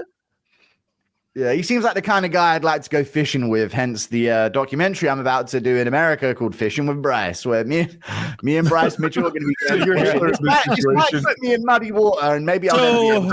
So Bryce, what do you think about the fact that all the books Hitler burned were like Weimar Republic trans books? And he's like, well, I have an enormous amount to talk about that with you. It feels like Bryce it would be hard. Great. I don't know. He's you got to let people just go sometimes. You know, I feel like Bryce. He's misunderstood, guys. I think he's a good dude. He sounds like a good dude. He never put hands on women, but when he goes, he goes off. Yeah, let him tee off. If he's a guy who's like, guess what? The Nazis were burning degenerate books. It's like, all right, tell me about other things that I'm more interested in. Tell me about how Chipotle is fucking me over with their portions. Tell me about how they don't give enough salsa to you when you explicitly fucking ask for salsa. I'm sorry to interrupt. Are all these complaints going to be Chipotle related? They're all going to be. Tell me about how when you go to Chick-fil-A and you say, I want ketchup, they only now give you one little thing. Is that like the best Mexican food that the world has to offer? Like Chipotle and Taco Bell? I'm pretty sure that is, right? I'm not a Taco Bell boy. You're trolling well. Not a Taco Bell boy.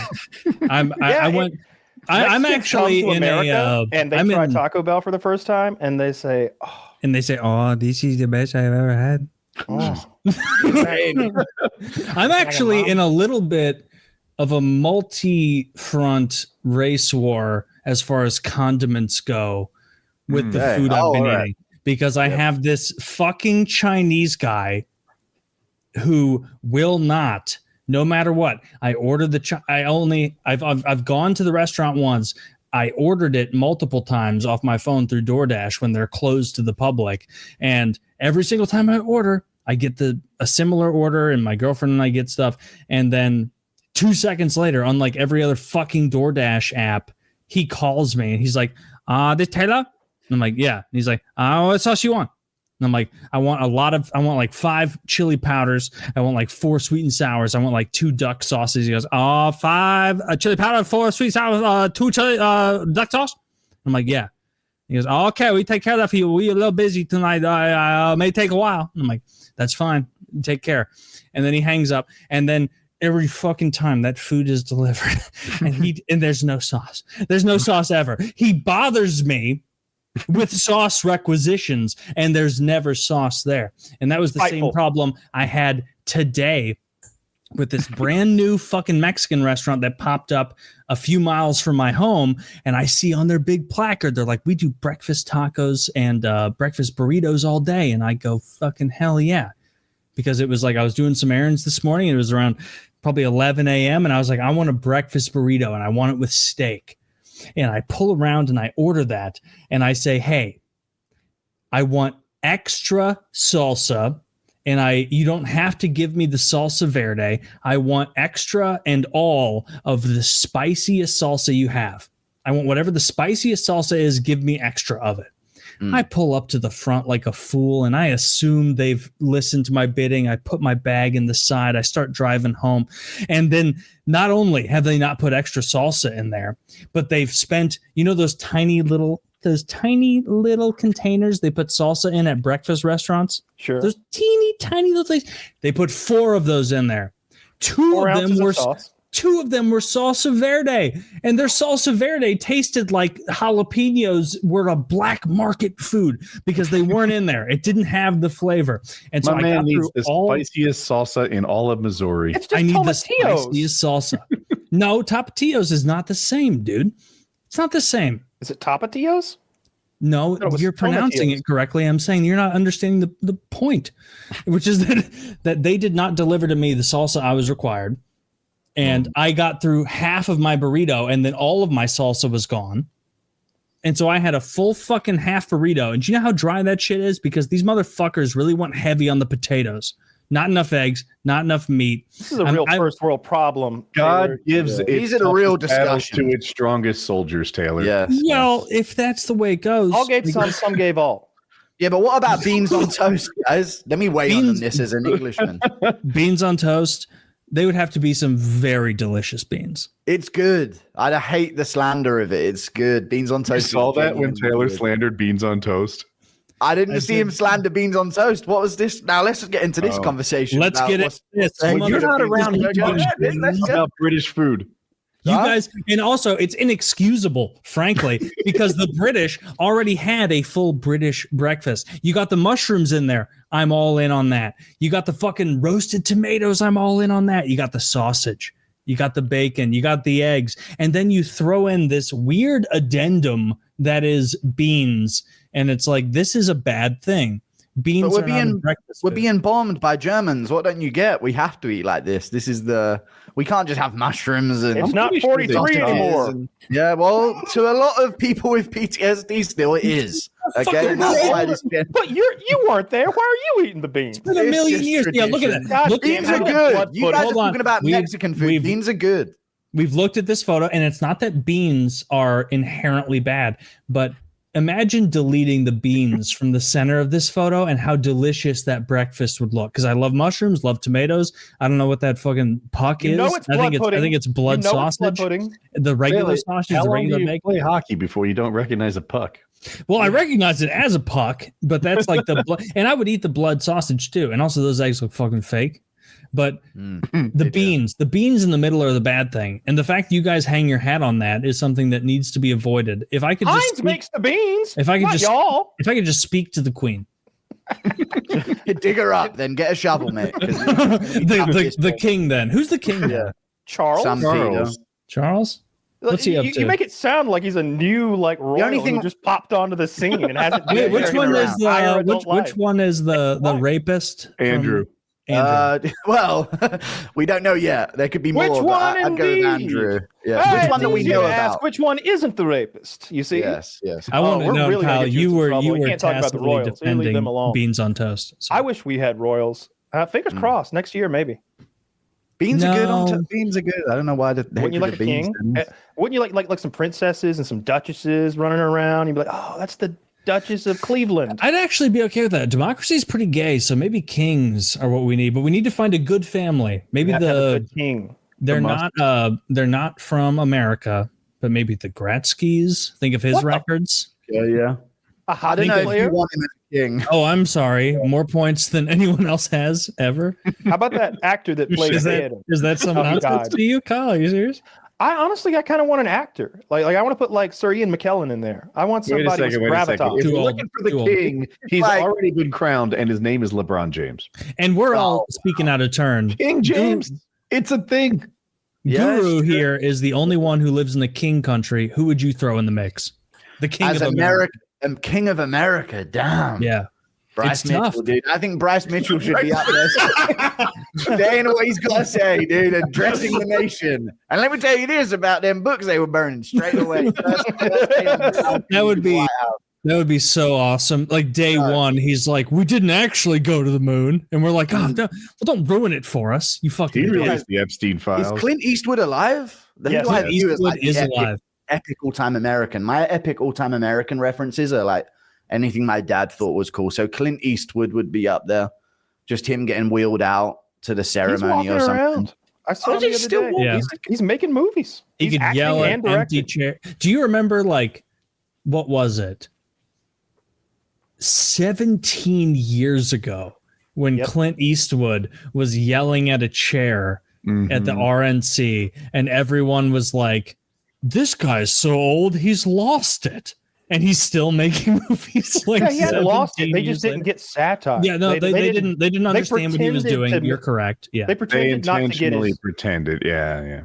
Yeah, Clint Eastwood movies have taken a turn though, right? Because I feel like he's chucking his own ideas into the script. They're a little I don't know, I saw- darker and sadder. I think he's Yeah, the like and now this is the part where I beat up 3 black guys at round the corner. Of this All right. place. That's like a new part of What are this you folks script. doing? We're talking about Gran Turismo. Yeah, No, Gran that's Yeah, like Torino? Yeah, Gran Uh, Turismo. That's it. Yeah, That's Torino, like- yeah.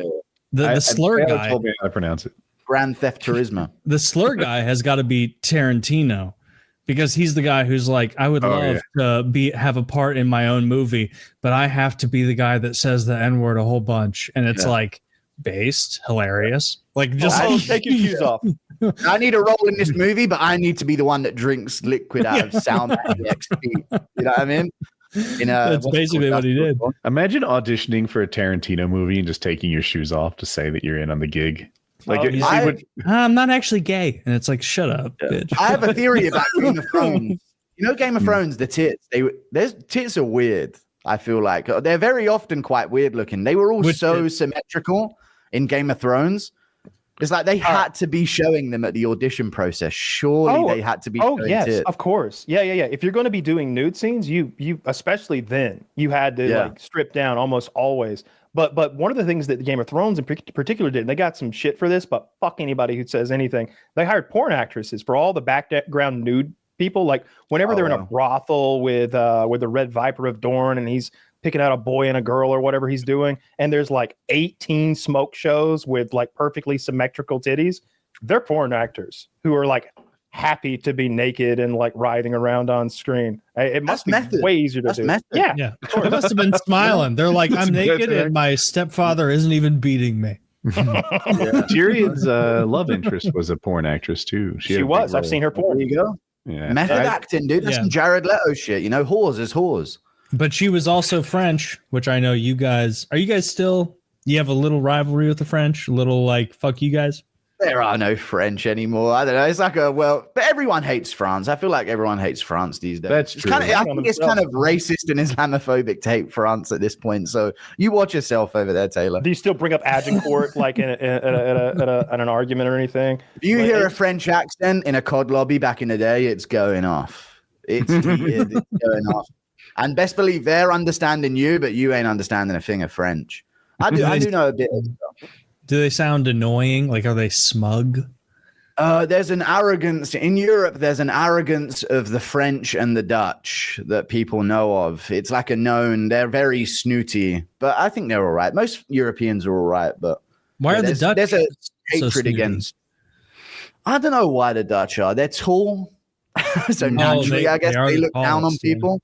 They're very tall. I think their average height is like 6 foot, 6'1" or something, which is pretty nuts. All things considered. Yeah, hey, everywhere haters, dude. Fuck. That's pretty sick. That's actually pretty cool for them. Good for them. That is good for them. Yeah, really good. But yeah, everyone hates the French. I don't know why. What about Italy? What's the representation? Is everybody chill with Italy? They participated so non-influentially in World War II. It seems like everyone moved past immediately. Yeah, everyone resents Germans because Germans sound harsh when they speak. But I feel like Italians sound so retarded with their accent. It's like, these guys couldn't have been up to nothing. And they just didn't know what they were doing in World War II. They were just sort of dragged. You got to be careful with the Germans because like, you're like, what are you guys doing? What are you engineering back there, you fuckers? What are you doing?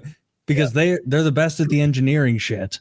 I think that's been historically established. Everyone else is like, this is a good idea for something. And they're like, we are going to be very unfunny and make some things better.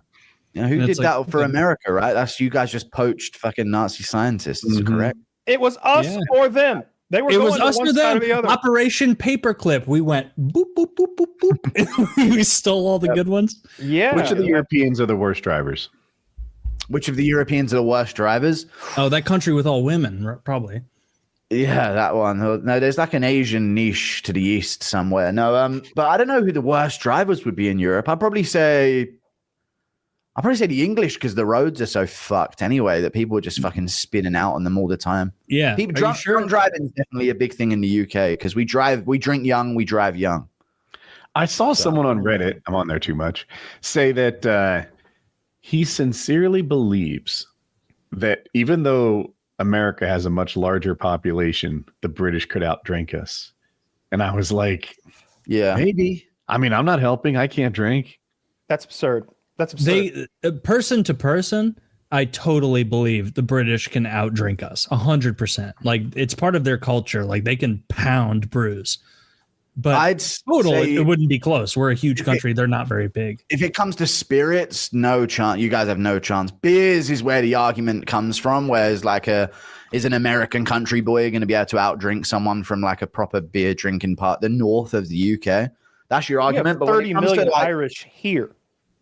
That's true. That's true. But they watered down. They ain't got that. But also, we've got dude, like whiskey, bourbon. Like there is a Southern culture of hard alcohol drinking. Like there is. But I take a guy from like Sunderland to outdrink a guy from like Nebraska any fucking day of the week. In my opinion. I would take a West Virginian who was like descended from those like illegal stills, the moonshines. I would take him over a Brit. Sure. Okay. Yeah, here's the argument I'll give you. Here's where you win this. A middle-aged to old American 100% outdrinks. I think English men, they fall off at like 40. They have a very short prime. But teenager on teenager, you guys ain't handling what like teenage British people can handle in terms of alcohol. No chance. How much? They'll start earlier. How much is a teenage British person drinking on like a standard night out? A bottle of vodka at 15, 16 will be gone for. Good golly. Oh, well, that's an insane amount of alcohol. To be I quit drinking at 19. Because it was too intense. It was just too intense. Yeah. Not because it was too intense, but I was drinking and I just thought, I'm good. I've kind of lost. I'm over this. We get over it. Yeah. Solid. You get your calories from the snacks. I see. Yeah, I hear you guys talking about like, oh, I finally got my ID at 21. I can go drinking. And I'm thinking, what the fuck, dude? I was getting drunk at 15, 16, like for sure. Drunk. Oh, yeah. We were getting drunk at those ages too. It was just illegal. Yeah. It's still illegal.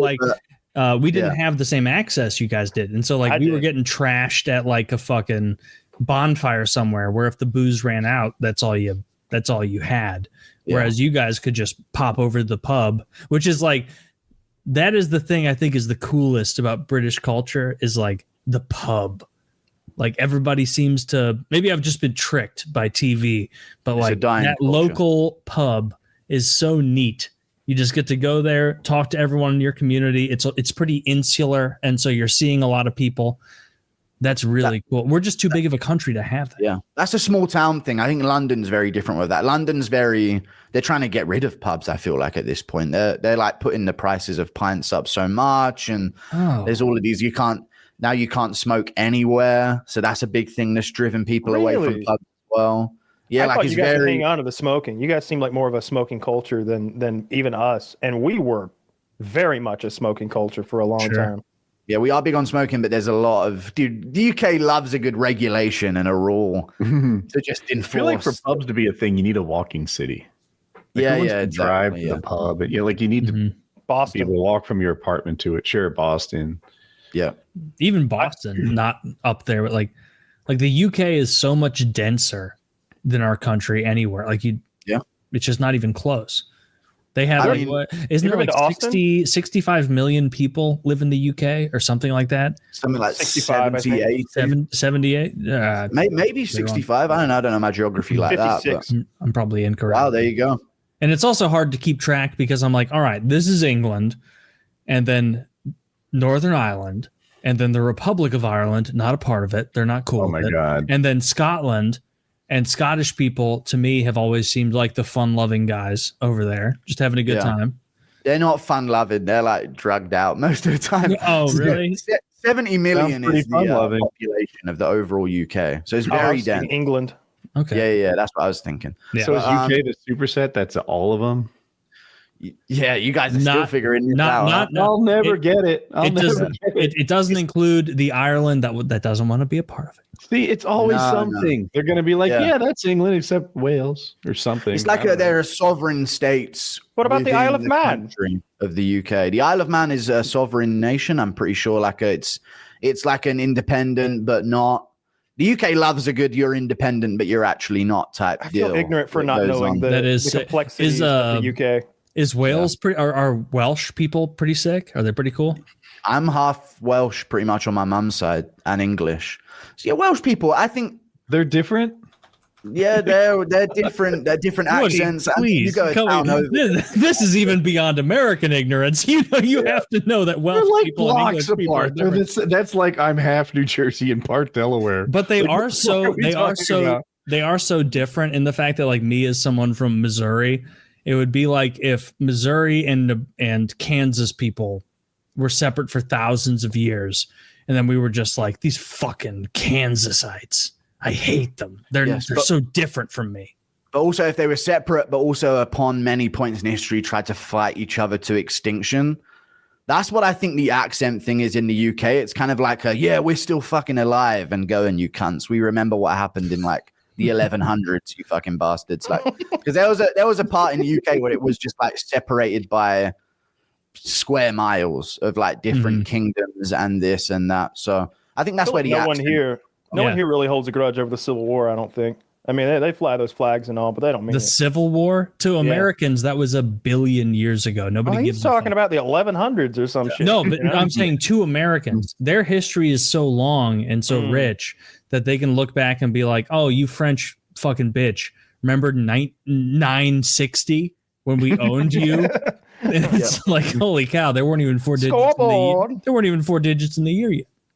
Yeah, there is a movement in the UK where, even though you're in the UK and it's England, Wales, Scotland, Northern Ireland, there's a thing of like these like hipster Welsh people and Scottish people and like even like the Cornish that are like, we're different. We want independence. We weren't a part of all of that. There's like a big like we weren't a part of this situation when it comes to like English colonialism. Even though the Scottish and the Welsh, you 100% were side by side with us for the whole thing. And that's gay on its own. It's like you should want to have been a part of what England did. That shit was sick. But now everything is like everyone's a bit of each. It's very hard to find someone 100% English. If they're like native to the UK, which is rarer and rarer these days.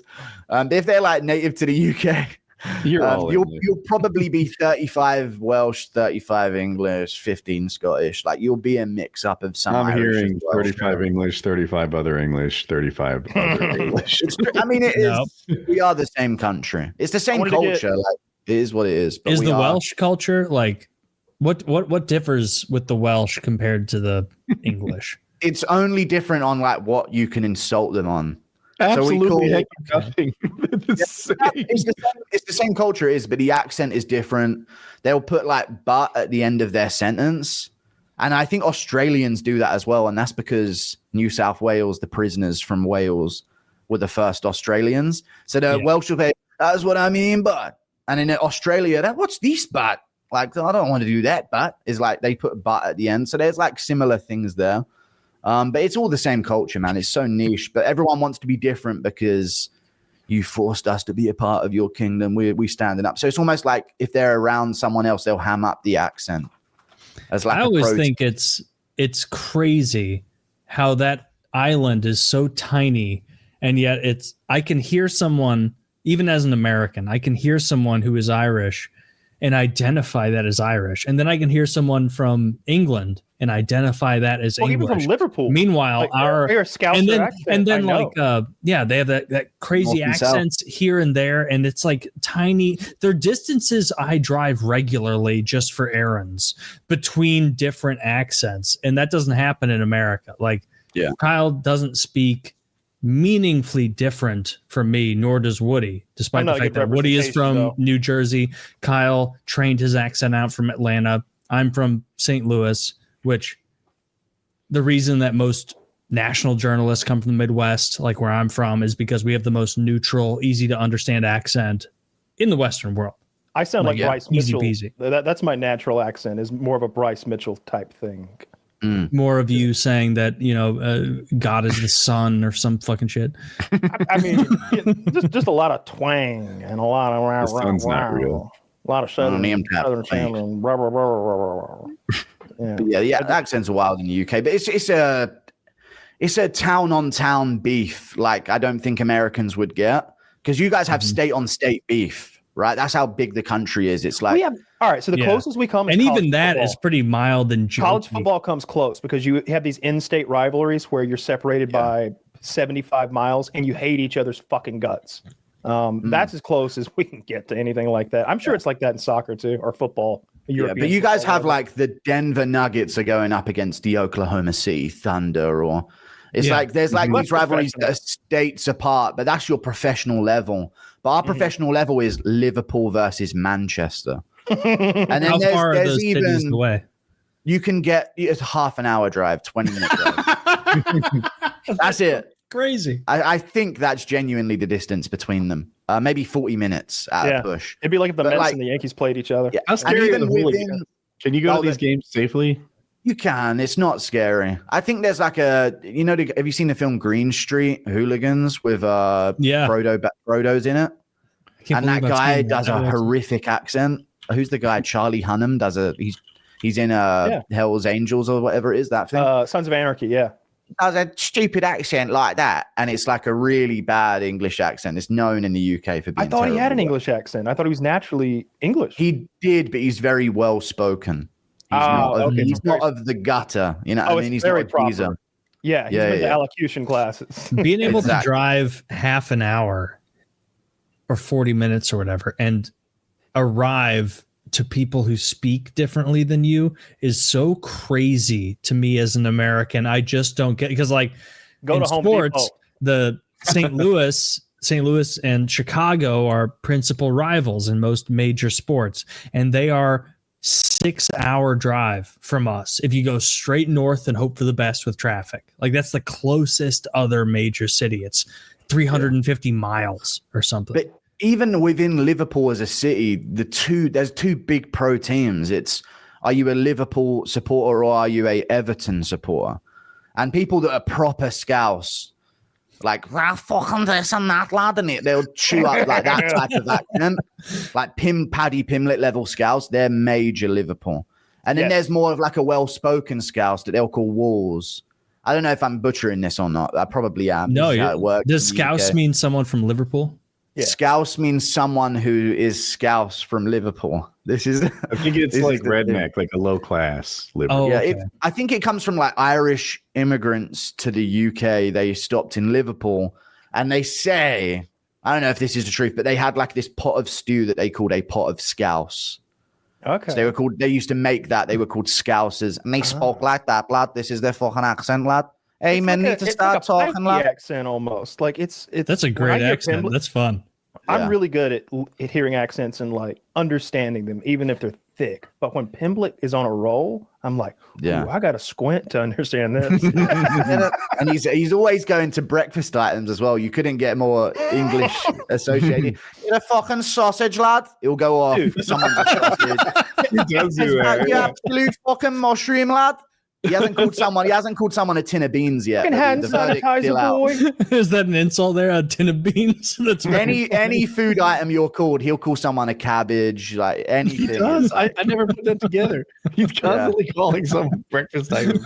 Yeah. That is the thing. That is the thing. Is He was hungry during the argument.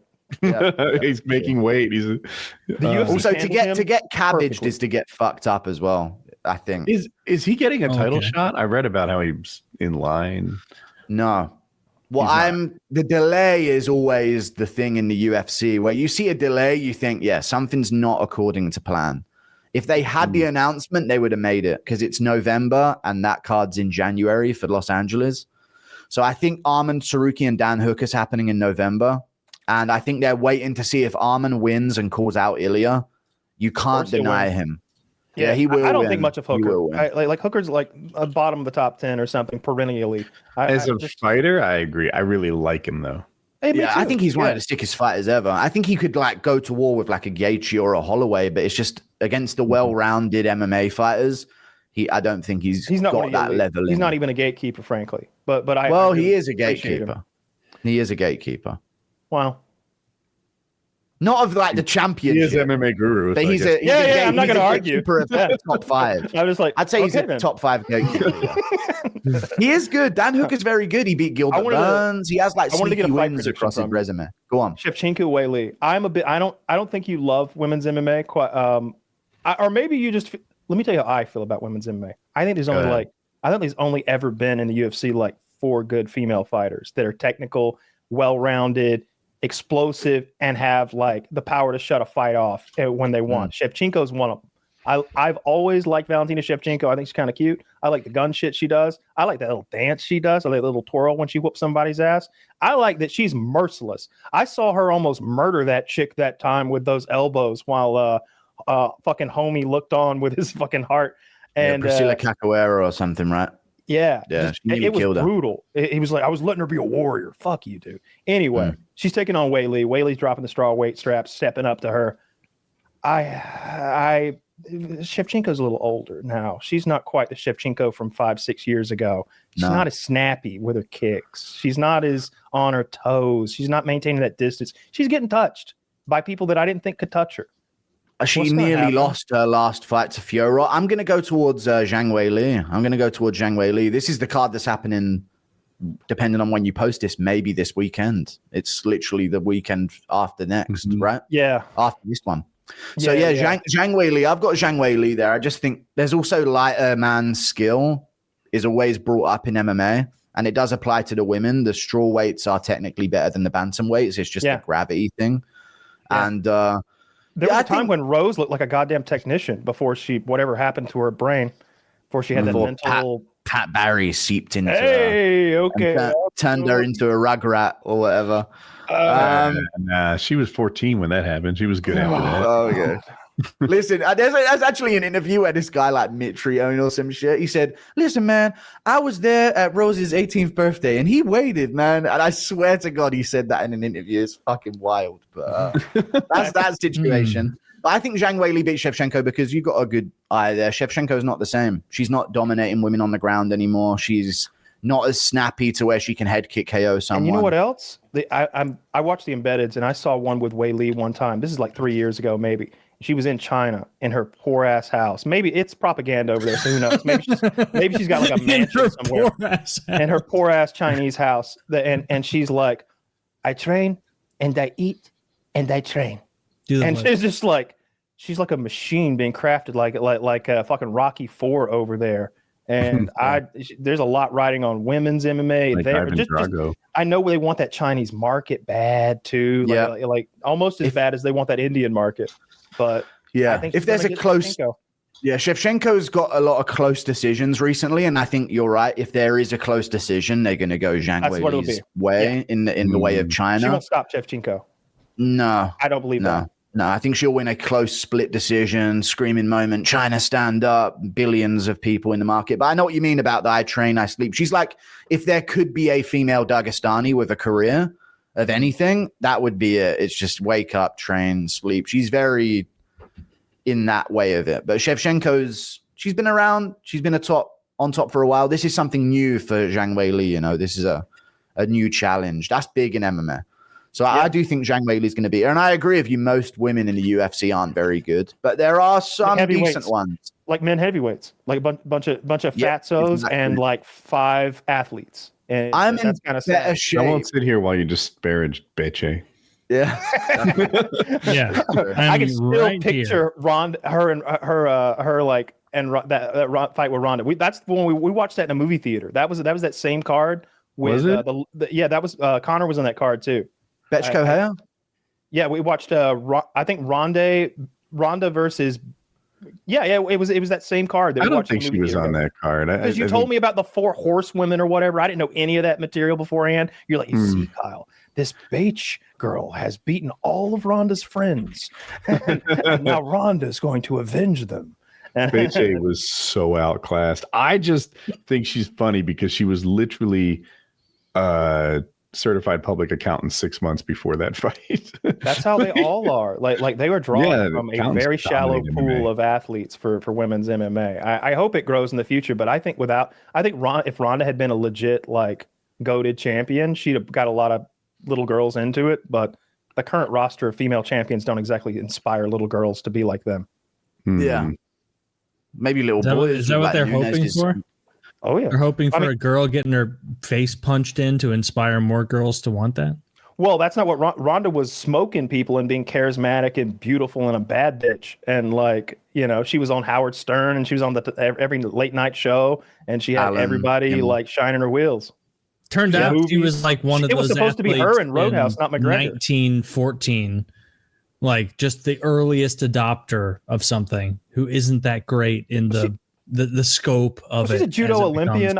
Was she a medalist? It's like, you think bronze, right? Olympic medalist. I think she took silver or some shit like that. I don't know. Maybe she was gold, but she. I think that the thing is with Ronda is that she's been bitter recently. I recently made a video about this of her being bitter as fuck at the UFC, and it's because she never gave back. After when she lost, she stropped and disappeared. I think that if she would have went on a tour of like going into MMA gyms and speaking on this and that and this, then maybe it would be different. And that's normally what fighters do. They pay back to the sport afterwards. But she completely disappeared. Did no media. Money. Yeah, pretty gay of her to do. She had enough money. I would. She must like men or something. That gay. Maybe. Doesn't her boyfriend? Ronda Rousey? I tuned off for a second. Yeah. Does she get fucked, or is she Ronda Rousey? She's married. Is she a clam hunter? Yeah, she's married to Travis Brown. Yeah, she married another MF heavyweight, but she was like really hetero. She'd be like, God, getting fucked raises your testosterone, so I do it before every fight. Big into all that. But yeah, she was Travis Brown. Like, my boyfriend told me that, and it's like, haha.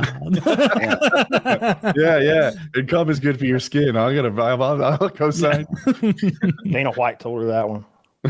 She used to date her. He used to date her. So did Brendan Schwab. Sure did. Yeah, Eskimo brothers. I know the Eskimo lore. Bros. Yeah, we know the Reddit lore. Any homeless cats in here? I don't know. Dude, I used to check. I literally used to be listening to Below the Belt, and when I was like working. Like I used to deliver furniture, and in my ears, I was just listening to like Below the Belt. And every time he said something, I was like, dude, they're going to rip him to shreds for this shit later on. I'll check the Reddit tomorrow. They're going to be tearing him to shreds over this shit. What was the absolute worst day you ever had as a furniture deliverer? Anyone that's done anything like that can speak to this. It's nothing bad. I've never been really injured. I was pretty good at it. Like they used to leave me at like the bottom of the guy I worked with was older, so he would go first up the stairs. This is a classic furniture trick if you're doing flights of stairs. And I'd be holding like the full weight of the fucking couch at the bottom, and he would like be guiding it whilst helping. This is the old age trick. And old women usually are the ones having this stuff done because they don't have the men around to do it themselves. And they would like leave their cats out. Like, and I was like, put it in a fucking room, you dumb bitch. This is what I'm thinking in my head. I'm carrying the full weight of a fucking 3-seater couch here. And your cat is meowing and like going between my legs. Put it away.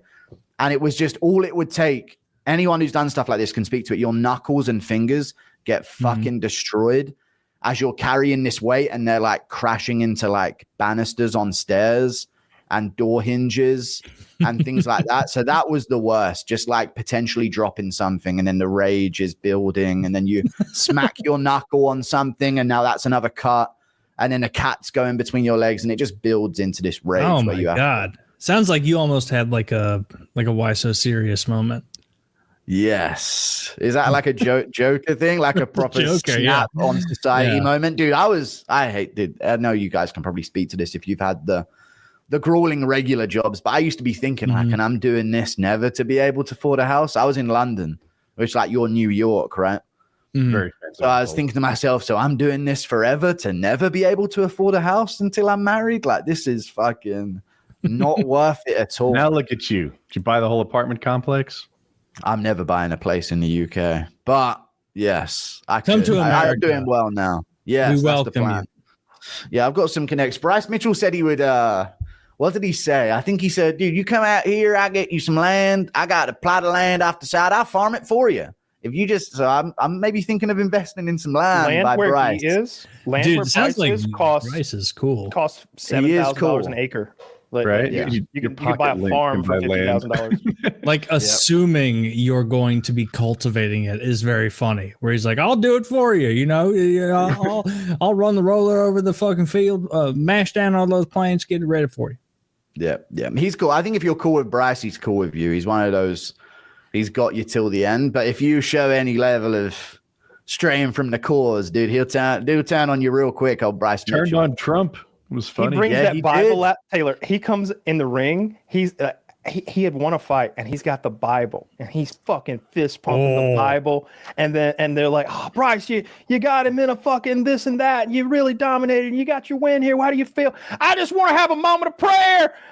Come here. Yeah. And he's like forcing his like opponent who's a little dizzy still to like join him in a moment of prayer in the center. And is he praying for his brain? the opponent's brain, and it's so awkward. It's so awkward. I don't remember if it was Joe or DC, but they're trying to interview him, and we're kneeling in prayer, and everybody's watching on. Like, sounds to me like this guy rules in all ways. Seems like he'd be super awkward for something like that. Bisping seems also super atheist as well, so he's probably really shunning it. I think he told Vitor Belfort. Didn't he tell Vitor Belfort at the weigh-ins once, who's like ultra religious? He like whispered in his ear, "There is no fucking Jesus, buddy," or something like that. Like, there is no Jesus, you stupid cunt. And then Vitor took his eye in that fight. So hey, he works in mysterious ways, dude. He works in mysterious. His eye. It was probably cumulative, but I always Vitor the kick. Wait, you're telling me a UFC fighter talked shit about Jesus and immediately was blinded in one eye? Is that what you're telling me right now? That's what we're saying. Yep. Wow. Interesting. Well, checkmate, atheist. You heard it here first. Maybe don't talk shit about the big man. You know, just better safe than sorry, as they say. Yeah, I love Bryce's things though. You mentioned this about him with the Jesus stuff afterwards, but I remember they were introducing the two fighters once in the Apex, and it's his opponent like trying to get psyched up in the corner, and then it goes, and in the red corner, and it cuts to Bryce. He's holding the Bible above his head. He's somehow smuggled it into the cage. And he's going, you're not allowed to have the Bible in the cage, but he's found a way to get it in the Try and stop him. Yeah, you can't have anything in the cage. That's a big rule. Nothing. He's like he's waving the Bible. He's around. Wielding it. He's brandishing the Bible like he's about to face a Dracula in the ring. Yeah, like he thinks it might help. Dude, this guy. It sounds like he's adding a lot of flavor. So it sounds like this guy. It sounds like this guy rules. That's why. All right. So that's why the UFC. I don't care about him like being like, hey, what sort of books were the Nazis bring? I don't care. I love Dana White's free speech shit. I love that they can say anything they want to say, and they still get their fights. They don't get suspended. Don't get their money taken away. What little they fucking have, and they get to fight their fights. I mean, if you step out of line, you don't kiss the company's ass. You get set up to be basically murdered. But still, like this is a hot take. I'm glad Dana underpays the fighters. Me too. I like them when they're hungry. I'm on this. I want them desperate. Oh, do you want to fight once a year? Not on $12,000, you don't. Yep. You know what's funny is like that's the exact perspective of dog fighters, cockfighters. Like that, you want them hungry. I want them to fight 3 times a year. I want them to really want to win. The difference between like a 40-40 deal, like winning and losing, is huge. Dude, the idea that like when the Michael Vick thing was happening, you were like, hear me out. Like maybe those dogs did better because they were semi-drowned in a bucket. I agree with this take though. I think the fighter pay thing, like they're not NFL players, they're not NBA players. Some of them, I hate to say this, some of them aren't even that good, and they're in the UFC. Lots of them. Right. On any given night, they're great. That prelim fighter who was probably paid off to take that dive, like he looked like a regional circuit guy. Like all those guys. When I watch a prelim card now, I'm just like, man, these guys don't seem very technical. Yeah. And there's so many goddamn. It's such a bad look for a major sport to have fat athletes. Like baseball, you'll have a few chubby pitchers, and maybe have a first baseman who can really fucking swing. He has one tool that he's just amazing at, and he can make up for it with pinch running or whatever. Yeah, but we got so many fat fucking heavyweights with like who's that black guy who was showing his ass? Like it was on the Macy Barber. Yes. Chocolate Pepper Pig. I've never seen them stop a fight and stand fighter up so he could pull his goddamn pants up, but they did it. Yeah. His pants, I don't know how he managed this, but his pants were too loose. It must be a rare problem for him. Must be a very rare problem for him. Maybe in order to fix the problem, I'm not kidding. They tucked his belly into his pants to fix the circumference issue. That's a fat guy move. That's a fat guy move. There was a demand. There was a demand for more circumference from his shorts to keep them up. So they tucked in the bottom layer of his stomach. Dude, flap. I would pay $1,000 for those shorts. I want to put them on and tweet it. I mean, if there's You'd be shorts, standing in there like fucking Jared Fogle holding him out. Look at me. I'm like, that's it. some of these references are obscure. That's what I love. The Family Guy teaches me a lot. That's the fucking Subway guy, right? Yeah, Yes, dude, it is. like we're about to wrap and all. It's been over 4 hours, but we had this guy as a guest maybe a year or two ago, and he was Jared Fogle's confidant, the Subway pedophile. Friend. He was the Subway pedophile's best friend, and this guy was defending him to us. He, like we had him on for some other reason. He like made a video game or some shit. I don't remember what he did. He was a car guy. Okay, we had him for his car expertise, and we were just shooting shit on cars, and then he's like, "Oh yeah, Jared Fogle got railroaded. Those were whores. They lied on him. Children." And I'm like, he called them ladies of the night. And like weird euphemism, bro. And they're like 14. I Googled them. They're all like, all the girls he was going after were like the like mousy little girl in class who stays to herself. These were not ladies of the night that he was molesting. And I still to this day, that's my biggest regret that we didn't confront him on that. Like, dude, are you defending a pedophile right now? Like, what the fuck? What's wrong with you? I'm pretty sure we did. We didn't go hard enough. Confront it. We didn't go hard in the paint enough. Fair enough. That was very funny. Did you know? Did you know that he was the guy, or did you? No, we had no idea. It came up in the show, and he's like, I'm actually Jared's best friend. I see him in prison. I visit him at the penitentiary. He's doing that's commitment. He was going through trial. Like, he's the guy that went over Jared's house, like pushed all the reporters aside, and Jared was his friend thick and thin.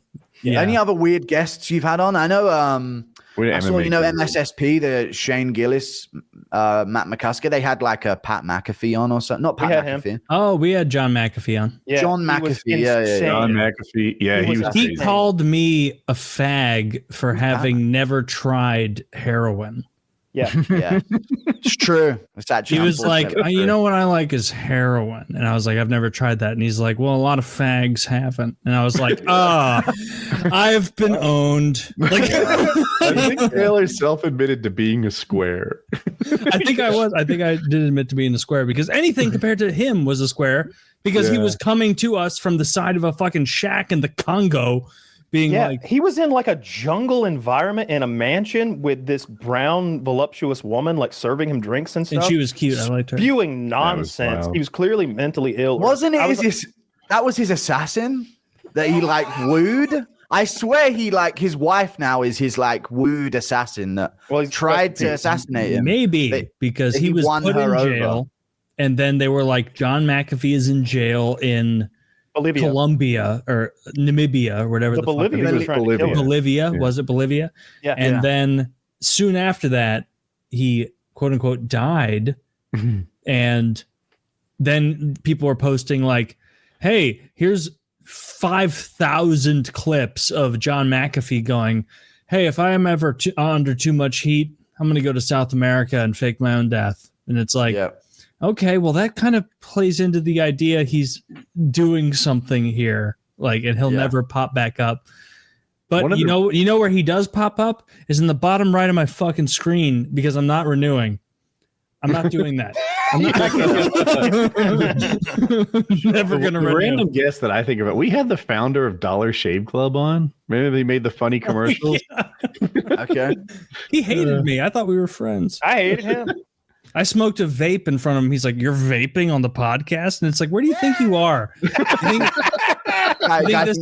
this is fucking CBS? You think this is 60 Minutes? You fucking moron!" I'm about to ask you what your favorite part about eating pussy is. Like, we had Chris Hansen. We had Chris Hansen on the show, and the first week he canceled on us last minute. And as a way to apologize for that, the next week he had mailed us all personalized coffee cups that had his face on them, and they say like our names. It's like, Kyle, have a seat for me right there, or something like that. Some joke about his pedophile show. Yeah. It turned out those ended up being evidence in his. He had ordered all those for like lots of people, like thousands of dollars worth of them for like anybody he interacted with, and never paid the guy. Our cups are evidence in some sort of a fraud case that he committed. Well, I've got just because you guys would know, what's your recommendations on me meeting this Sam Hyde fella? Because that's in the when are you meeting Sam Hyde?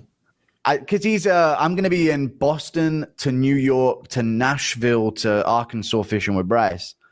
It's an odd route, but I think it goes through Rhode Island, right? And who have I spoke? I think I was speaking to Brandon Buckingham. Mm-hmm. You know, Brandon Buckingham, and he was saying, dude, Sam Hyde wants to connect. Let's get this connection going. I was like, dude, if I hang out with Sam Hyde, I'm going to be on the UK watch list when I get. They're going to be waiting for me at the fucking airport with cuffs, 100%. That's going to be. I reckon I'll be all right. Sam's a character. Brandon Buckingham is awesome. Sam is hilarious. Of the three of us, I'm the only one who like followed Sam from many, many years ago. The $1 Million Extreme comedy troupe and everything. Officer Faggot. Yeah, that was a very Officer Maggot. Dick Cop Faggot. That was a very good one. Mom's another good one. But Sam is, because I met him in person as well, and in person he's the most normal guy ever. Just friendly, easy to get along with, but like he also has an entertainment aspect to him, obviously, where he's going to be bombastic and things. But you'll get along with him easy peasy because he's a very friendly guy. When I was hanging out, it was he'll want to spar. It was Harley. Yeah. He will want to spar with you, and I would be careful because you're a big guy. He's even bigger than you. He's a huge guy, and he also does something that's hilarious where he's like 6'6" and he wears lifts and boots, and so he's the biggest person you can imagine walking around. And then like I remember talking to him, and I was like, "So like, what's this?" And he's like, "Yeah, dude. When I go to these sort of things, I put lifts in my boots." And it's like, you're 6'5" barefoot. Like, why would you? Some men are like start like thirsty and others like drowning in the ocean. Like Sam's really doubling up on things here. Extra inch in the boots or some shit. I'm a huge Sam Hyde fan, and so I like almost everything that guy does. And so you're gonna have a good time. He's a fun. Hopefully Charles and Nick are there as well. I don't know. Nick Rochford. Yeah, that guy is of the Sam, Nick, Charles trio of MDE. When I met all of them, like Nick was the one who was the most, and not most saying the other guys were like not, but the most amicable, like just wanted to talk. Like I was at a place with him, and I was like, oh man, I'm trying to figure out this like home remodel thing I got going on. This was a couple years ago with like my back porch, and he immediately was like, what's your address? I'm gonna look it up on Zillow. And then he gave me like 30 minutes of advice where he's like, you're going to get a lot of people telling you this is what you need to do. Don't trust them. They're lying. They're crooks. And I was like, okay, let me jot that down. He's a good dude. That's the plan. I'll go by. I'm excited for you to meet them. They're good guys. Yeah, I'll go by. If he wants to spar me, though, we'll see what happens. Probably I don't want it to be some Harvey Monstein in a parking lot type situation with a homeless man heckling us at the same time. But that seems likely. That seems that seems like I've set the tone pretty well there on what's going to happen. He'll take you under a bridge. Yeah. And then you'll fight. But yeah. Well, thank you for coming on. There you go. Great meeting you. Like I said, I've been watching your content for years. Love it. Love it. Go check out MMA Guru. There's links down below. If you're into MMA, he's the man. You get an unfiltered, non-incestuous take on the sport and everyone who takes part in it. Yeah, it's very rare in MMA. Yeah. Yeah, funny accent. Yeah. UK, it's weird. 777. And it's just the MMA